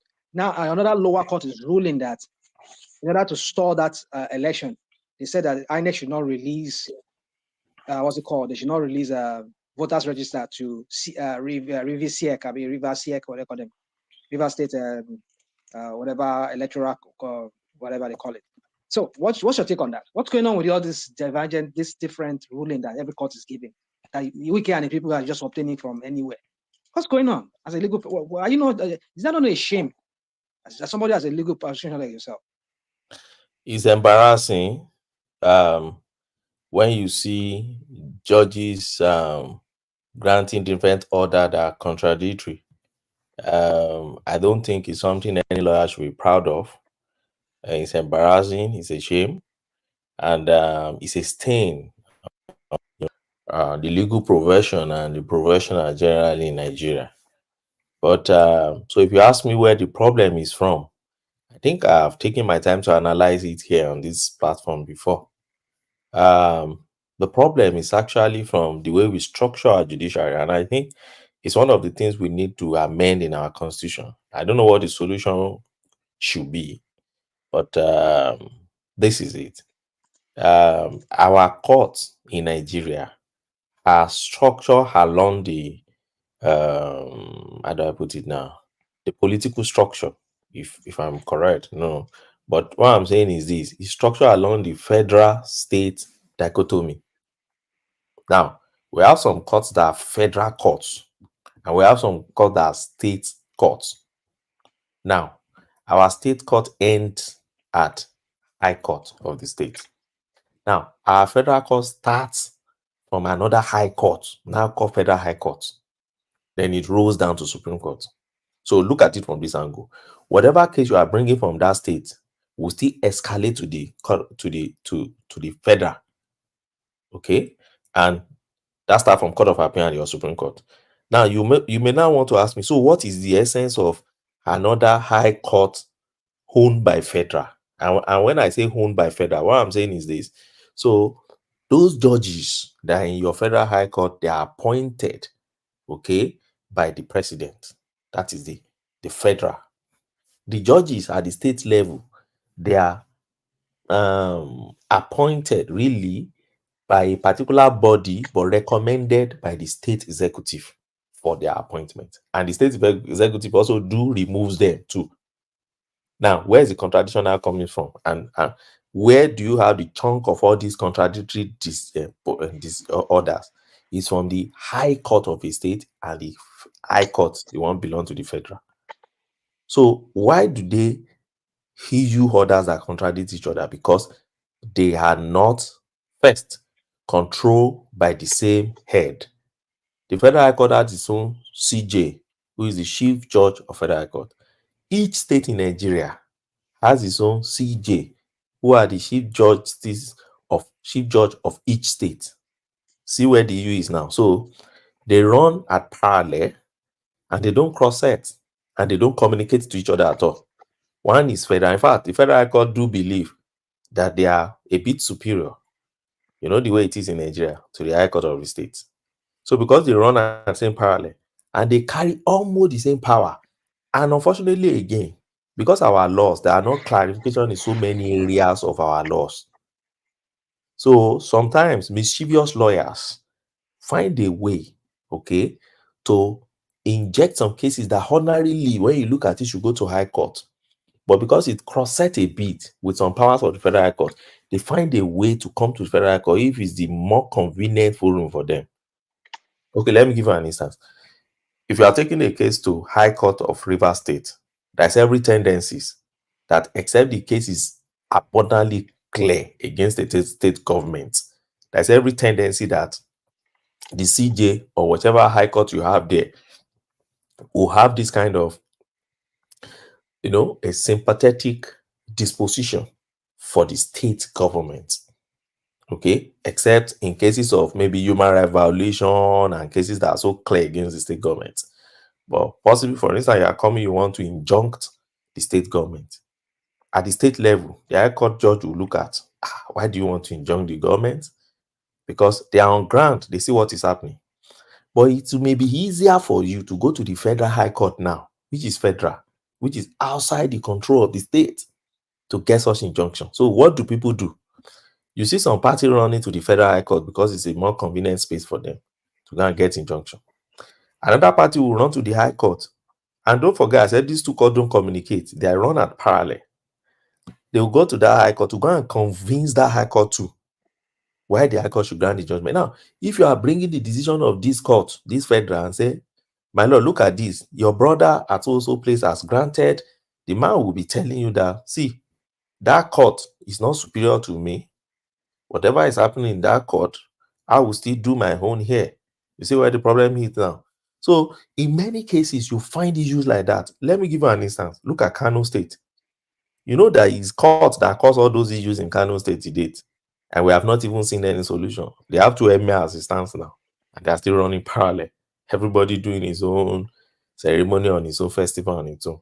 Why? Because a party went to Federal High Court. Another party went to the State High Court. During Ibori time, same thing. One went to Asaba, another one went to Kaduna.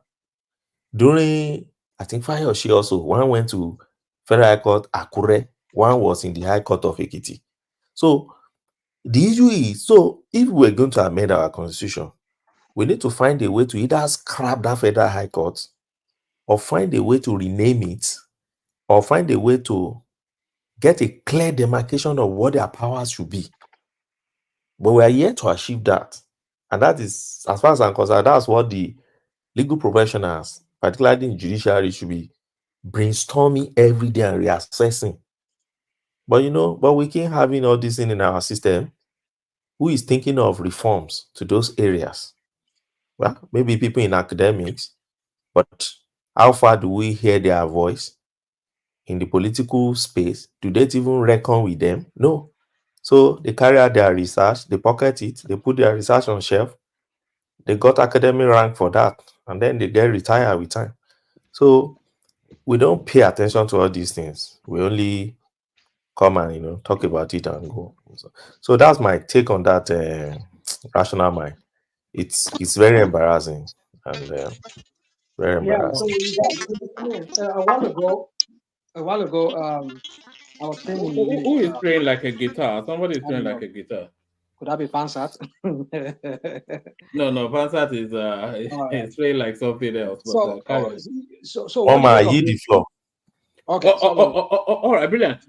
Make that comment, and then from that comment, we hear from Larry, and then Prince Daddy. Ajande Koko still not spoken, of course. But he started with us. So real quick, anybody can take that question after. I mean, it's a question or more like a position I want to throw out.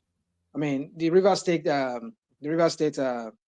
Electoral Commission said they've not given the voters registered to the Rivers SIEC. I mean, I don't know, maybe local government arm of the Rivers State Electoral Commission. So, but the question is, what does that even mean? That INEC has to give INEC resident, River State resident electoral commissioner has not given the River State, River SIEC their own. What does that even mean? Can somebody even explain that to me? What's going on here? We didn't hear this happen in what's it called? Imo State, in Kwara State, where they all did their election. I mean, why? What's going on? And Tinubu is officiating all of this thing. I mean, Tinubu. Tinubu is allowing all these things to go on. I mean, because this is manipulation of Wike. He doesn't want that guy to conduct that election. And despite what the Supreme Court has said, that they gave everybody three months so that they get their crap together before the River State. I mean, before each local government will be autonomous on their own. So who wants to take that? Anybody can take it. Yeah, rational mind. So the thing is this: everybody has interest, right? You know, you won't blame Wike and his group too. They also have interest. So, and you know, you can't even. What exactly has really been happening across all the states? You said, oh, yeah, Tinubu has done his best, you know, in terms of autonomy for them, financial autonomy. But what exactly have actually been happening? I'm telling you, it's not something that we're supposed to even encourage. Basically, what has been happening across all the states is just the governor just writing names. It's not like there's election anywhere. It happened everywhere. So everybody's just now doing their own thing. Like, okay, I think Kwara did their own. Everybody's just doing their own. And I think at this point, they are supposed to go to a point where people will be able to challenge that, right? Because it's gotten to that point where nobody even cares again, right? Because it's the whole thing of this financial autonomy is to like, okay, fine, it's gonna allow those guys to be able to at least have access to their money and they will be able to do something. But what have you seen? So what we've seen is just that these governors, when they saw that they couldn't even hijack that other process, so they now basically they don't even care, right? It's just basically all of them just come in and you just write names, and even where there's no election, and it's really crazy. And that's where, for me, all these media people that shout and you know, that's where I think they need to be active. I've not even seen one state in Nigeria that it's at least that has the conscience to be able to do the right thing, right? So what is going to happen in Rivers is just basically, you know, the normal thing. So he's also going to write the names of people he wants, right? And I think his people went to APP, basically kind of like just writes the name of those people he wants. And it's more like, yeah, everybody's doing it, let me do my own. So that's not the conversation I think we are supposed to be having, right? Like, oh, let him do his own too. Everybody is doing it, right? Because everybody is stealing. Then we need to like, okay, he should just go and do his own, steal his own too. Until we have that situation where we have even the media, you know, they have the conscience to be able to ask the right questions. You may not like Wike, you may not like any of those guys, but the bottom line is these guys are just basically, you know, this is the resources of the state. So what's the whole essence of you saying all those shenanigans, you're spending billions for election, when at the end of the day, it's just going to be somebody who writes names? Look at what happened in Imo. You know, it's that one is not even, they didn't even do anything. It's just, you know, don't disturb people now. What's the whole essence of disturbing people to say, oh, you've earmarked so billion for election? Which election now? Why not just in governor's office? Go and do the normal writing and at least use that money that you use in all those things for something else. For me, I don't even take all those guys serious until probably National Assembly can come up with something different where probably, you know, if they can actually get, if it's going to be INEC or anything they want to do, you know, because the whole thing is, even if you know, what we were looking at is probably we have more people that are competent, you know, going into that space, being local government chairman. But what exactly has actually been happening is just, even if that is Agbero or anybody, if governor believes that this is who I want, he just basically just write names. I'm still waiting till I see one of the governor that has the conscience to be able to do the right thing. But unfortunately, I've not even seen any. So, and I see a lot of people kind of like, because... No, Larry, for your information, El-Rufai did it too. And that was then. And he lost like about 6 local government to PDP or 8 local government. After El-Rufai kind of like did some electronic, and electronic voting machine. Yeah, it's good, and those are things that I think the media should focus on. Not these, wicked this, wicked that. For me personally, I don't even take all the media in Nigeria serious, because I see them every media, all those media in Nigeria, they are nothing less than normal blogs. They don't do any work. They work for the politician now. Politicians own all those media organizations. I understand. And that when people take them serious, and I'm like, oh, Arise, oh, channels, oh, these are, somebody would, to the point that they don't even fact check things. They just go on internet. What is the latest? Oh, everybody, it's this mob mentality. Until we have people that are able to ask the right questions, we can't have a country like that. Because we are talking about financial autonomy, we are talking about how do we have a country. And sometimes when I even see people that I think are supposed to ask the right question, right? Probably because of personal interest in this, you don't like this. They said, oh, let these people do his own. Everybody start doing it. So we still have a long way to go in that country. Because you can't talk about development without developing the local government. And with this, so it's just basically they are looking for a way to counter whatsoever thing that we are going to achieve without financial autonomy. Because at the end of the day, when you put your boys there, so can they challenge you? Can they even do the right thing for the people? Is it pro people or pro whoever the governor is? So for me, if that makes him to do the right thing, I'm telling you, they need to just sit down, let everybody participate. At least let's have a state. If it's just one state that can do the right thing, because the moment you do the right thing, then that means that state is going to enjoy. That means it's not going to be another department of the state government. I want to see if we can actually have a single state that does the right thing. Then let's see if there's going to be development coming from that state. So for me, I know what he wants to do. He does, he will go ahead at the end of the day, write the name of his own people. I've seen people talk about, oh, he wants to build his own structure. He wants to build this. So is it all about building their own structure or allowing justice, allowing people to participate?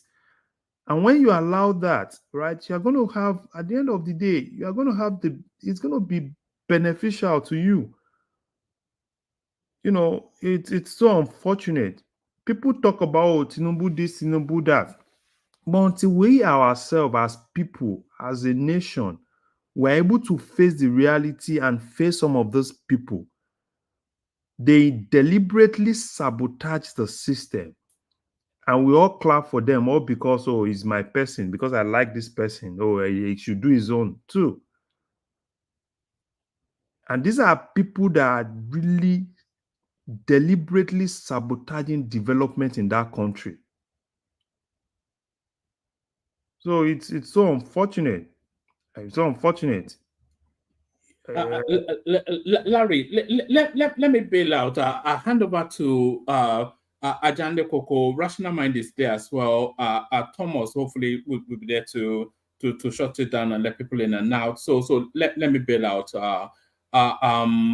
Prince that is still to speak. Ajande Koko not spoken yet. I'm not sure. I think Kulata still not really had the floor. So just arrange the conversations among yourself. Rational Mind.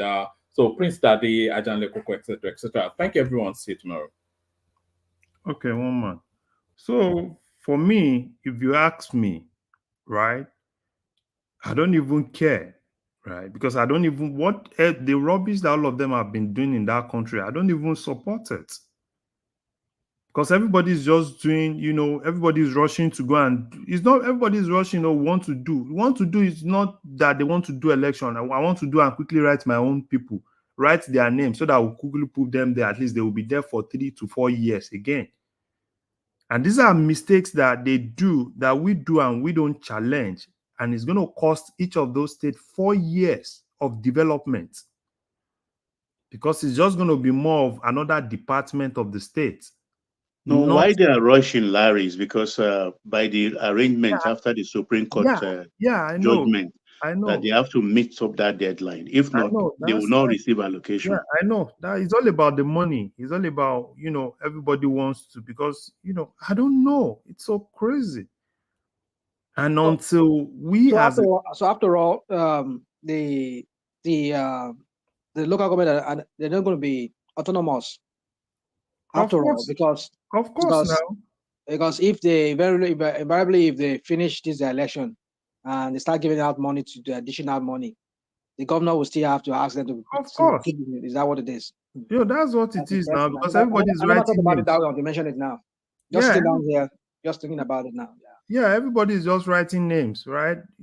Put your name. But there will be a point. There will be a Fubara and there will be a Wike at the local government level too. There will be some areas they will go against the governor. No, the thing, right?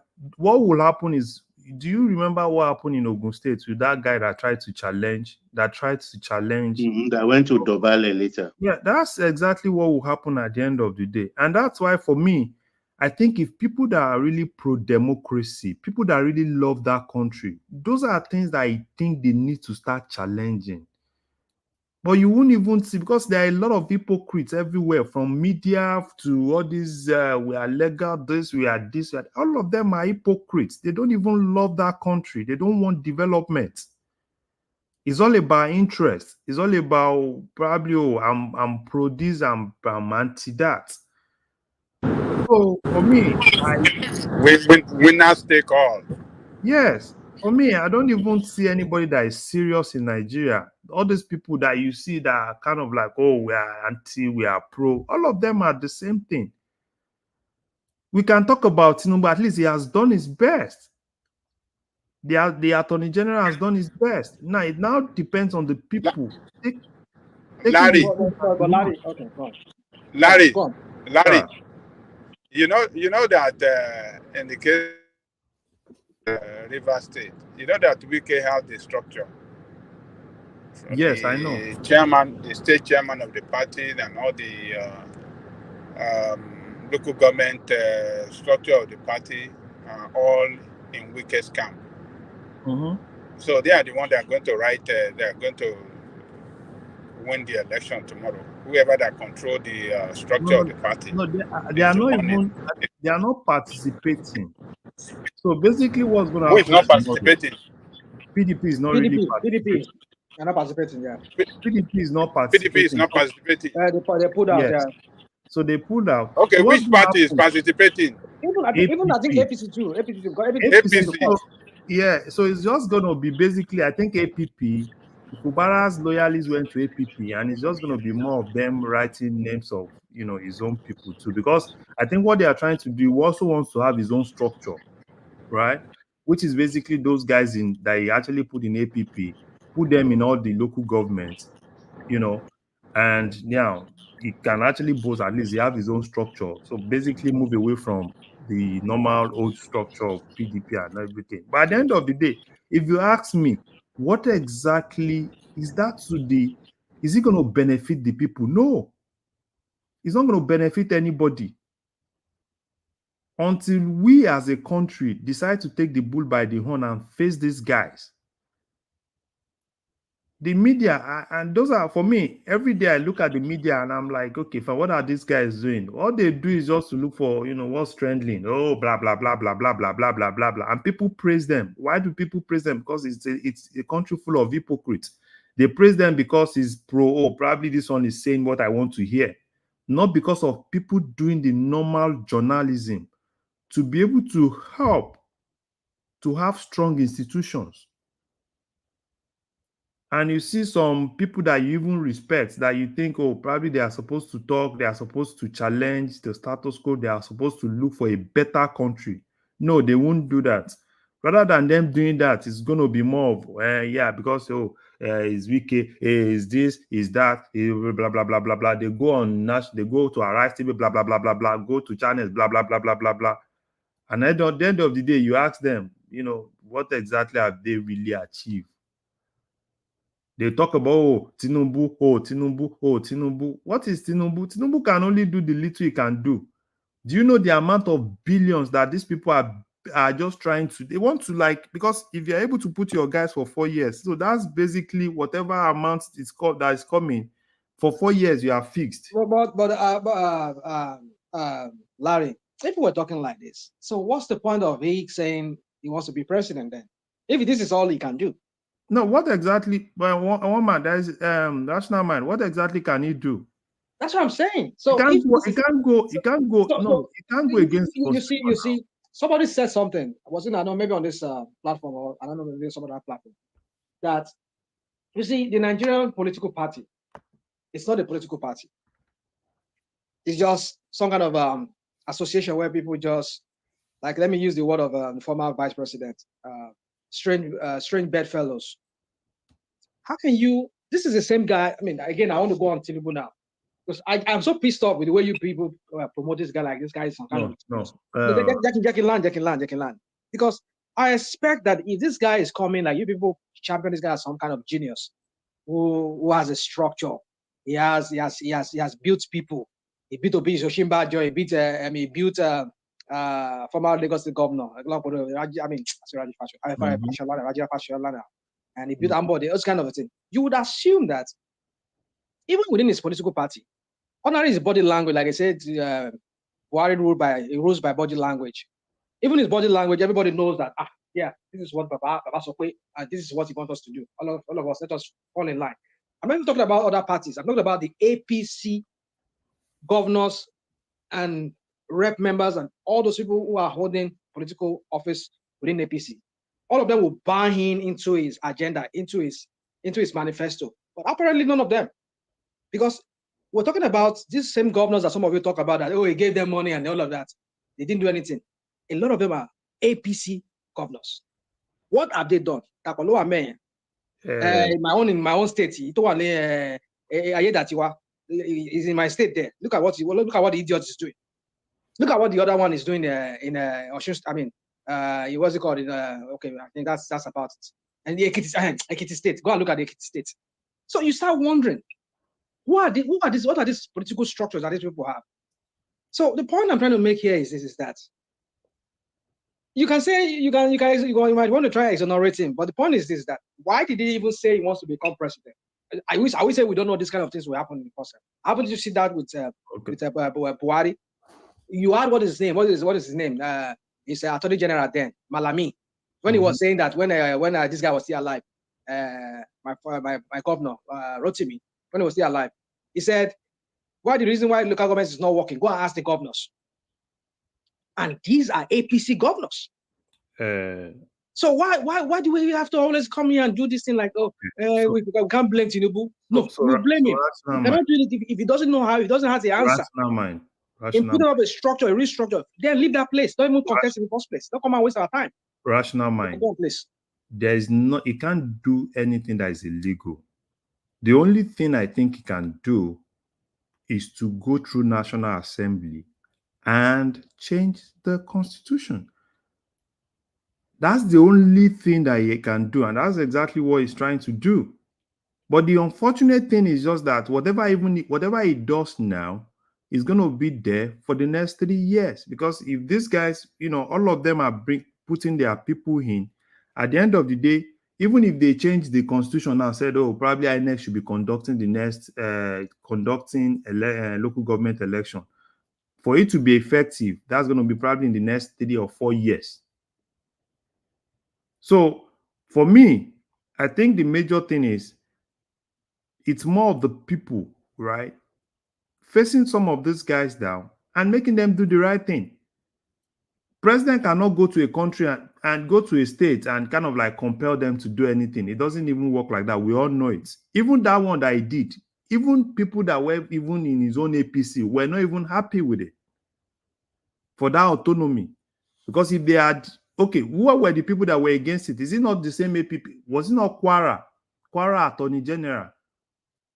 That was one of the people that were in Supreme Court to challenge it. So for me, I don't even, it's not, I think the only thing I know he can do is to influence things through the National Assembly, which they are trying to do. And if they can succeed, fine. People will still, the status quo will still be there for 3 to 4 years. Now it will now get to a point where if people are not able to get it right through the election, then you can get it right through making those people, whoever they put there, accountable. At least I've seen some local government during the weekend. I was watching the internet. I saw a local government in Lagos, Shomolu. As in, I was like, wow, if local government chairman can, he was showcasing things that he has done. And I'm like, okay, fine. Probably if we can actually have 50% of local governments in Nigeria doing at least half of what they think they can actually do, at least there will be some impact. Not this issue of what some of these governors do. Even when you tell them, oh, don't, they have a way, they threaten some of those guys. They use the back to go and give them back money. But and it's another thing they can also do is to make it, if EFCC is able to do their job, because some of those local government chairmen, they don't even have autonomy, do their job and ensure they track with NFIU, track all the money, force those guys. You mean immunity? They don't have immunity. Yeah, they don't have immunity. So face them down. Let the governor, even if they lie, let them put their wife, let them put their children. But ensure that you monitor that money. They can put anything because Tinubu cannot even if you say, oh, don't put, what can the president do? So now I think the major thing is to have institutions that are ready to do their job, not this one that EFCC is doing, going from school to school, disturbing students. Oh, we go to this hostel, we go to this. For me, EFCC is just as useless as anything because they've not even achieved anything. There are a lot of high profile, all these big guys that have stolen a lot. But what you see EFCC doing every day is if they are not in OAU hostel today, they will be in UI hostel tomorrow. Chasing all the students here and there, like, oh, we've got also Yahoo boy, all those unnecessary things that they're actually doing. So that's where I feel they can phase it down, where I think Tinubu can come in if those institutions are able to do their thing, ensure that, okay, they all have their own individual accounts. There is a way they should be able to track everything that goes into the account, everything that leaves the account. And those guys should also be able to at least whatever they've done with the money, they should be able to account for it. So that's what I think. And if it needs you to arrest some of those guys, you can't take, for instance, now, if you have like 10 billion going into the local government accounts and probably you move like 5 billion. The following morning, before you even know, they should come and pick him and go and put him in somewhere in EFCC office in Abuja. Let the governor now come out and challenge, oh, why did you pick it? And then let's see. That's what I just see in all those things, not all these, because it's for me, I've seen it, I'm like, okay, at the point I asked myself, what's the whole essence of all those things? They'll just tell you, oh, ask those people, how much are they even marking for those elections? Billions. Another way of stealing money, they just they tell you, oh, local government election, they spend 100 billion, they've spent also billion. And at the end of the day, why are you wasting your time? Tell people, okay, don't worry, these are people I want to put them. I don't even care. The bottom line is let them just do the right thing and be accountable for whatsoever. Don't even waste that money, that billion, in conducting rubbish that that it's just doing it for doing its sake. Well, you see, the thing is, Larry, for me, it's I just think Tinubu needs to call Wike's excesses, because when he was a governor, nobody dares do what he is doing right now. Whoever gave him the structure then, Mama Peace, or was it Jonathan that gave him the structure that brought him in? They never said, okay, for that reason, we're going to like make it governable for you because you did not give us certain percentage, or you were not trying to turn the old structure into your own structure. We gave you the structure. Jonathan's wife or Jonathan never said it's our structure. But then suddenly you find yourself there, you build a structure for yourself, and you let somebody become, and then you want to control him. You see, I understand what Tinubu. You see, well, that's what I'm saying. Tinubu himself is not. You cannot exonerate him from all this crap, because a sitting governor is being distracted from doing his work, because he always have to wonder what's the next move by these criminals that he has been elected with. Because if you have to wonder every day, what is the next move? Are they going to impeach me? Or are they going to pull out some kind of injunction from the thin air and say I'm no longer a governor? You just have to wonder. And yeah, he has to be on top of his game. He himself has to continue scheming. In the process of scheming, Rashomai, you talked about Fubara. Fubara, yeah, we're talking about Fubara. Yeah. Yeah, but Fubara himself, how did he get there in the first place? Come on, dude. Let's not do. How did he get there? We understand how he get there. If he got there through hook or crook, we'll get it. But at least he is the governor. I mean, even the Supreme Court confirmed it, or whatever court confirmed it, even though it was through some kind of back door. But the point is that he is the governor. Let the guy breathe. Let the guy do his work. But no. But you guys are not looking at it. No, I can't look at it that way. If you sign a contract, if you make a deal, each and every person knows the deal in which sign the contract they got and into. give out the money that belongs to River State people and give it to this idiot. I don't know about what money they're giving out, but my point here is that look, Fubara did not come. How can you have a governor that is a puppet? How can you have a governor that is a puppet? That somebody has to. Well, it happens. It happens all the time. Well, I'm not even concerned about Fubara, but let me say this. Listen. This is what I was telling one man. We all never agree. That is why we never move forward in that country. When we think like this. No, let me land my point. So, see, Rational Might, in regards to the state itself, the Nigerian state itself, you make it sound like Tinubu carries around a magic wand. And because it's the president, it can just wave the wand and everything will fall in place, in line, and things will work perfectly. I don't know why you're being delusional about it.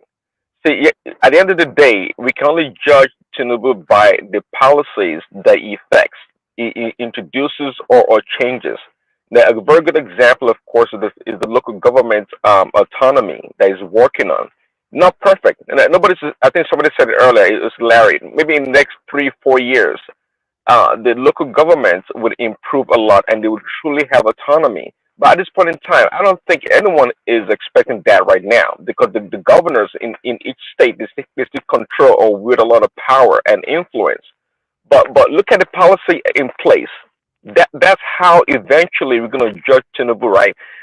Okay, quote unquote, it removed the subsidy, also the fuel subsidy. Now, that's also a policy, even though it's caused a lot of hardship right now in the Nigerian space. But if you look at it, it shouldn't be the case, because corruption, as they say, is fighting back, and there's always going to be opposition or resistance. It's natural in everything for resistance to occur if you're trying to make a change or going against the force. So instead of you pretending like Tinubu is such a magician, why don't you just like focus on things that he's doing that is right? Even in America where you live, you make it sound like the president can just wake up and do whatever he wants to do. It don't work that way. Of course, if you are in a military regime or a theocracy or some other kind of a government, then that'd be okay. But in the democracy that we see we're running, I'm not sure why you're so surprised about how things are being done. Why they're moving so slowly, and now people are opposing and resisting. Prince Daddy, here we go again with this rhetorics. Oh, when the boo-boo was there, oh, corruption is fighting back. The idiot did 8 years, wasted 8 years of our life. And look at where Nigerians are today. Your man, your boy, what's the name? Tinubu got there. Certain words. Don't get triggered, please. That's just my way of. No. I know you now. Okay, what is it? Go on. See, what is it? Something gone? Yeah, you know the problem that a lot of people don't understand. That rivers that we are talking about, I'm telling you, is the same thing for 4 years, and that's what pains me a lot. Right? It's going to be politics from day 1 to day Z. Because everybody will still, and do you know what has actually happened in Rivers? Rivers is, I know you guys were talking about the judiciary. The number of injunctions that have come out from, it's more like, okay, Wike is collecting his own from Abuja, Fubara is collecting his own from Rivers. They basically kind of like, bastardized the whole judiciary and it's coming from Rivers. For me, I would want Fubara, right, to be that person, that is able to do things. I don't want to wake up every day and say, oh, Rivers, oh, Wike, oh, Fubara, oh. Fubara can make Wike irrelevant if we focus on doing things that for the people. It will make Wike irrelevant. It will just be Wike comparing my project with this guy's project. Because that's not exactly what is happening. Everything is all about Wike wants to take hold of his own structure. Fubara also wants to take hold of his own structure. And that's exactly what's going to happen for 4 years. Now we're actually like close to 1.5 years. And after when they started, they started every day. I've not even seen one major milestones that, that has actually come out from Rivers. I need to be very candid with you. And Rivers has the capacity to do a whole lot of things. So if they continue with all these things, because everybody is just playing games, right? They turn it to chess game. Fubara will bring his own, Wike will bring his own. And for me, that's not even what I want to hear from that place. Because that state is one of the key states, right? In terms of they have the revenue. So they can actually go at par, even with Lagos, heads down. But Larry, there's something you're failing to understand. What? This is it. As a governor is being threatened because, Prince Daddy said, somebody brought him there suddenly because he felt, I don't want to become a puppet to you anymore. I want to be a governor of my own, and so therefore I will not be answerable to you anymore. The guy said, okay, you go see him. And every day he has to be threatened either with impeachment, the structures being taken away from him, namely the local government chairman will not be answerable to him anymore. And you know how it runs. The way the whole governance system is set up for now in Nigeria is the governor walking through the local government. In fact, the governor hijacking the responsibility of the local government. So when you don't have a local government chairman that is cooperating with you, how will you be able to deliver? That's it. So hold on, let me learn. Okay. And so the kind of Nigeria. I mean, you saw that what played out in Edo State recently, where despite people saw the misery that APC has brought upon Nigeria, either by hook or by crook, APC got themselves into governorship. People say people were bought. There was rumors that people were bought with money. And that is what is playing out in Rivers State. This guy has money. Wike has the money to spend, to buy whatever he's going to buy. And these are the same people that are probably, they'll be seeing what this guy is doing. Now, this guy is doing good. He's doing everything. But Nigerians don't go by what is good. Now, who can spend money and give them money?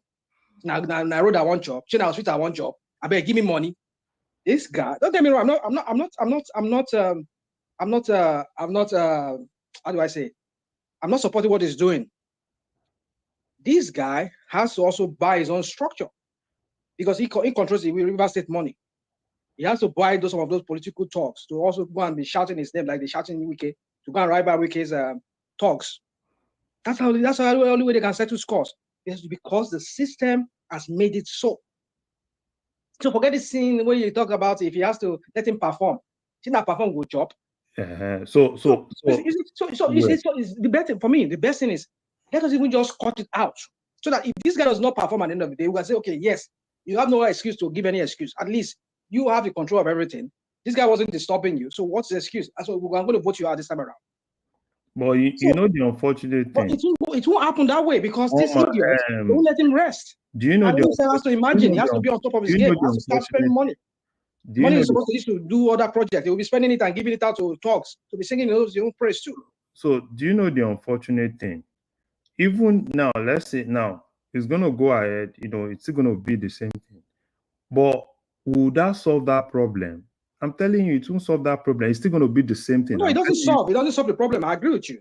It will still gonna be the same thing till 2027.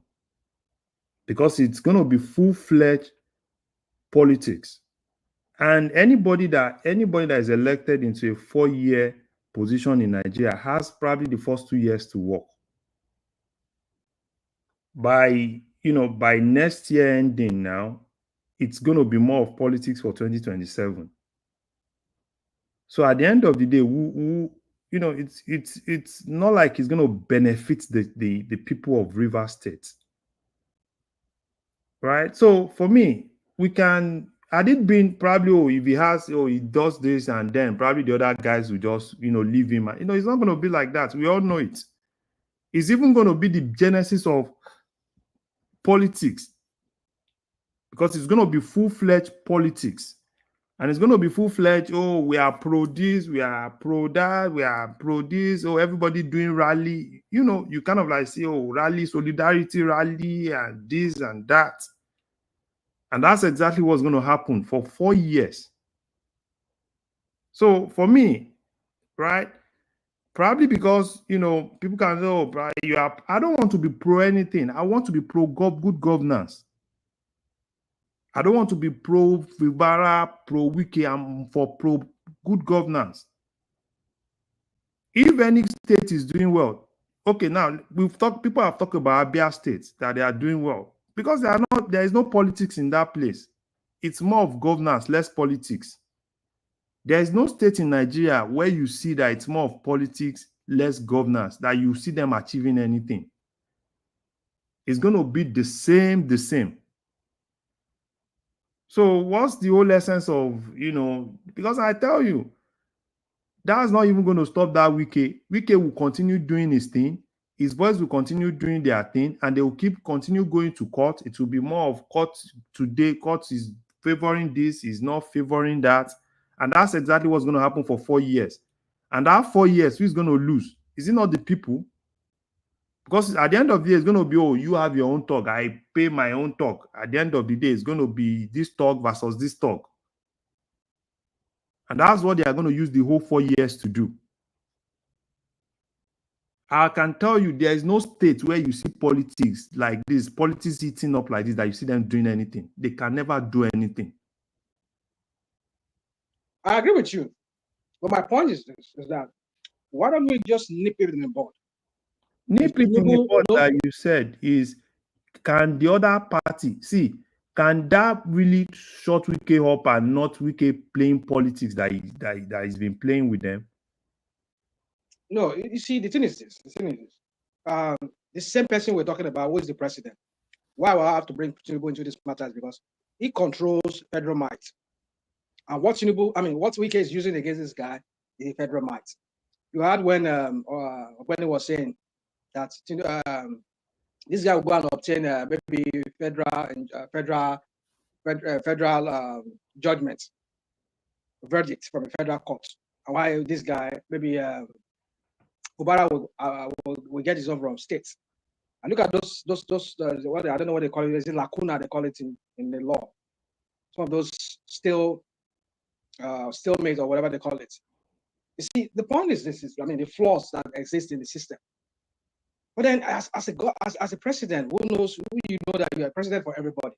You will not let somebody because of his own self, because he himself is so selfish as a man, because he wants Wike to control Rivers State so that against 2027. And now everybody, you know the. So you see what you see. I don't know why people don't still get it. See, You cannot have a selfish man heading a country and you be telling me it's all politics. Not politics. This is mind. talking about people's life.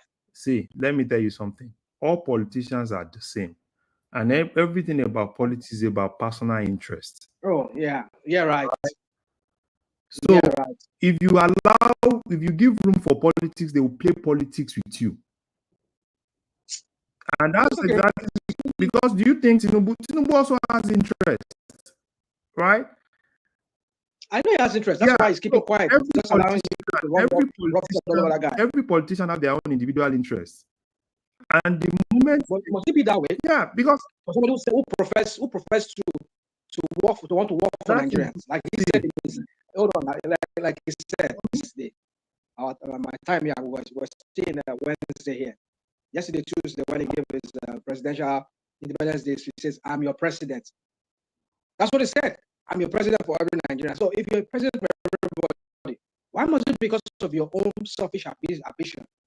Because you wanted River State people, just because one idiot who works for you, who you want to use to rig that place for yourself, or want him to continue having a structure so that he can get you in again, and then you will make this guy just waste 4 years of that stupid existence, and then nothing to show for it. That's my point. That's what you're not getting. But I understand what you're saying. That it's all politics. It should not be all politics. Do you know something? You see when I come here, when these are just one of the reasons. I will never be at peace with that guy. Rational mind. There's no way you guys will sell him to me. I've weighed him on the scale. That guy is found deficient, wanting. Probably if you know me very I'll never be at peace with him. I don't sell people, right? But for me, if I were Fubara, if you ask me, what exactly is that thing that I would have done? I would have, that time that Tinubu called all of them to settle, right? At that point, I would have put out what I want, right? Not Tinubu and his group handing things over to them, to him and his own group. And at that point, if that is going to resolve things, then let me focus. At least one of the things that they were able to agree that there will be nothing like impeachment, right? So if you're able to strike, at least get something, get a deal at that point that can help you to focus. Because I can tell you, people can, everything about Nigeria is all about, this and that. Everything is all about 2027, and which is part of what I don't even like about the whole thing about Nigeria. Because immediately somebody gets there, he start thinking about, he's not even spent a year, start thinking of 2027. Now, it is still going to be the same thing. They will fight. This one is this one will be that. And that's exactly what will happen for the whole 4 years. It's even going to get hotter by next year. Because at that point, probably Wike will have probably want another person. Fubara wants So it's going to be war for war in Rivers. And who are the people to suffer? Do you think all these people that are shouting pro, anti, pro Wike, pro this are the people to suffer? It's the people of Rivers that will suffer. All these people doing pro, we are pro for you, we are anti for you. Wike is paying them now. Fubara is also paying them. All this rally, because it's going to be more of rally and solidarity rally and all those things, and everybody blah blah blah blah. That's exactly what's going to happen. But then, Larry, I get what you're saying, but you see, I know I might sound naive because I sound too naive when I. It's just because for me, I don't think we should. Again, I think I'll keep repeating myself. I don't think we should waste our people's life just because of our selfish ambition. But I get it. That's what it is. It is what it is. But it should not be what it is. It should not be what it is. Because if you say you are there to come and serve the people, because invariably, if people's life, 4 years of people's life is wasted because you're seeking to be re-elected back, because if you want to use that guy's structure because the current guy, because if he's not serving his master anymore, it means that you might not get the structure for you to win that area in 2027. So the guy that brought you in the first place, let me continue working with him. And if it means that he has to frustrate the guy that is there, and if the guy cannot concentrate on governance because he has to always be on the guard, so that he doesn't get impeached or he doesn't get something happen to him while he's still in office, unknown to him. So he himself is not going to be gullible. So why can't you look at it from that point of view and say, Wike, you know what? Just let this guy do his work, do your arrangement, get your structure. I mean, but no, he'll never do that. All he wants to do is continue to just fold his arm and let Wike run roughshod all over that guy. No. So I think that's my point. That's the point. But I get it. You know what happened? I think that time that he kind of like called them. I hear you when you said that. You said that. He called all the leaders, and that's where I feel the leaders. Because this is more like me and you, we are fighting, and they are calling us for settlement. Okay. I'm not just going for that settlement because I have one or two things, because it's more of Chelsea game, so that at least I want to go and get a 50-50 bargain, right? And I need to prepare in order to come to the table with you, and we have a 50-50 bargain, so that at the end of the day, at least everybody will be happy. There will be peace. And the unfortunate thing, because Wike is playing a lot of politics in that place, but the unfortunate scenario is just that Wike is also working in Abuja. At least if you talk about Abuja today, there is nobody in Abuja that won't say Wike is working. So he's basically doing his own work while he's also playing politics. Every day Wike is opening places up in Abuja. Larry, I get you. You've said it many times, and I get you. You see, let me say this. The only thing I agree with you again is when you said, which I'm not privy to, I don't know how far, because we only had it after they came out from Abuja, that when Tinubu called them, why didn't he also give his own condition for agreeing or accepting whatever would be? It seems like they just, because like later somebody was making, a lot of people were making that comment from Rivers State. So they tricked him to go to Abuja and go and sign that thing. And when he came back, listen, this is what happened. When he came back, they didn't trick him. Odili was in that meeting.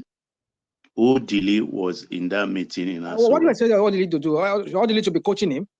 So that why not? He's a godfather of Rivers politics, isn't he? Well, I don't know. I don't know of that. Well, I don't know. But like you said, he should, maybe as a godfather, he should be able to direct him as to, okay, why don't you give them your own condition for settling this whole thing? But I don't know. That's why I said I don't know what happened, because a lot of things happen so quick, and then I don't know what happened. Like I agree with you, but he should have. If he never did, then that was his fault. So the only thing I see here, Baba Johnny, the only thing I see here is that when he came back, this guy was still fomenting trouble. They were still fomenting trouble for him. And that was why he had to, like, okay, this guy is like, you guys don't want to, you don't just want to, it's like, that thing is just like, we didn't really agree there. And that was when he started again with them. And he now had to say, oh, he was the one. One man. I said one man, rational mind. You know what happened? When he got to Abuja, he agreed, right? It was when he got home that, those people were like, no, this thing is against you. It's not for you. This is skewed towards the other side.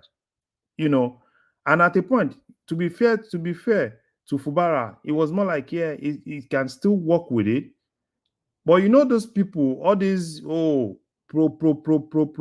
oh, no, we won't agree. No, don't agree. No, see, that's the problem. For me, if you ask me, that's the best chance he has.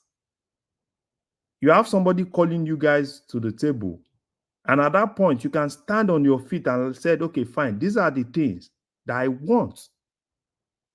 So it's not going to be winners take it all. It's going to be more of bargaining. You reduce from your side, I reduce from my side. At the end of the day, we'll meet at the middle. And meeting at the middle means that you'll be able to focus on your normal governance and leave all these shenanigans that the two of them are actually doing.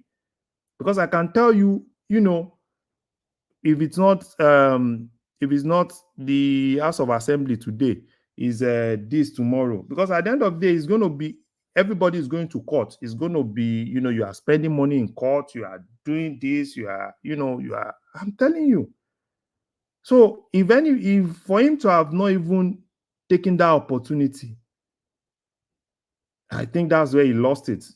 But some people that are really more of, yeah, he needs to have his own structure. He shouldn't listen to the president. He shouldn't do this. Do that. It's for their own selfish interest, not because they like that state. We are talking about Lagos today. Even Lagos today, there's a lot of politics that go on in Lagos. People say, oh, the governor of Lagos is too gentle, because most times he doesn't even play that politics. Now, the politics in Lagos now is who is going to succeed him. And he doesn't even care. He's not even looking at that. There's a lot of politics going on in Lagos. Some people are trying to, Hamzat is trying to contest. There are a lot of interest. So for me, people can say whatsoever they want to say. I feel that that particular time was supposed to be the best opportunity that he has, at least to have a 50-50 bargain. And with that 50-50 bargain, he can focus, politics will be focus more on doing things for his people. If he really likes his people, not all this, do this and fight and this and, they want to bomb this place, and I'm telling you, it's not the best. Even all these governors, all these we are pro, we are this, we are that.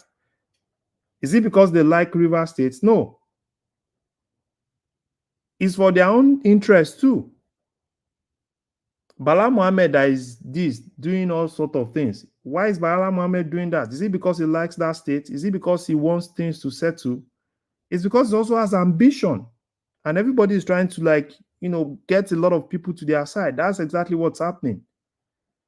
So at the end of the day, who suffers? At the end of the day, who suffers? Yeah, that's exactly what I'm saying. The Rivers people suffer.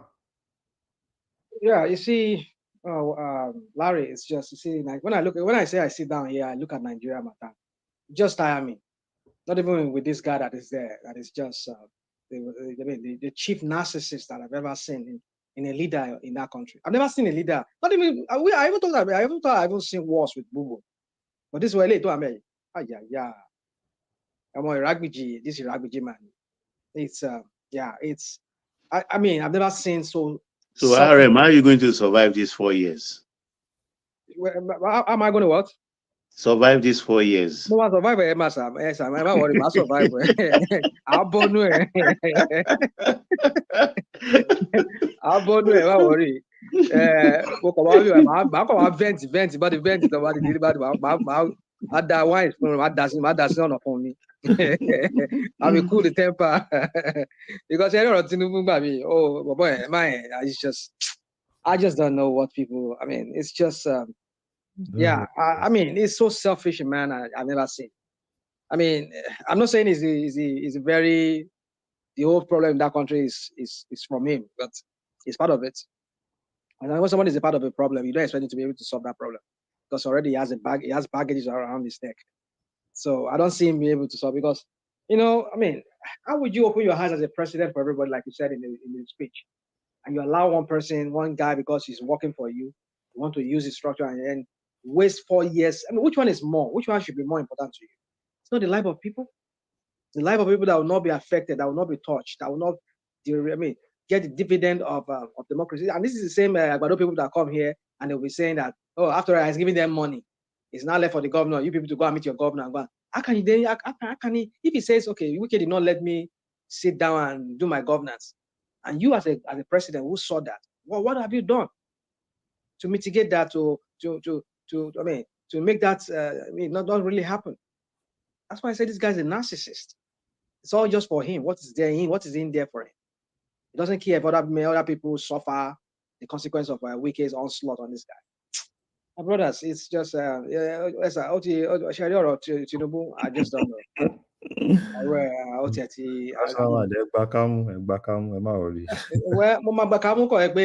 for me. I can't just bottle it up when I see all this crap going on. It's just. So I really hope they're able to really resolve. 4 years of people lying. I really hope they're really able to resolve things. If you look at that River State is it's on a decline itself. River State is it's. I saw some images coming out from that place. It just looks so terrible, very terrible. I don't even know what they're even boasting about the so-called road that they said it did. Look on call flyover, look on call flyover. You built flyover and then built some few meters of road, and it will carry all the whole camera people go there, and then you see that guy is. You see Wike is another criminal in his own rank. He will build flyover because those are just, they look more like things that stand out on the landmark. Oh, I built 20. You can use maybe 100 billion naira and build 20 flyover, and then with few meters of road in between them. And then how about the rest of those roads in between, from one flyover to another flyover? No, but that's you see.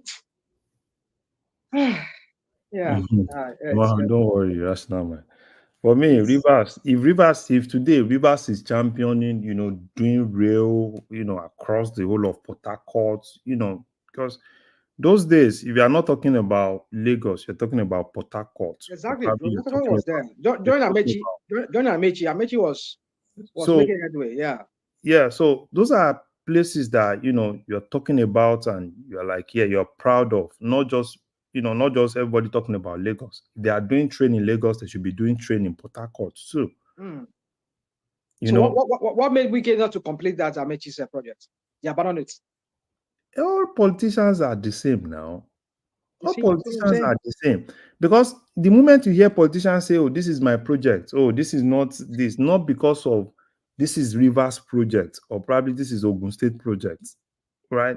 So it's going to still be the same thing. But me, I don't even care, right? Because we are talking about Lagos today. At least we can say they said they have master plan, and some of those master plan is okay. They want to build train, they want to build all those things. So someone else, places like Port Harcourt, that has the finance because they have the money.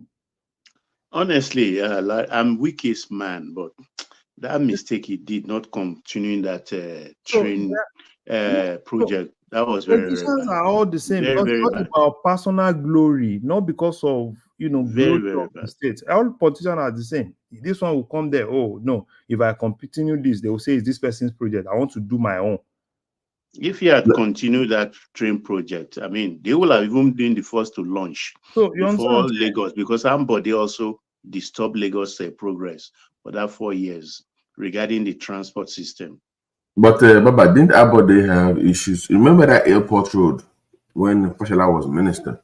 Yeah. And now Ambode wanted to build it, and the Fashola frustrated him until he kind of forced his hand through the media. And what happened was Fashola was like, say, let me get the approval from Aso Rock first, so that we can guarantee the payment later if you present because there is a federal road, and somebody wants to do it and then give them the bill later. So that was what he was telling somebody, that look, don't touch it yet. Let me get the approval so that you can get the money back. But somebody was in a hurry and came to the press and blew the whole thing up. Yeah, but what I'm saying is that even they were, but I'm saying that they were able to solve their problem behind the scenes because Lagos has this benefit of continuity in government. I mean, the same party ruling and conflict resolution. Even Ambode being a governor for one term, they kind of reconciled. I mean, he showed up for the train ceremony, the Red Line, I believe. So Lagos, unlike any other state in Nigeria, their local politics, you might not agree with their local politics, but they found a way around it where there's still this continuity in this so-called blue plan that they have. And they've been successful at doing that. I think that's what we need in other states. That way, you just don't show up. Like you rightly said, Ambode stalled the rail project for about 4 years. That got him removed, obviously.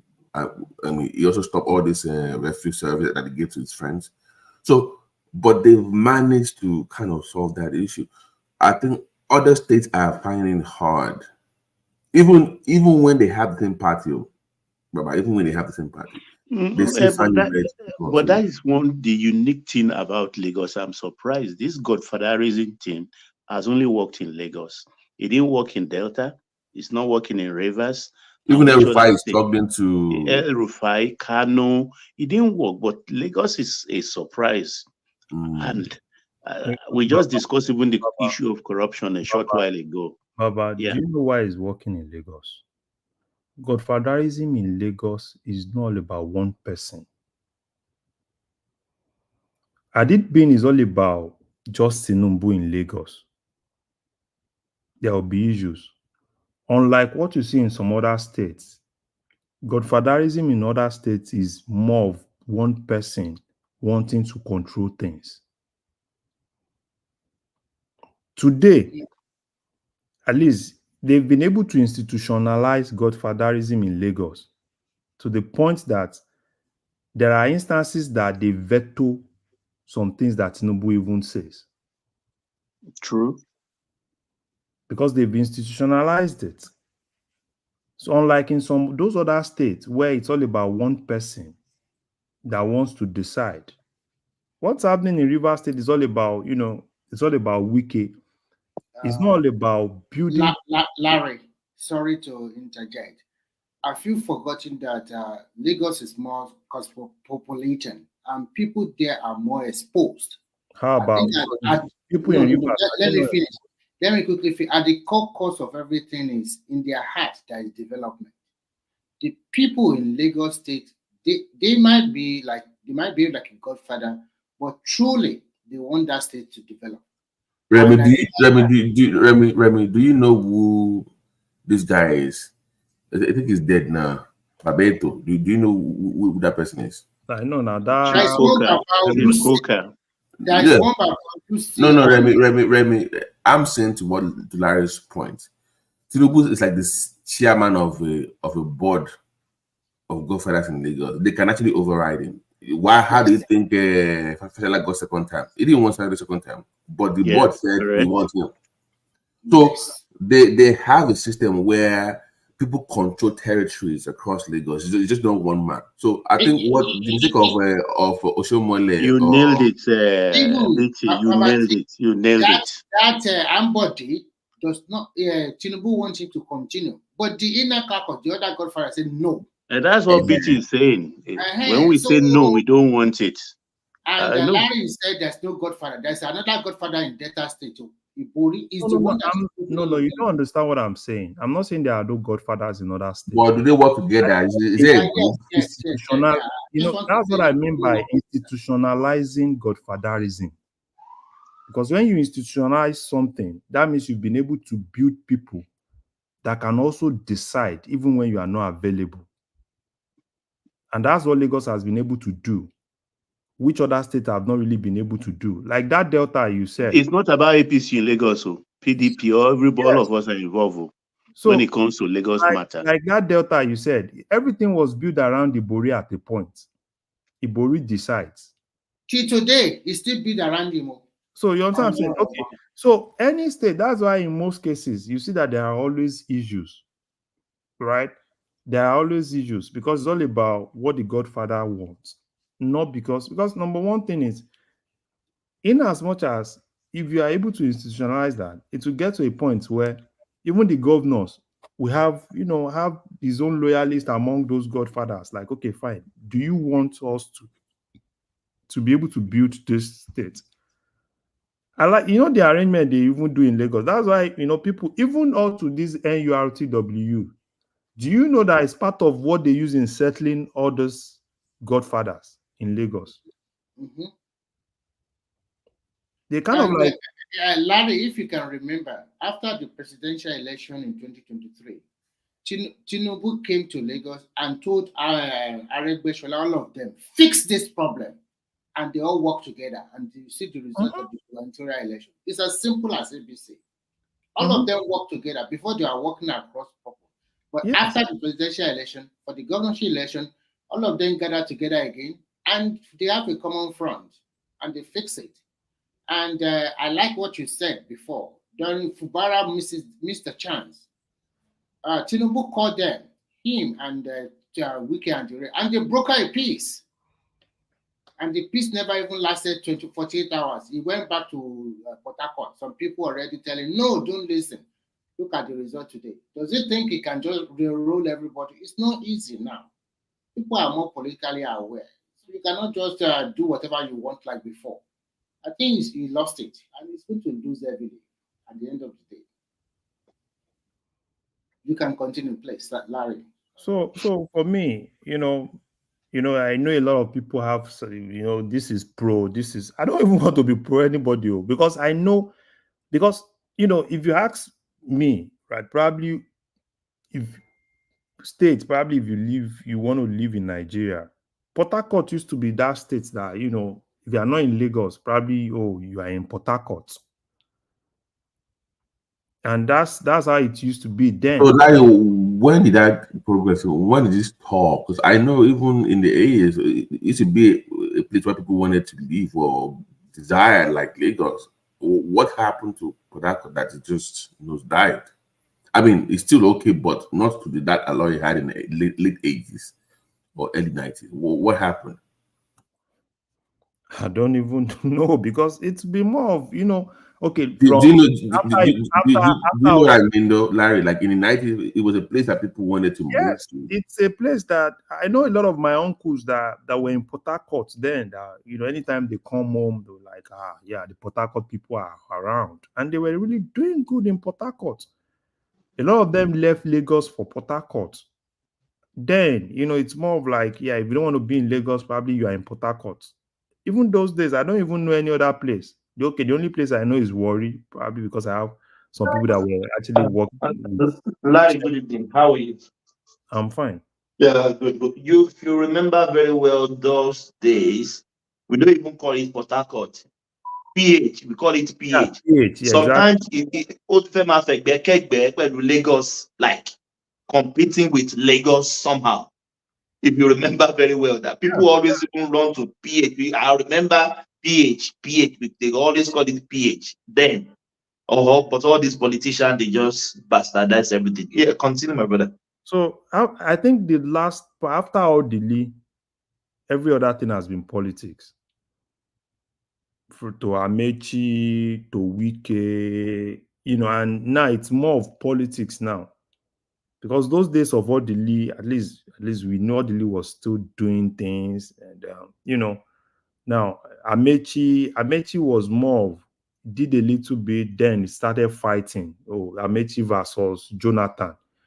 Amechi, and after that, after he left, then Wike came, Wike doing his own normal thing. Then Fubara now, which is what is going to happen for the next 4 years, and, probably in 2027, if Fubara doesn't win, probably a Wike person win, and they'll still continue.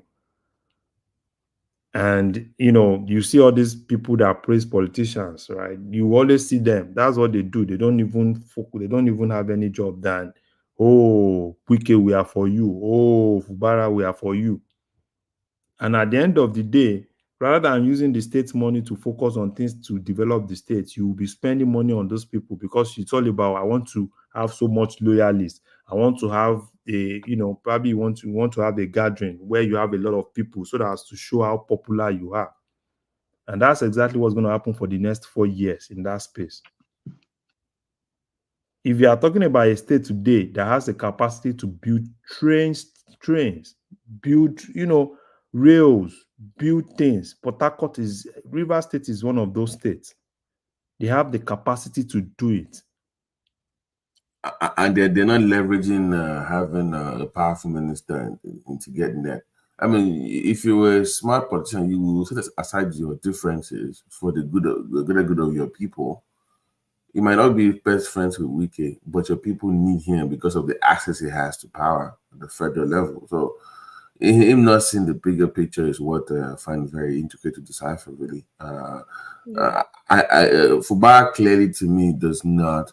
I think he's not a governor. I mean, I just don't. It doesn't come across as someone that is well informed. I mean, knowledgeable enough. I think it's one of those tools that you can use in the political space, but not in terms of policies and implementation of policies. I don't That was why think Wiki opted for him.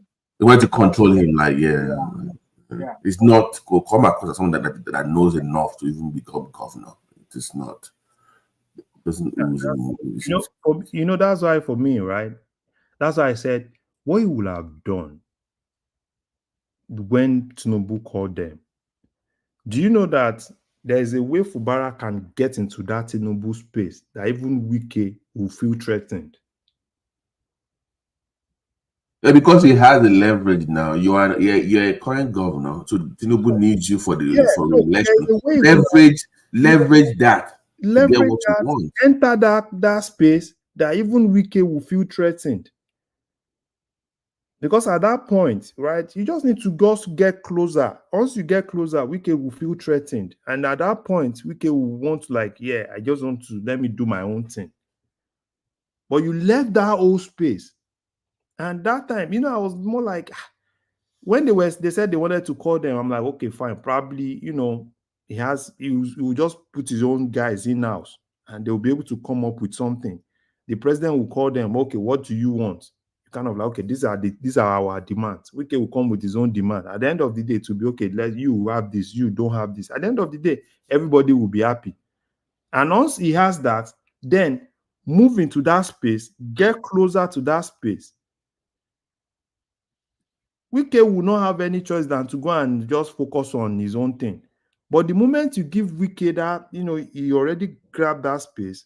Now you are far. Now Fubara is far. And he can't fight Wike by being far. He needs to be able to, Now, let me give you an example. How did this Ebonyi governor, was he able to really penetrate Buhari? Before he moved to APC, he was in PDP. Every other person was fighting Buhari, but he said something. He said, I would rather want to get closer for the benefit of my people. Because today in Southeast, in terms of how rich all the states are, Ebonyi is not, I think Ebonyi is kind of like within the lowest in Southeast. But he saw an opportunity and he keyed into it. And that really helped him in facilitating a lot of things from federal government to his state. Which is what, if you ask me, which is what I was actually expecting this guy. Because, sometimes it's not all about those buru people that will tell you, don't worry, just we will fight to finish. Fight to finish at what? At the detriment of the people. Because the moment you start fighting, that Wike will also continue fighting. Because his own people will continue fighting. And at that point, it's not even Wike, even some of the House of Rep members, Senate, they also has his own. So it will be all of them fighting against you. And he's also going to be using the influence of the presidency to fight against you. And which means that you will use everything to struggle to be able to meet up, struggle to be able to fight, struggle to be able to do everything. Fubara could just borrow books learn from Seyi Makinde's alliance with Tinubu. Seyi is PDP, right? Yeah, Seyi is PDP. So, but what could last, I think, was it not 2 days or 3 days ago, they compensated Seyi again. Tegbe, like they gave this, they gave him DG Nigeria-China relations. Was formerly in APC, he went to join Seyi in PDP. He lost this. He contested under PDP for senatorial for Senate. He lost, right? And now Is the guy Yoruba guy? Yeah, he's a Yoruba guy from Oyo State. Ah, okay. No, he's from Oyo State. I think he's from Ibadan, either Ibadan or Okeogun. No, it's not from Ibadan. It's from Shaki area. I know it's from those side. I don't know. It contested against him for the gubernatorial of Oyo State. I think it's a PDP guy. And but last election, he went for Senate. I think he lost. He lost. I think probably they are preparing him for APC against Adelabu for another APC. No. No. That one they don't really like him in the battle. No, they kick Teslim out. Teslim is not part of their caucus now, so they kicked him out. It's not. They don't really like him like that in Oyo State politics. So this Adelabu, because of that name, it's like 50-50 chance for him, but probably he has a better chance than Teslim to become. So are you people saying that Oyo State might go to APC in the next election? I'm guarantee. Go and write it down. Okay.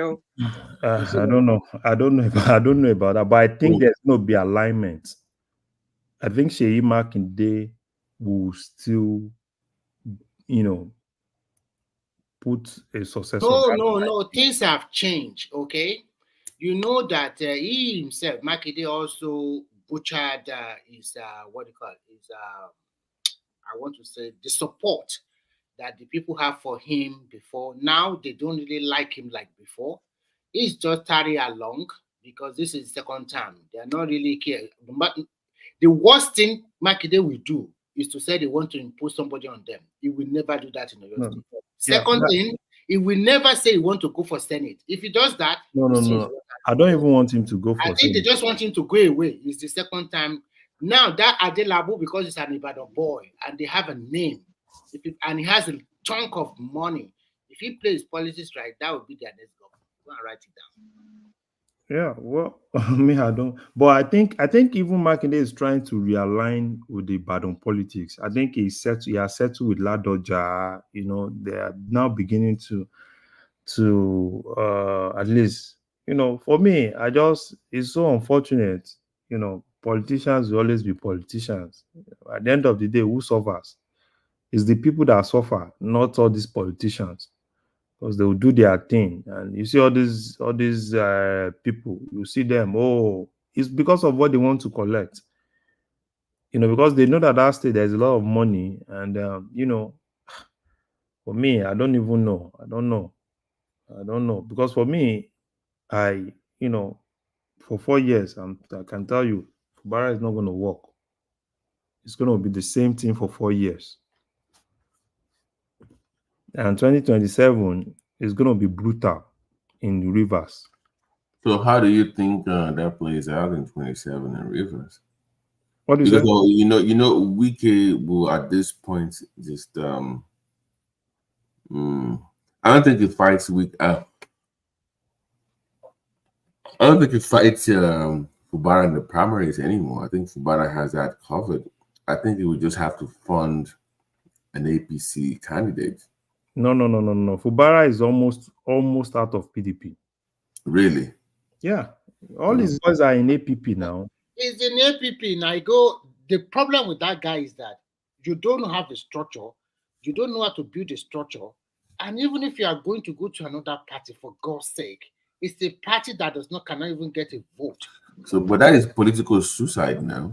Yes, it's already going to APP, and people are just following him because he's sharing the money of the state with them, which is all these local policies they know how to do very well. They are playing him, and they will play him very well. And when it comes to the election, they will show you that you are nobody in that state. It takes years for you. Why would you want to go to a party that once you join, you immediately become the biggest? This is the reason. Let me explain to you. Yeah. Wike controls APC. Wike controls Labour Party. Wike controls PDP. So those three parties, they are under Wike. Forget the Amechi faction of what's it called? APC. Ganduje does not recognize that. They recognize the other faction, which Wike controls.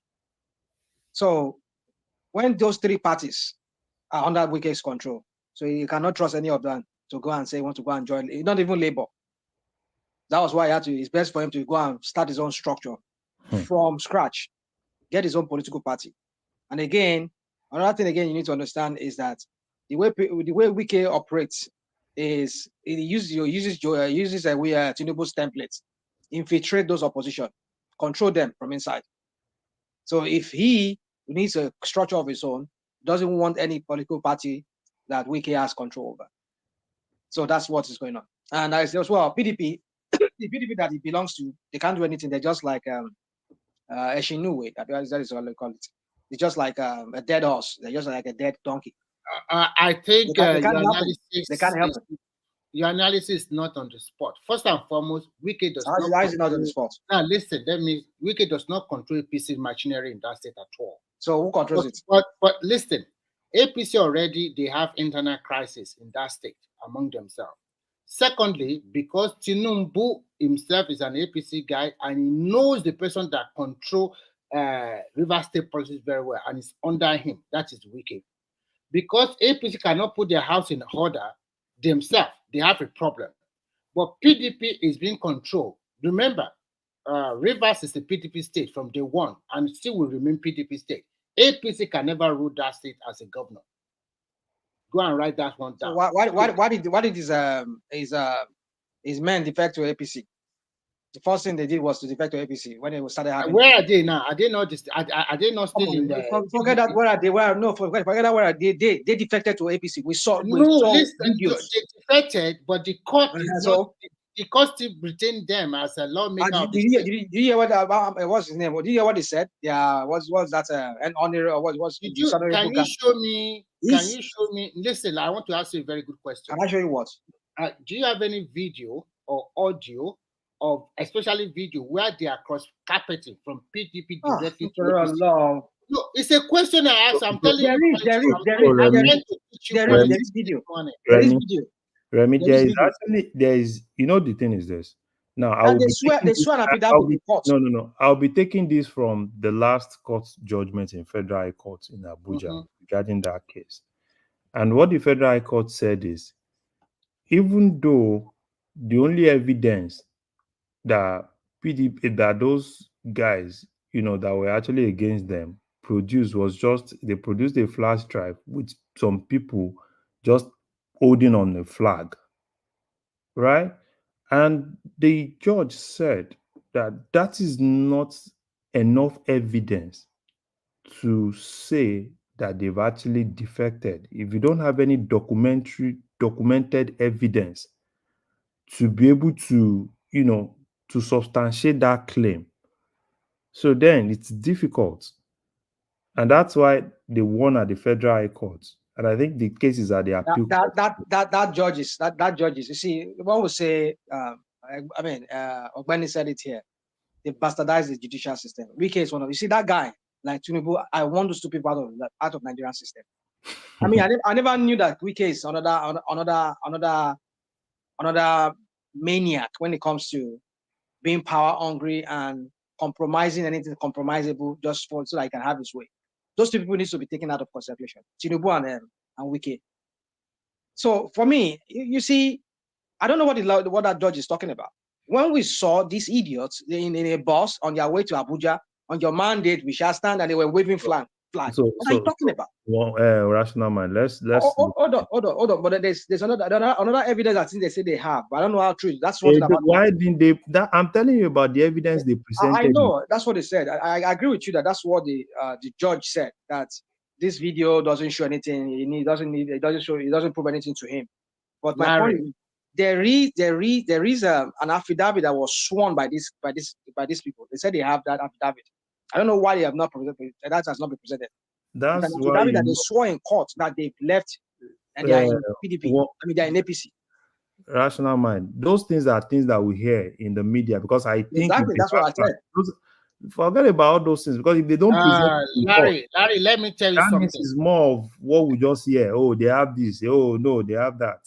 You understand? And Larry, let me tell you something. In the world of politics, you use all the instruments to continue to progress your interest, whether judiciary, whether what kind of something. That is why they always say that politics is a dirty game. If you know you cannot play it, don't touch it anywhere in the world, because everybody is here. You are trying to protect your own interest. So the same thing is happening. Let me finish. I don't want. Let me finish. I'm not looking at. I'm not looking at. They do that kind of politics. Can you let me finish?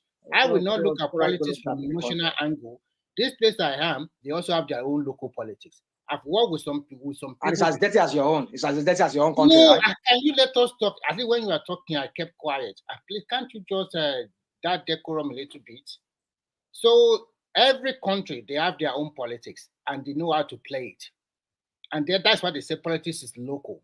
So when you look at the Nigerian context, it might be very crude to you, but to some other people, that is the way it's been done. Maybe it's being refined, it will continue to improve. So that is the process. You cannot say because you don't like somebody and they don't like some set of people, and then they are the one winning, and the people you don't like, they continue to lose.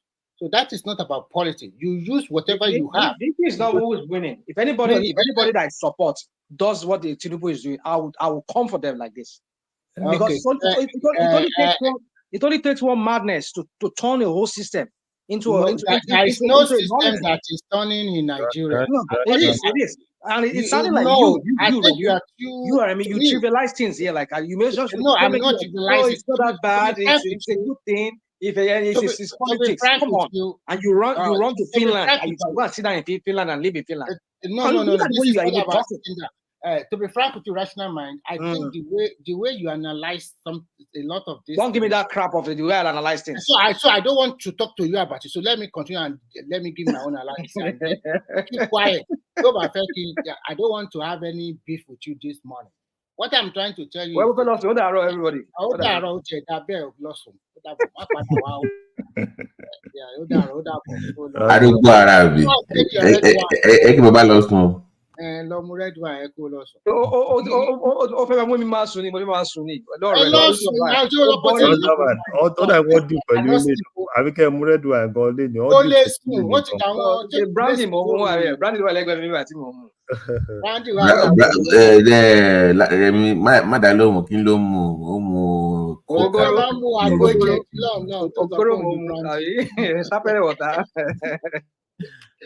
So you can't blame at the end of the day, everybody play politics according to protect their own interests, and they use the law.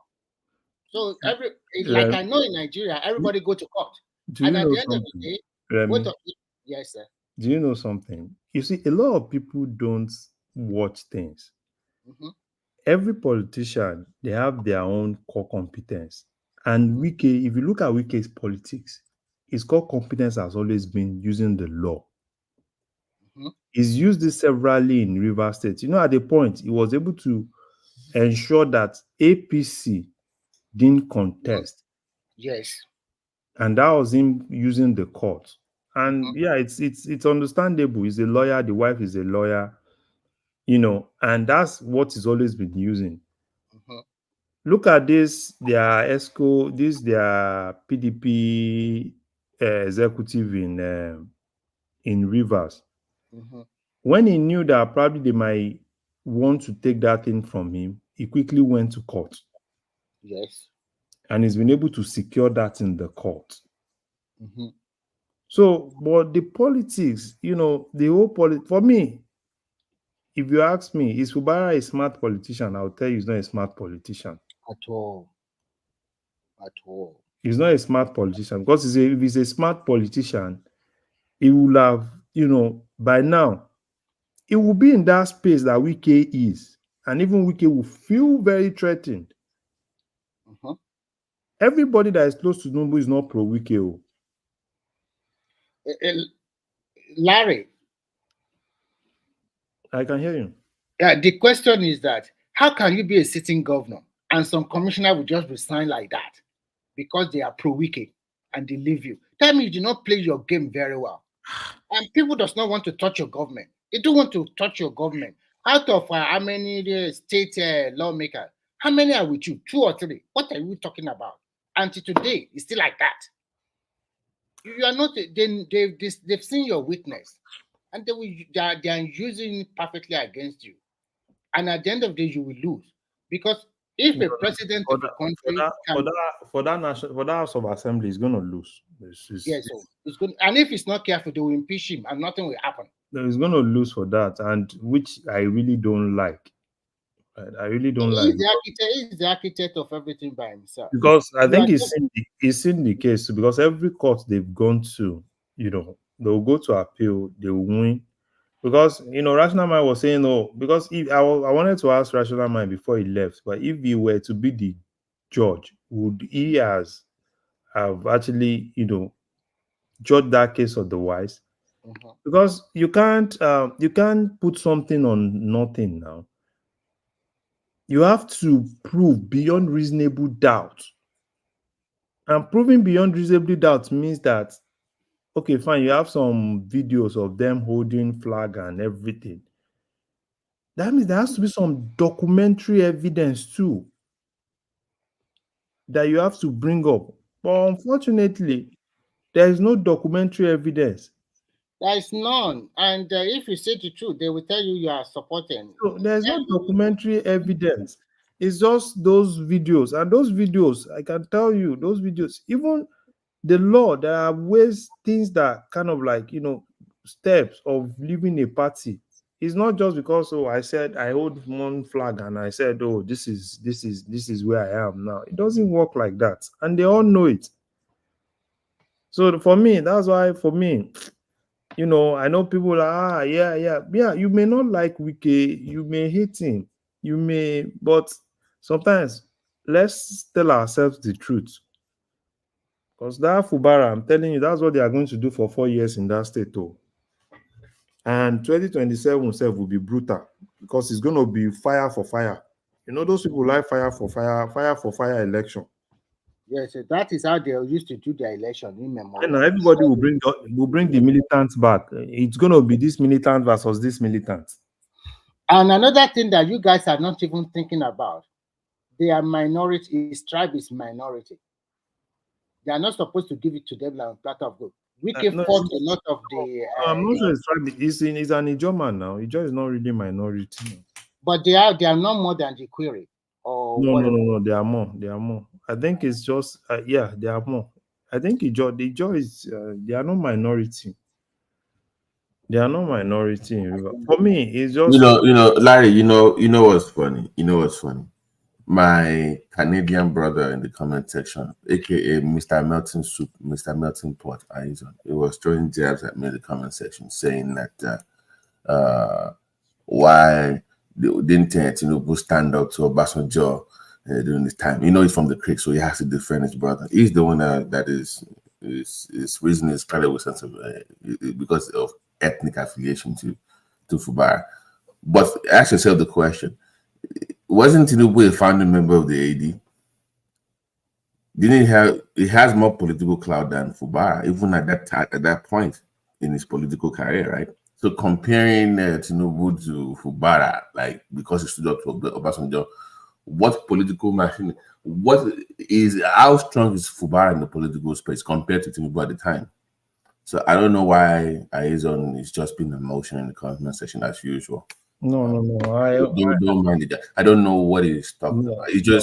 He hasn't gotten over the Melton Soup thing, so that's why it's just been emotional. No. I understand where he's coming, where Aizon is coming from. But he can't stand up to Aizon you don't have the political muscle. And that's why for me, I'm more like, you see all this pro that. That's not what I'm actually in for. Right?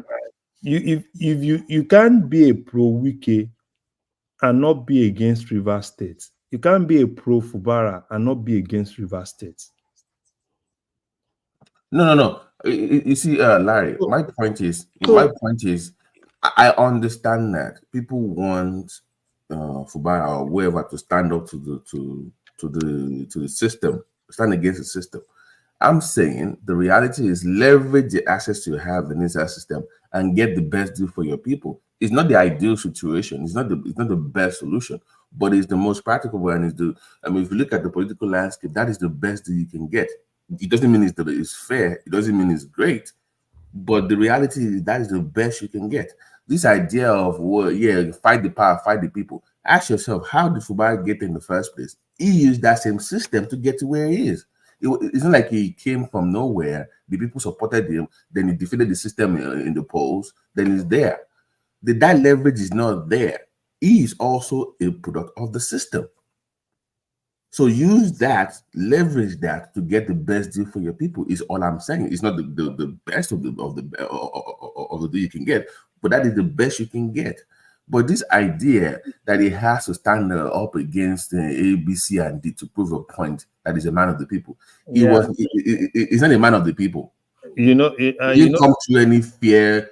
He's also as terrible as Wiki and the rest of them. Yes, the thing is, the irony of this whole thing is, majority of those people that are for Fubara are probably people that that are against Wiki because of 2023 election. Right, because they felt Wike was actually the one that didn't make Peter Obi to win, or probably Atiku, and I understand, right? But the basic thing is, no matter how much support you give Fubara to fight and fight, they will tell you fight to finish anything, blah blah blah blah blah blah blah blah. At the end of the day, I can tell you, everything is still gonna be flat. It's still going to be flat. They feel probably if he goes and gets his own structure in APP, later he will come back to PDP. So why can't he go to APC if he's a smart politician? No, I don't even want him to. You see all this go to even APC too, right? So it's just, I think he lost that opportunity. So the point is this: in Nigeria today, as of Nigeria today, the party that can win you election in most of the states, there are just two parties: APC or PDP. Yeah, the problem. So if I were him, you have already analyzed it very well. You'll be taking advantage of that time. That Tinubu broke out with them. He should have used that leverage with the president and assured the president that even what Wike is giving you, I can even give more. At least you are the governor. Why don't you lie low? You are there. You are on peak. Not that you are. Somebody thinking that because he joined APP is now the Tinubu that went against Obasanjo is laughable. He's not going to do anything in the APP. You can't compare the system they had in Lagos to him. That's why I'm going after. Like, that's just ridiculous. But let's see how it plays out. I might be wrong. It might pull up a surprise. I think what you want to do is that this Saturday they are insisting that they are going to do that local government election. And remember, I think a federal high court have stopped that election already, that they should not go for it. And INEC is not prepared to go for it. So they want to force it because there's a state high court from Rivers. They said that told them that they should go ahead. You mean the LG elections? Yes. You want to go ahead with it by force, saying that the state high court, we are right before that state high court decision, a federal high court or another court has said, no, you cannot hold that election. And INEC too is not going to provide nothing for that election. I don't know whether federal or state INEC. So it's like another state high court now come out and say, no, you can go ahead with the election. So at the end of the day, the lawyers are going to get rich. Yes, of course. The lawyers are going to get rich. The Agbero are going to get rich. The ex-militants are going to get rich. And all those political outlets too that are everywhere, they are still going to get rich. And so everything is all about reverse money. Reverse money is just going to be wasted. And it's so unfortunate. It's so unfortunate. That's what's going to happen to Rivers. I don't even, if they can continue. If there are people believe that that's the best they can get. And they can continue, right? They can continue, but you can't continue with that and keep coming and start blaming federal governments, because that's those are the opportunities that you have to develop your state. And if you are not really utilizing that opportunity, then why should it be more of, he must, this guy must fight? Because that fight with Wike, the way it is, right, I'm not really even sure if Fubara can. He will just continue fighting and continue fighting and continue fighting. Because the way he handled it is not also good. Most of the loyalists of Wike are still in touch with him. So that's why I'm telling you that he doesn't play that point. He's not a politician. He doesn't know how to play the game. He will fight. He will fight and fight till 2027 And in 2027, he would think probably, he will be able to. But Do you unfortunately, think if we go to 2027, do you think the APP will now win out the election in the state? yeah, Is it but, killing but unfortunately, the crazy thing that is going to happen is the presidential election, they will do the presidential election, and if APC wins the presidential election, the governorship election is going to be more of bargain. I'm telling you, it's going to be more of bargain. They will bargain things, and they will use everything. He will cry. I'm telling you, he's not a smart politician. I don't like that kind of politics he's playing.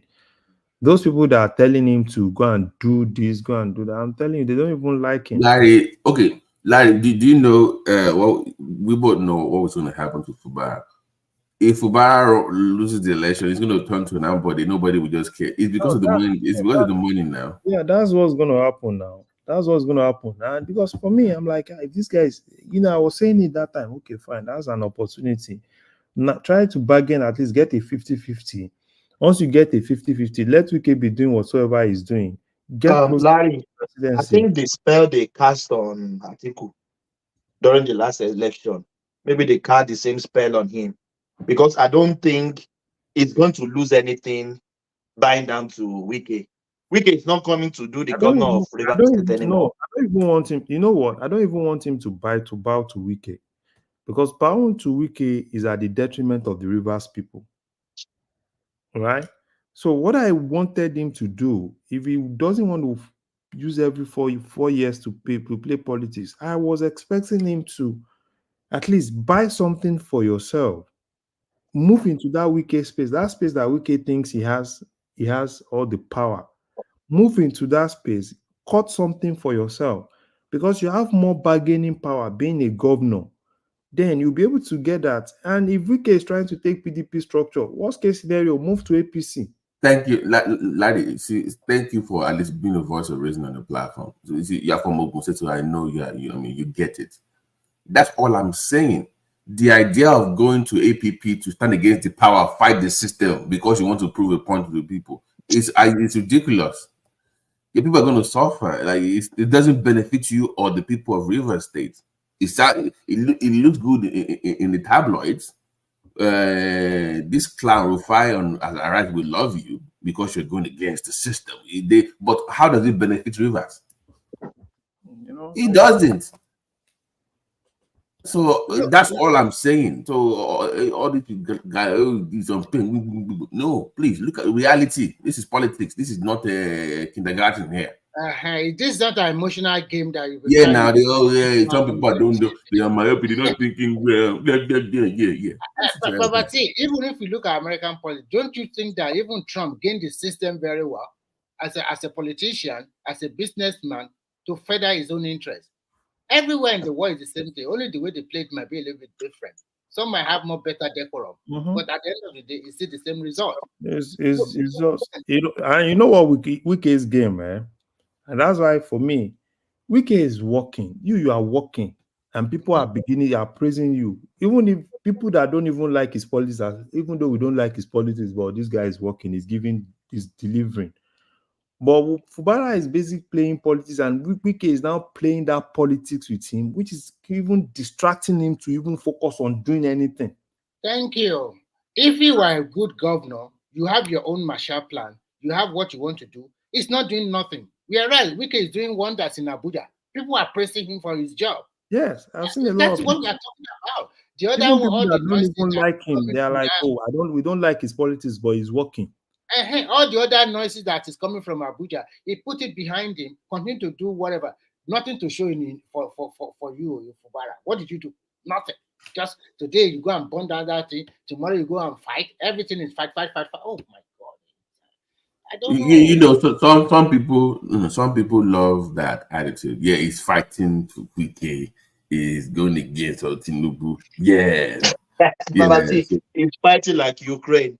I want those are leverage now. I mean, should be enjoying. You have the money. You have the votes. You have the money. And they are using your money to fight. They are using your money to fight, and you are praising them. Yeah. People are using your money Fighting to like Zelensky. they are using your money to pay lawyers. They are using your money to organize rallies. They are using your money to organize campaign.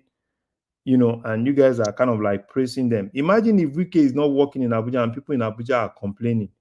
Do you think Wike will still be popular? But that guy is just, you know, and this is just a normal cheap game. Okay, let me just be working. At least they know that. Oh, at every point they say, oh, is Ikuku doing his work? And it's just like those days. You know those days now where you see some brilliant students. They will go and read. They are ready for exam. And you that you've not even read anything, they will still come and disturb you and let's play, let's do this. Meanwhile, they read it throughout the night. And it's the same game that Wike is playing. He will do his own work once he knows that he tidy up his own place. Then he will come and disturb this other guy. And the other guy too is also playing that game. And it's, you know, I know what someone was saying, oh, probably if he has a structure, even that structure, it will be politics. They will fight. It will be court. They will keep going to court. Oh, no, cancel. No, don't cancel. No, this. Oh, no, that. You know, that's what they are going to use. They are going to use 4 years for. And later, maybe, I don't know, it will turn to Obaseki. I will burn Nigeria. I will do to. How many places has Obaseki burned now? You thought this Nigeria will burn. Is a do or die. Is a this, is a that. Look at that Obaseki for his second term. Even the PDP, everybody, they supported him. Immediately he got it, he started sidelining them. Oh, Remy, quick question. Was it true that the guy showed up at the INEC office? Yeah, was it true? He did. Obaseki. Yes, he did now. Yeah, he showed up during that time now. 4 a.m. in the middle of the night. No, it's not 4 a.m. I think he got there around 2:30. Yes. Because I was watching the whole thing. You know, I was watching the whole thing. He got there around 2:30.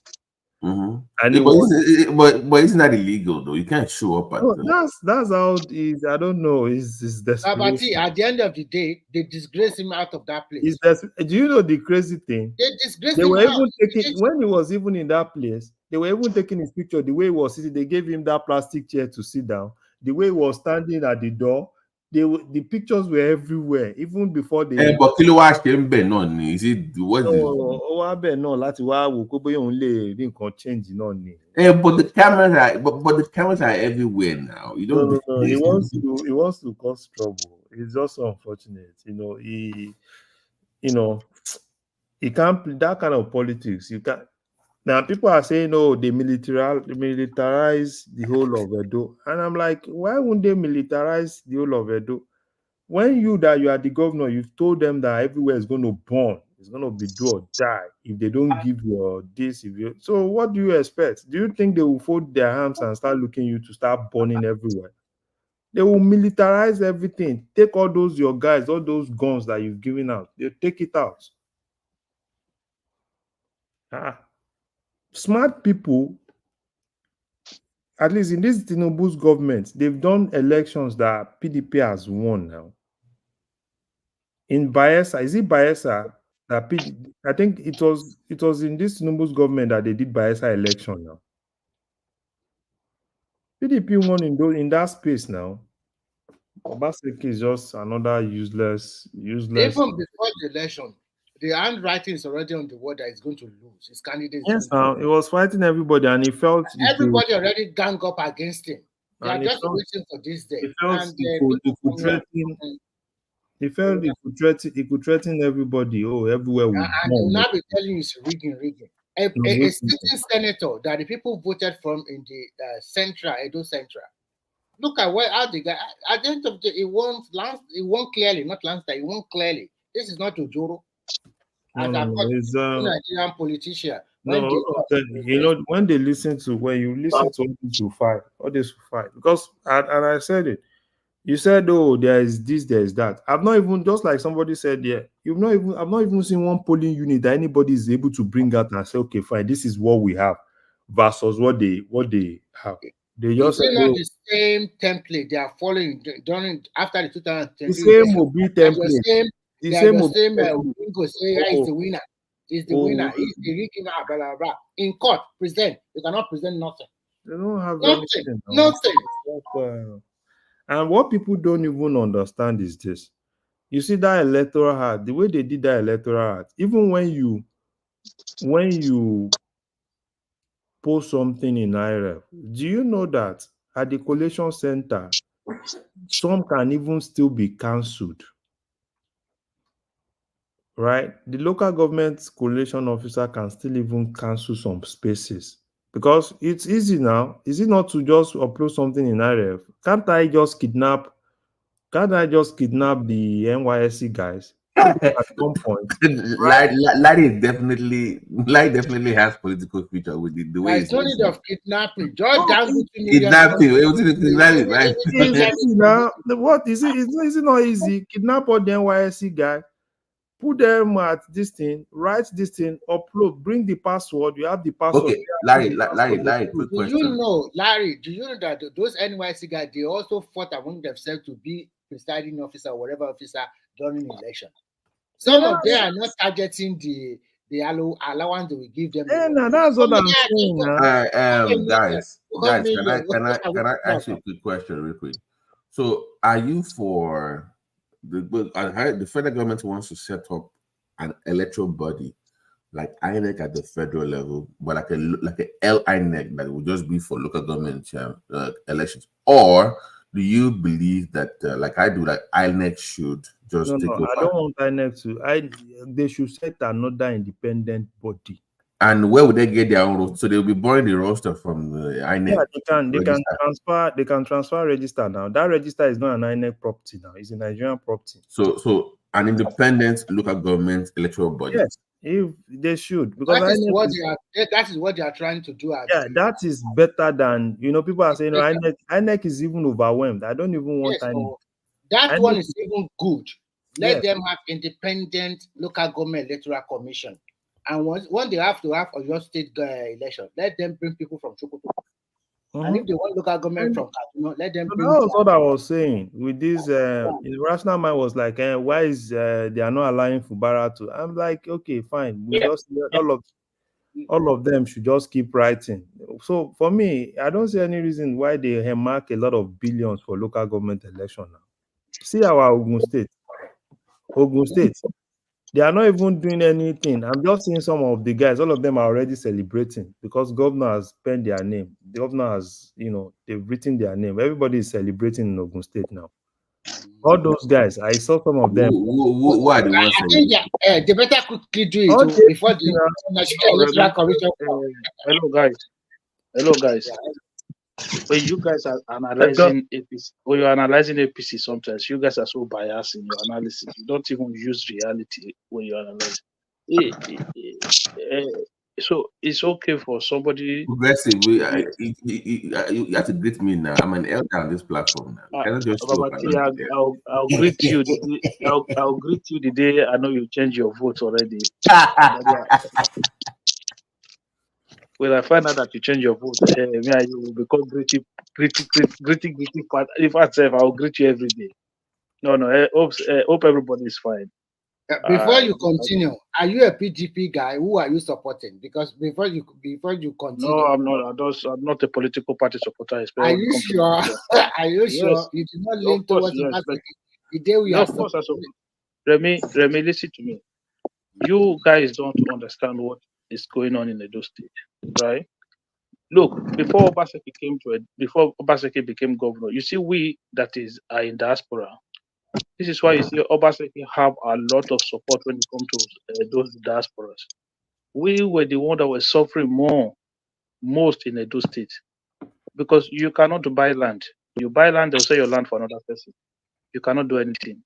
If you see situation, there were a lot of scenarios whereby houses were brought down, houses up to roofing level. Who brought it down? Okay, land grabbers. Wait, let me tell you something. Hold on 1 second. Hold on 1 second now. Let me finish. So land grabbers. So you build house up to roofing level. Somebody will come demolish your house, say that land belongs to him. You cannot do anything. These people had connections within government and everything. Obaseki destroyed those gangs to zero level. Today you can buy land, you can build house in Benin without any trouble, without any issue. Guess what? They are back again. Hold on. Okay, So wait. you are trying to Remy, let me you- just tell him something. You see that Edo that you said, that diaspora, because at least we even if we are not from Edo, we know everything about Edo within the internet space. Yeah, go ahead. Why is it that it's only Albert that is now, because during Obaseki's second time, I know a lot of figures in that Edo that were basically Obaseki. This time around, it's only Albert, that guy that lives in Leeds. I know if you are from Edo, you know Albert. Obase. Yeah, go ahead. That's the only guy. And most of the guys that I knew then were now anti-Obaseki now. Okay, so how many people do you know? You mentioned the ones you know, so that I can At least I know about Obase. I know some other, I may not know their name, but I know their platform. Okay, so that means you, if you should have known, it would have been good if you know their name, so I'll be able to give you. I don't need to know that, but at least Okay, I hold know on 1 second. You know the one there's one they call social media president is in Germany. I know him. His younger brother is the current deputy governor elect. So you want him to not support his younger brother? His younger brother. Thank you. That's his younger brother. So even that Abat, do you know that even that Abat, it's not until recent that Abat started supporting them again. Hold on now, let me finish. So People Freedom Movement, Iranomigo. Was Iranomigo supporting them before? Was it not an APC guy? Hold on. He's still in APC, but he supported Asue Godalo in this election. So, which other one are you going to say? You need to understand. Why did he support Obaseki? Oh, die in Iranomiro, or what do you call it? No, it did not. He was not supporting Obaseki. He supported Asue Godalo. So what happened was this: the guy opened his platform. Hold on, let me explain to you. Iranomiro opened its platform. Say, look, I'm not going to blindly support any candidate in this election. All the candidates come to this platform and explain your policies to the people. Olumbide Akpata went to his platform. Asue Godalo went to his platform. The only person who did not submit himself to his platform was Monday Okpebholo. So, and they promised several times that he would turn up. He didn't turn up. So the guy had to make a decision between Olumbide Akpata and Asue Godalo. But he saw that Asue had more men on ground, and that was why he supported Asue Godalo. So you can come here and say, oh, maybe they gave him money. Okay, maybe they did. I'm not saying they gave him money. You know me, I'm not from Edo. But so forget whether you're from Edo or not. All of these things were played out openly in the social media space. So it's not something that you can hide. We knew people that were really vocal, right? During Obaseki's second term. Mention their name now. You haven't mentioned any. You only mentioned about Obase. I've mentioned 3 names for you now. I don't need to know their name, but I know their platform. The progressive. Is it a must that guy should appear with somebody online or news report? It's not a must. What do you call that? Material at all. It's not even. It's not important. Listen to me. It is not important. It is. I'm just trying to address the side what do you call that guy? It doesn't even one voice. Let's Akim land. Yeah, Akim land. Listen, it is not important that you go to any of these platforms. I'm just only trying to address that talk that those in diaspora were not supporting Obaseki's candidate. That's why I say from the beginning, I say mention the names of the ones you know. So I'm not saying it is important that you go, and I'm giving you the only reason I'm telling you about Iranomigo I'm trying to tell you the reason why the guy is an APC guy who went to Edo State to try to run for a State of Assembly seat in Edo State, who is still a card-carrying member of APC as we speak today, who decided to support Aswa Godalo. So I'm just only trying to establish. I'm only trying to tell you the reason why somebody like Anadomigo, who did not even support Obaseki in the last election, No, not before turn that around and time, support Aswa Godalo. before that time, because that guy, I know him. He's in the US here. I know him, right? He was formerly in the military, so I know him.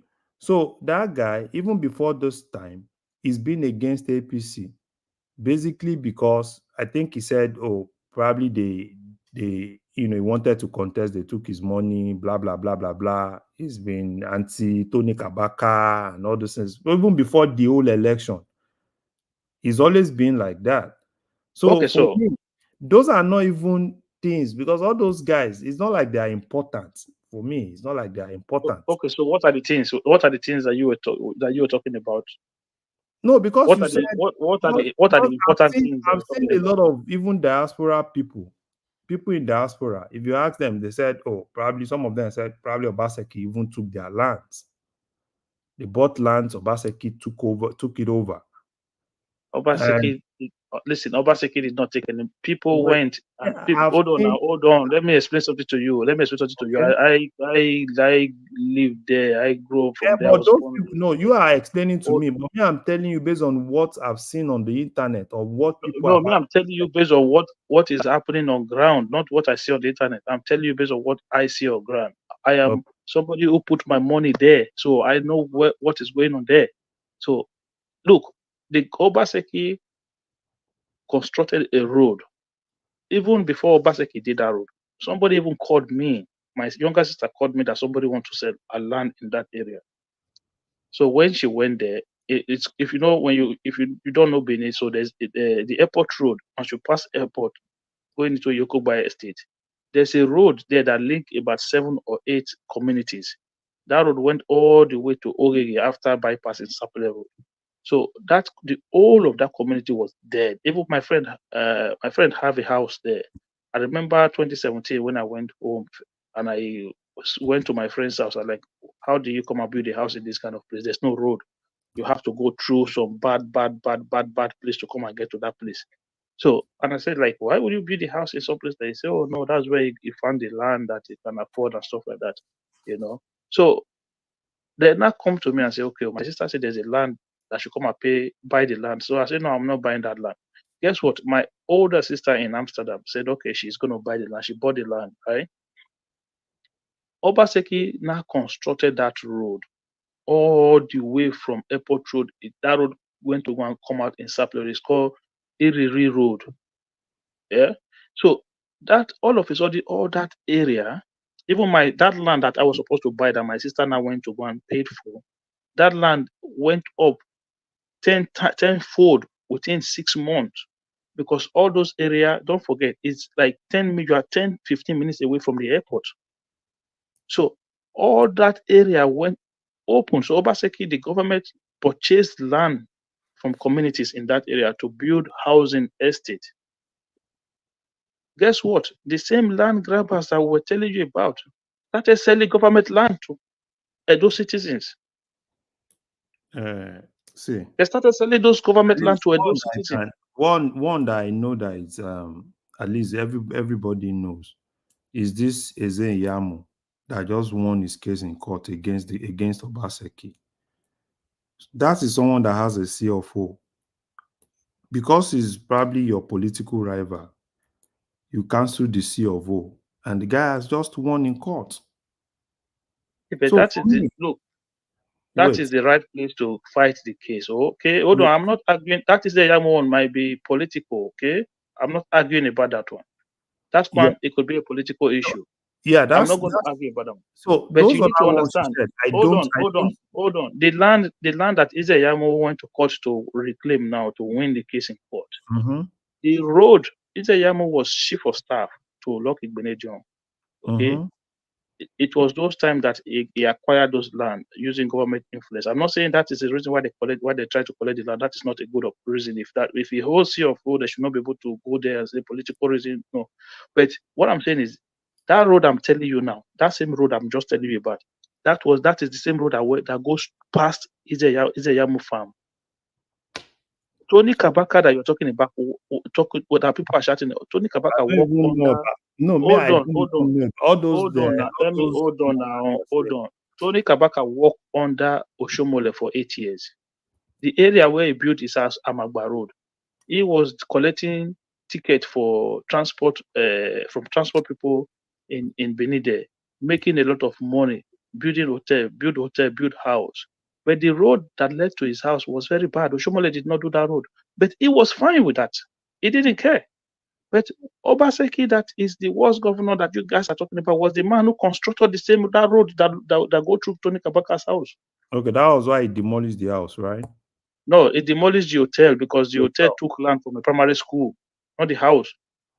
Okay, so the thing is this, because for me, Asue Godalo is a good man, but unfortunately, Obaseki does not command that support that can actually get him there.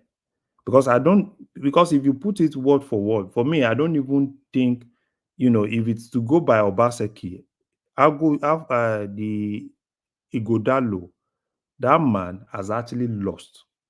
Because you can't be fighting so many battles at the same time. In that same Edo, in terms of people in elective positions, in Senate, in House of Rep, Obaseki does not even control any. Right? People that you met in PDP that were supposed to be with you, fight for you. You pursued all of them away from PDP. Guys, stop up. You people need to stop all this thing that Progressive, I'm sorry to interject. Larry, I just want to ask you a question. Is it true that Lagos State already signed that agreement for the Ekpe International Airport that the Portuguese company is going to build? Have they signed that agreement? Yeah, I think it's just, I'm not sure if they signed the agreement. I think it's just more of MOU. Because I just read an update about it that they have signed it and they'll start their construction soon. Yeah, they went to the governor, they went to Portugal now. Yes. Yeah, they went to Portugal. And I don't know the deal, but I think it's about $900 million. Yeah. But initially, the first phase will cost about $450 million. And in that phase, we will finish in the next 2 years. Mm-hmm. Yeah, I know they went to Portugal. And according to what I say, the airport is already. Yeah, it's good. It's good. That's going to help. That will open up Ekpe access very well. It will open up Ekpe, and at least it will decongest. It will decongest the Ikeja airport. Mm-hmm. Because I don't want us to go back to, no matter what you say here, Larry, you are not from Edo. Akim will continue to tell you. They will continue to tell you you're not from Edo. Most time, I'm not from Edo, but me, I'm just telling him what I know. That is why most time. Remy, you see your hypocrisy. You're not from Edo. Before I came on the platform, you were saying a lot of things about Obaseki. You know what? This is not about hypocrisy or whatever. No, it is. It is. Now there's somebody that accounts you. Whenever you are here, I would have preferred another person from Edo to also. Now that you find someone that can counter you, I was not here before, but you were making. No, I'm not saying anything bad about what happened in your state. You categorically said that Obaseki lost the election. He fight everybody. He do this. He did that. Is it not true? He did not fight all of them. Where is the PDP chairman in Edo? Where is him today? He fought all of them now. You know the truth. The PDP chairman, that famous politician in your state, his name is the last name is Danobi. Where is the guy today? Is the guy? Look, those guys were they are wicked people. They're gone their own, but yet they still lost the election. So that is why I don't want to discuss it with you. That guy was in the forefront for him 4 years ago, fighting everywhere, go to everywhere so that he can get the PDP machinery to work for him. What Immediately, PDP machinery? I mean, Huh? what PDP machinery are you talking about? I mean, that guy was the PDP state chairman in Edo State. And I No, it remember was when, listen, when Obaseki is having that trouble with Oshia Mole, I know that a lot of people in the diaspora, they came up and supported Obaseki very well. And I also know that that state chairman that make it possible, because that before that time, they already have their own governorship aspirant. Of course, That guy man. has to step That's down. Wike magic now. That's what the magic Wike did for him. So you see now, that's why I don't want to talk about it. When I mention him, what did Akim say? He says he's a wicked man. So you can't But beat them. Or if there's those another are the Edo people. guy Those are here, the people they use in doing the magic for him now. hold on 1 second. Let me explain something to you. You Yeah, guys, when you Akim, talk, wait. Me, I want to go now. But let me just say something. Let's put logic. Let me quickly tell you something, Larry, because you're the one that most, because every time I'm outside listening, you're the one that always have something to say. Okay, so first of all, they say Tom, Akim, which one is I'm the only one? I'm the one that always have something to say. Why? Yeah, of course. When it comes to, I always know that when it comes to Obaseki issue or Edo election, you always have something to say. And I want you to understand something now. Hold on 1 second, quickly, before you go 1 second. No, let's clear that. This is Larry, we have so to let people. don't gaslight me. Hold on 1 second. See, yes, one by one, please. Yeah. Thomas, listen, there's a polling, the people say Obaseki was fighting with the palace, right? There's a polling unit inside the palace. Go and check the result of that polling unit. Who won that polling unit? Which party won that polling unit? Go and check it. So when people come on social media, when you see people who have political interest come on social media to talk, you don't need to look. You don't need to take everything. People told us Bebolo is a senator who won an election in Edo Central, this, that. So in this governorship election, which party won Edo Central? Who won the most local government in Edo Central? Go and check the result. It's out there. In Edo South, go and look at the result of what Oshomole brought out from Edo North. How is it possible for you to cast 2,000 votes in one day, in one polling unit? So do your mathematics and see. So don't you guys have your agents in that place? Did they give you any contrary results? They did not give contrary result, but what I'm saying to you is that the actual result, go to IREV. IREV is still there. Go and do your tabulation and you'll see the numbers. No, wait. IREV is still updated today. They've not changed IREV number. No, now, at least those are things that they posted that we all see. You know, probably they say they have 2,000. Those are things they posted in IREV. And most of us saw those results in IREV, right? So if you guys have agents in those places, you have people that are elected from those places. So are they giving you something contrary, or they bought all of those your people too? Listen, do you know how elected? I'm telling you that regardless of those. Hold on now, Larry. Larry, I'm telling you that. Larry, I'm telling you that regardless of those numbers. Hold on now. I'm telling you that regardless of those numbers, they're still lost. Okay, talk. Let me talk. Right? You have agents in those places, and you have actually accused that, oh, probably how can they have 2,000? And even if they buy all your agents, at least you will still have 1 or 2 people that will still stand with PDP and stand with Obaseki. That at least you have commissioners, you have people from that place, and you even have the present, the deputy governor that Obaseki picked is also from that state, which means that they will definitely have something contrary to whatsoever those guys actually bring. So if they are not having anything contrary, so for me, it doesn't really carry weight. And the second thing you said about that palace.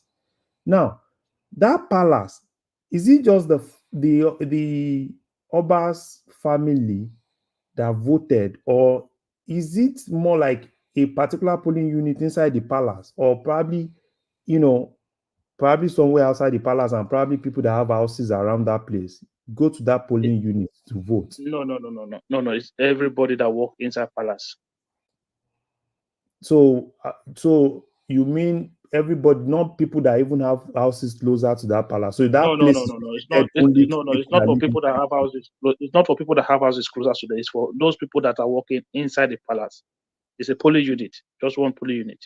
So that polling unit in that palace will be basically, because me, I don't even believe that a single palace can have over 200 people voting at the same time. No, So I'm not talking about the numbers. I'm not talking about the numbers. Okay, yeah, I'm talking about because you just said that polling unit is restricted to only people working in the palace, which I'm not even sure that INEC can do that, to restrict polling unit to only people working in a particular place.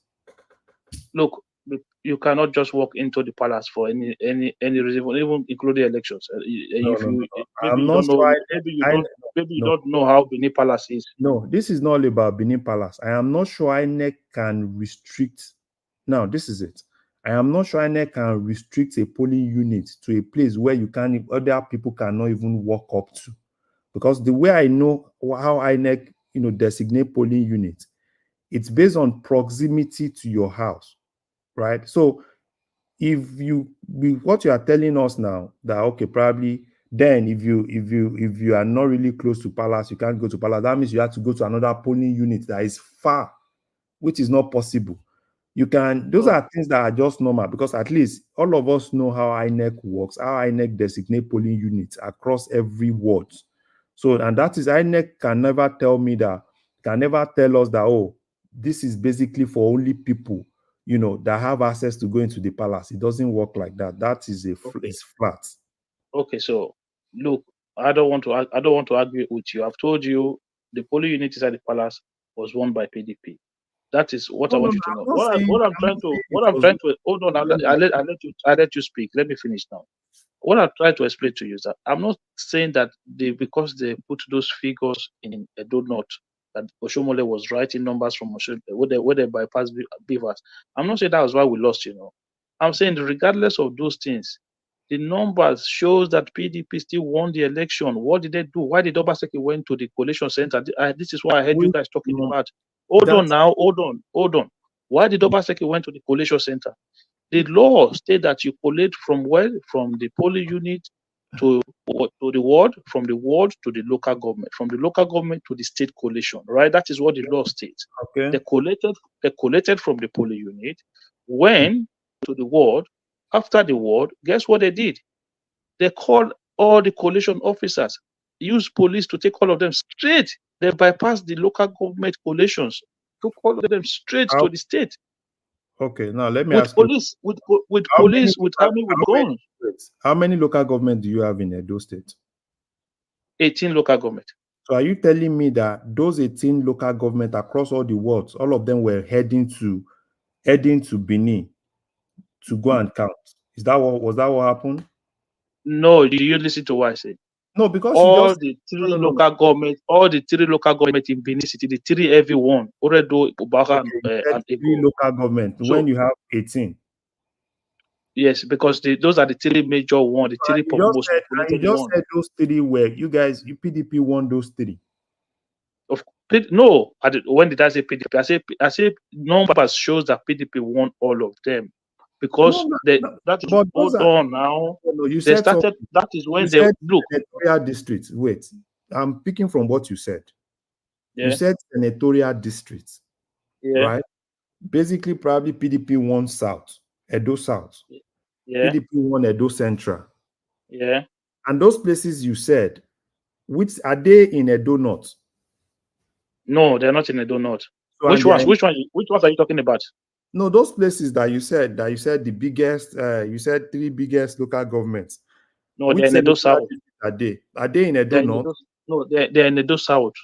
So which means that even with those things, PDP won. That is based on what you said. Even try to clarify your comment. You're not too clear. Can you clarify yourself? You said PDP won the senatorial district, and when we talk about senatorial districts, basically it's more like a senatorial district. If you have 18, probably a senatorial district will have nothing more than probably 4 local governments. No. Edo South have 7 local governments. Okay, Edo South has 7. Edo North have 6 local governments. No, sorry, 7 plus 6, 13. Then Edo Central have 5 local governments. So Edo South. So which means that 7, 5. Yes. PDP won them not based on what you PDP has in from their control room, based on what we see. The only thing that you can tell me is probably if you have somebody that has another alternative result sheet that is different from what is in IREF, and they're able to show. No, based on what is on IREF. Based on, do PDP you have won. no. I'm not all those things that people. That was the same thing they did during the general election. Obi won everywhere. No. Based on what is in IREF, have you seen anybody that have come out to say this is our result that is in IREF and this is what they did in the collation? At least collation is not just giving a single figure. There is a collation sheet, which means that this local government, this is the result of this local government. At least in a local government, it will be based on wards. This is the result of Ward 1. This is the result of Ward 2. This is the result of Ward 3.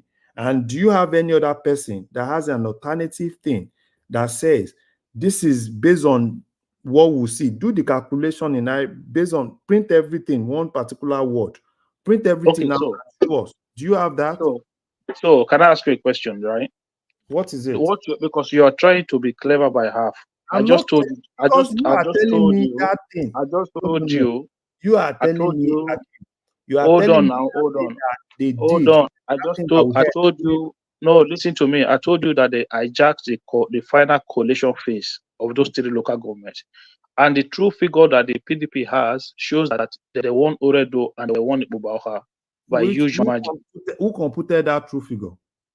Those from their polling unit agents, according to numbers that came from their polling unit agent. Don't forget, PDP had a situation room where they showed live result coming in. All those situation room, until for you to convince me, at least what we have in IREF is for every Nigerian to see. Even me that here, I was opening the IREF, I was seeing the results, right?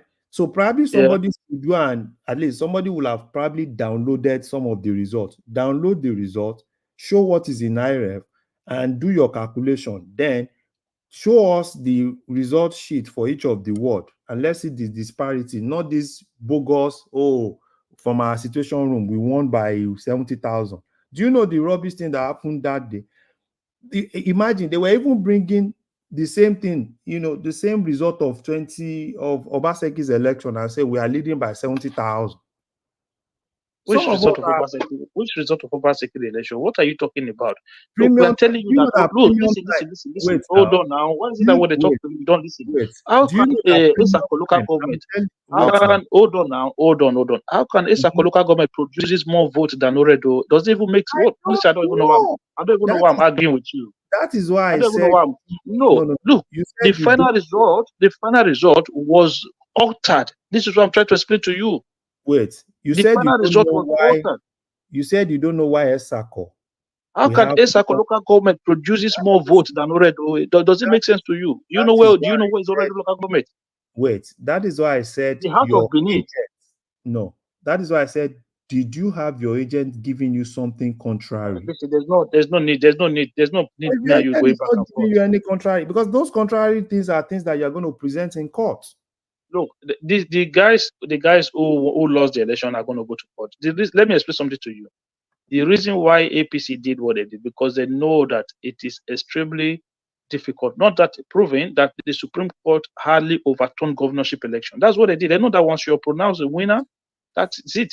It's hard for the court to overturn it. If there was a regular precedent of court overturning governorship election in Nigeria, they would not have done that nonsense they did, because they know that once you have been pronounced the winner of the election, the only thing the next person can do is go to court. Even if they did not have any result. Look, I'm telling you what. The guy asked you a very important question. What question? PDP have agents in all the polling booths, yes or no? Yes. Yeah, they will have a copy of the result sheet in their hand, in which they are going to look, Remy, hold on. They came out. Hold on now. Hold on. No, I'm going to say. Okay, you finish. They have their result. Your agent have their result. APC also have their result through their polling agent, and you guys have your situation room. The election has come and gone, and this guy is asking you a very good question. If you have a contrary result that is totally different from what is in the IREF, at least every Nigerian can have access to the IREF. If you have it, then you tender it. Remy, Hakim is sounding like the obedient in the last It's election the now. same thing. And when you go to the court of law now, you will not see the contrary result anymore. Okay. No, don't. I'm sounding like Obedient. Don't worry, they will still go to court. All I'm telling you is this: PDP did not do like Obedient. PDP told everybody the exact amount that got in that election. PDP came out and said, in this election, we got 319,000 votes. That was the final total of the vote we got in this election. So they did not do Peter Obi on where Peter Obi did not come out with a figure. PDP came out and said, in this election, you expect me to now believe PDP that they no, said don't. I'm not asking you to believe anything. You are the one. You are the one who is asking the numbers from the polling unit agent. I don't need the numbers. I don't need collated numbers from the polling. Hold on. PDP have collected numbers from their polling unit agent, and they've come up to say the total number of votes that we have is 319,000 votes. No. That is based on the number. That is based on the number from their polling unit agent. So how am I supposed to have a conversation with you if you keep telling me anybody can say this, anybody can say that? I'm a scientist. You ask for information, I gave you the information. Now you are dismissing the information. Wait, let me tell you something. I'm a scientist and I believe in facts, not what you just come up with. And the fact is just that, at least, it's not like it's hidden. IRF is open to everybody, right? Which even anybody can just download the result in IRF. Show us how you were able to come up with 319. How you were able, word to word. Then we know that you have something to prove to me, for me to believe. Not no, they don't need to prove to you. They don't need to prove to you. They need to prove to court. You are not the court of law. Yeah, they can go to court, but with what you are saying, it's the same thing that they want to go and tell the court that from our collation center we have 319. Because even if they bring those documents, even if they bring those documents to you now, the way you sound, you will still dispute it. That is the truth. No, because if you bring the same document to me, at least you can convince me. And no. You will. See, you've told me that people are forging, people were downloading something, people were downloading results. No. You've already you've made up your mind. Because no, I don't see. This is it. That's the problem I have with people. When you are being objective, you have to deal with facts, not your assumptions, not what you think. I don't follow mob mentality. That is me. I deal only with facts. If you are dealing with the facts, then you should be able to question. Hold on. Hold on. Hold on 1 second, please. You said I should talk. I will let you talk. You made a comment before you finish. I don't want that comment to go away. You say you deal with facts. Not going to run away now. You have the right to counter whatever I say. If you come to me and tell me, APC can come tomorrow and tell me we had 600,000 votes, and you expect me to believe them? No, I won't. Because for me, it's not tenable. The only thing that is tenable for me is for you to show me facts. This is it. At least I also have access to that fact, which is IRF. It's not just peculiar to PDP just having access to it. I can also print that thing that I see in IRF. The only thing you can tell me is probably they posted the wrong thing in IRF. But if you are telling me that it's that same thing that they posted in IRF, at least help us. At least if you say this is this local government and you are sure that you've won, show everybody this is what is in IRF. Let's do the calculation, and everybody will do the calculation and understand that, obviously these people were being robbed. But not this mob mentality of, we won everywhere. No. All those things. I saw it in 2023. And for me, I was more like in 2023, when they got to court, probably they were going to bring some evidence. And they got to court. It was still this, where are your agents? Do they have anything contrary? They don't have anything. It's from our collation center. This is what we are able to collate. And no, Larry, it's from our situation room. Yeah, our situation room. That's what they call it. It's from our situation room. And all those things are No. Labour Party did not even quote any figure from situation room. Labour Party did not present results from polling unit. They just dispute. A lot of the disputes that Peter Obi went for in court was to disqualify Tinubu. The argument about the actual figure, Labour Party had never come out with actual figure. Look, whatever you guys want to say is okay. The good thing about this one, that it's not a presidential election where you have to cover a vast majority of area to search for result. This is just a state governorship election. If the PDP are just sandbagging, if they're just making noise, the tribunal will start and we'll find out. And They should. I hope they have evidence, right, that they can take to court. But if it's based on all these things that you are saying, I would rather tell them not to waste their money. If it's based on all this, we have 300 and something, and they don't have. I've told you, they have coalition. According to their coalition officers' number, They should go with if they are sure. They already said they're going to go to court. So forget about if they are sure. According to them, all the polling unit agent result that they have, they've tabulated all of them together, and they said they've clearly won the election. They should take everything to court now. If they should take everything to court, if they are convinced that they should try and convince the judge. But as far as we are concerned today, Okpebolo, because his name is the governor. So of course, nobody's arguing that part. I'm trying because the reason why I came here is to debunk this analysis that the people rejected Obaseki, the people did not vote for Obaseki. We are all saying that based on what we've seen, based on what we've heard, based of at least people that we know that were previously with Obaseki then, and majority of them are not really with him now. So which means that there's stop listening to politicians. A lot of these politicians don't have. I will take this sentence from Reno Omokri. He said, anybody who is a politician. Wait, let me tell you something. If you're a politician, if you are practicing subtraction and your opponent is practicing addition, everything will still fall flat. So it is in a country like Nigeria where the people vote don't count. That's why it's like that. No. Politics is not about the person that has more people. When Trump won the election, did you not see how many Republicans were against him? But it was the people's votes that matter. It doesn't no. Trump election is not matter. No, American election is not based on who has the highest number of votes, right? It's not based on who has the highest number of votes, so it's different. Whatever means they used to check it based on the electoral colleges or whatever. It's not like Nigeria election. Nigeria election is based on the person that has the majority number of votes. But I'm still telling you. Look, hold on. Peter Obi in Edo State. How many politicians was in the Peter Obi side during the presidential election? He won Edo State by landslide. And why can't Peter Obi, his candidate, win even up to 30,000 votes?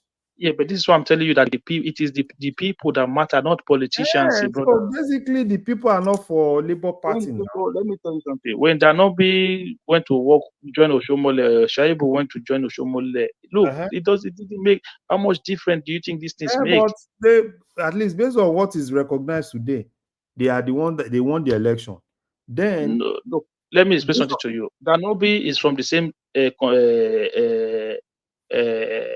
senatorial district as Oshomole. Shaibu is from the same local government as Oshomole. And that's why they have that number of votes now. They all come from the same part of the state. Danobi, hold on. Last time Danobi supported Obaseki, he lost his own local government. He lost his own senatorial district to Oshomole. Yes. So what did he have to the election? Now, let me tell you what he has. When he lost to Obaseki, when he lost to Oshomole, he has some votes that was able to reduce from Oshomole's votes. No, oh my God. Wait now. When Shuaibu was with Obaseki, even though Oshomole will win, but they still have some votes, right? But now what happened in this case is those people that were having those votes, all of them are now putting everything in one basket, and which means they can blow everything up. You see, I wish we can go back. I wish we can go back and compare results from 2020 and Is it not 2024. simple logic? Hold on now. Hold on. Let me just say this before I go. Maybe before Oshomole, probably in Oshomole's polling unit, maybe Oshomole will have 100. Shuaibu will have probably 60. Where's he getting 60 from? Okay, let's say worst case scenario, let's say you even have 20. Oshomole has 100, he has 20. Shaibu was beating blue and black even when he was a city deputy governor. I've told He you was now. beating blue and black in that side. Let's say now, Oshomole has 100%. Shuaibu has 20%. That's they beating blue and black. But this time around, it's not going to be Oshomole 100, Shuaibu 20. It's going to be Oshomole 120. So what are we saying? Is it not okay? Before you are reducing, now everybody is putting everything in one basket. So which means that nobody is against. And that's why for me, I know Obaseki also has people there. So can they also, that means they even bought all the people that Obaseki even has there. That means none of them are. So Obaseki needs to go and check himself. If you hold on. They can't even do anything. Go and check the result from 2020 and check the result this year. There's not a lot of difference from what came out from Edo North. What they did was to suppress the numbers from Edo South. Did you listen to what I said at all? They suppressed the number from the 3 local governments, Oredo, Bubauka, and Igor. Go and check the numbers. So basically, you are okay now. I think I've got something from you. Basically, go and check the numbers. This is what I'm trying to explain to you. So what they got from Edo North is not wrong. It is not wrong, not per se. I'm not saying it is not wrong that there were no infringement material there. What I'm trying to explain to you, I told you before, I said regardless of those numbers that came out from Edo North, that the number, what they did in this election was to suppress those numbers from Edo South. The 3 major what happened? What there was they changed the figures. We all know they changed the figures in the final coalition. We all know there was low turnout. Oh my God! Okay, now it's not. So, but there was no low turnout in the north. Maybe you just said what is in the north. You said they suppress. No, that's what I'm saying. They suppress the numbers. They went to change the figure. That's what. See, what does suppression means? Because they changed the figures. That is why Obaseki was in INEC office in that night, because they took all coalition from those 3 local governments. How are they? Hold on. INEC office in Benin is in Ipobaoka local government. It's in Ipobai, right? How are you declaring? Hold on. How are you declaring result from Akoko Edo, bro? And you don't have result from Ipobaoka? Listen, I have to go, Jare. Don't even justify him being in INEC office, because being in INEC office, if it's not for immunity, he's supposed to be arrested.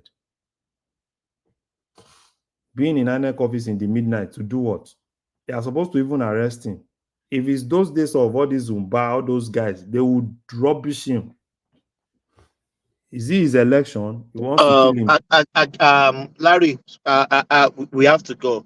I can put in the background to have a chat. No, I'm done. At least I'm done. Thank you. Good night. Thank you, everyone. Yeah, Akim, everyone. Thank you so much. I'm at work. I have to get back to work. Yeah, thank you so much. Yeah, carry the conversation in the comment section. I said, peace. Thank you, guys. You can only see, but you can never get there.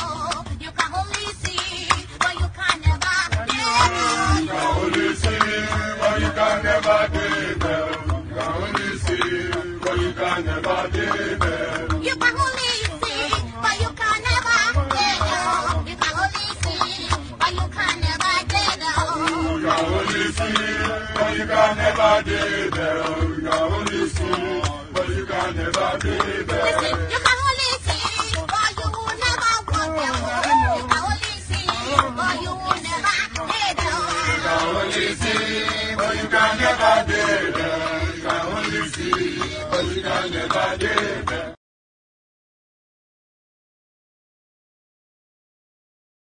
My convoy is 5 vehicles, and you cannot buy fuel unless I'm inside the car. So I will pay them. No more. I know. The governor was paying for petrol himself for his convoy. When they get to a gas station, he will come out and bring out money and pay. In fact, at Oka Government House, then when he was governor, forget about drinking champagne, what they are now doing there.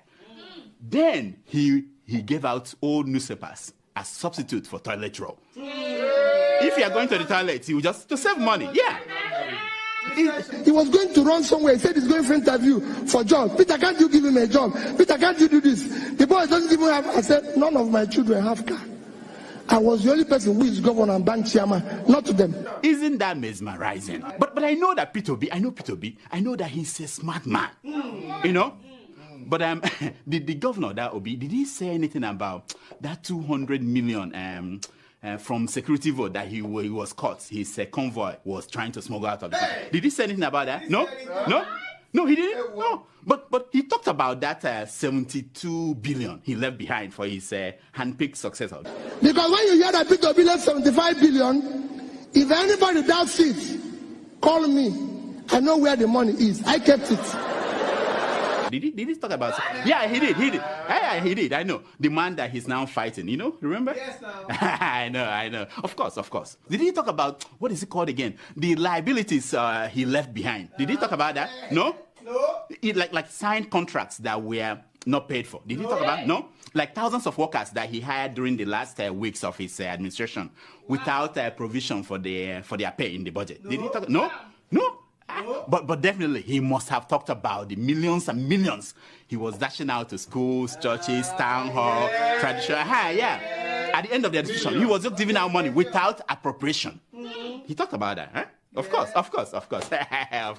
Okay, one last thing. Did P2B finally explain how bodies of Biafran activists ended up floating on Anambra River when he was governor? Did he explain that? No, he didn't. Why? It must be an omission.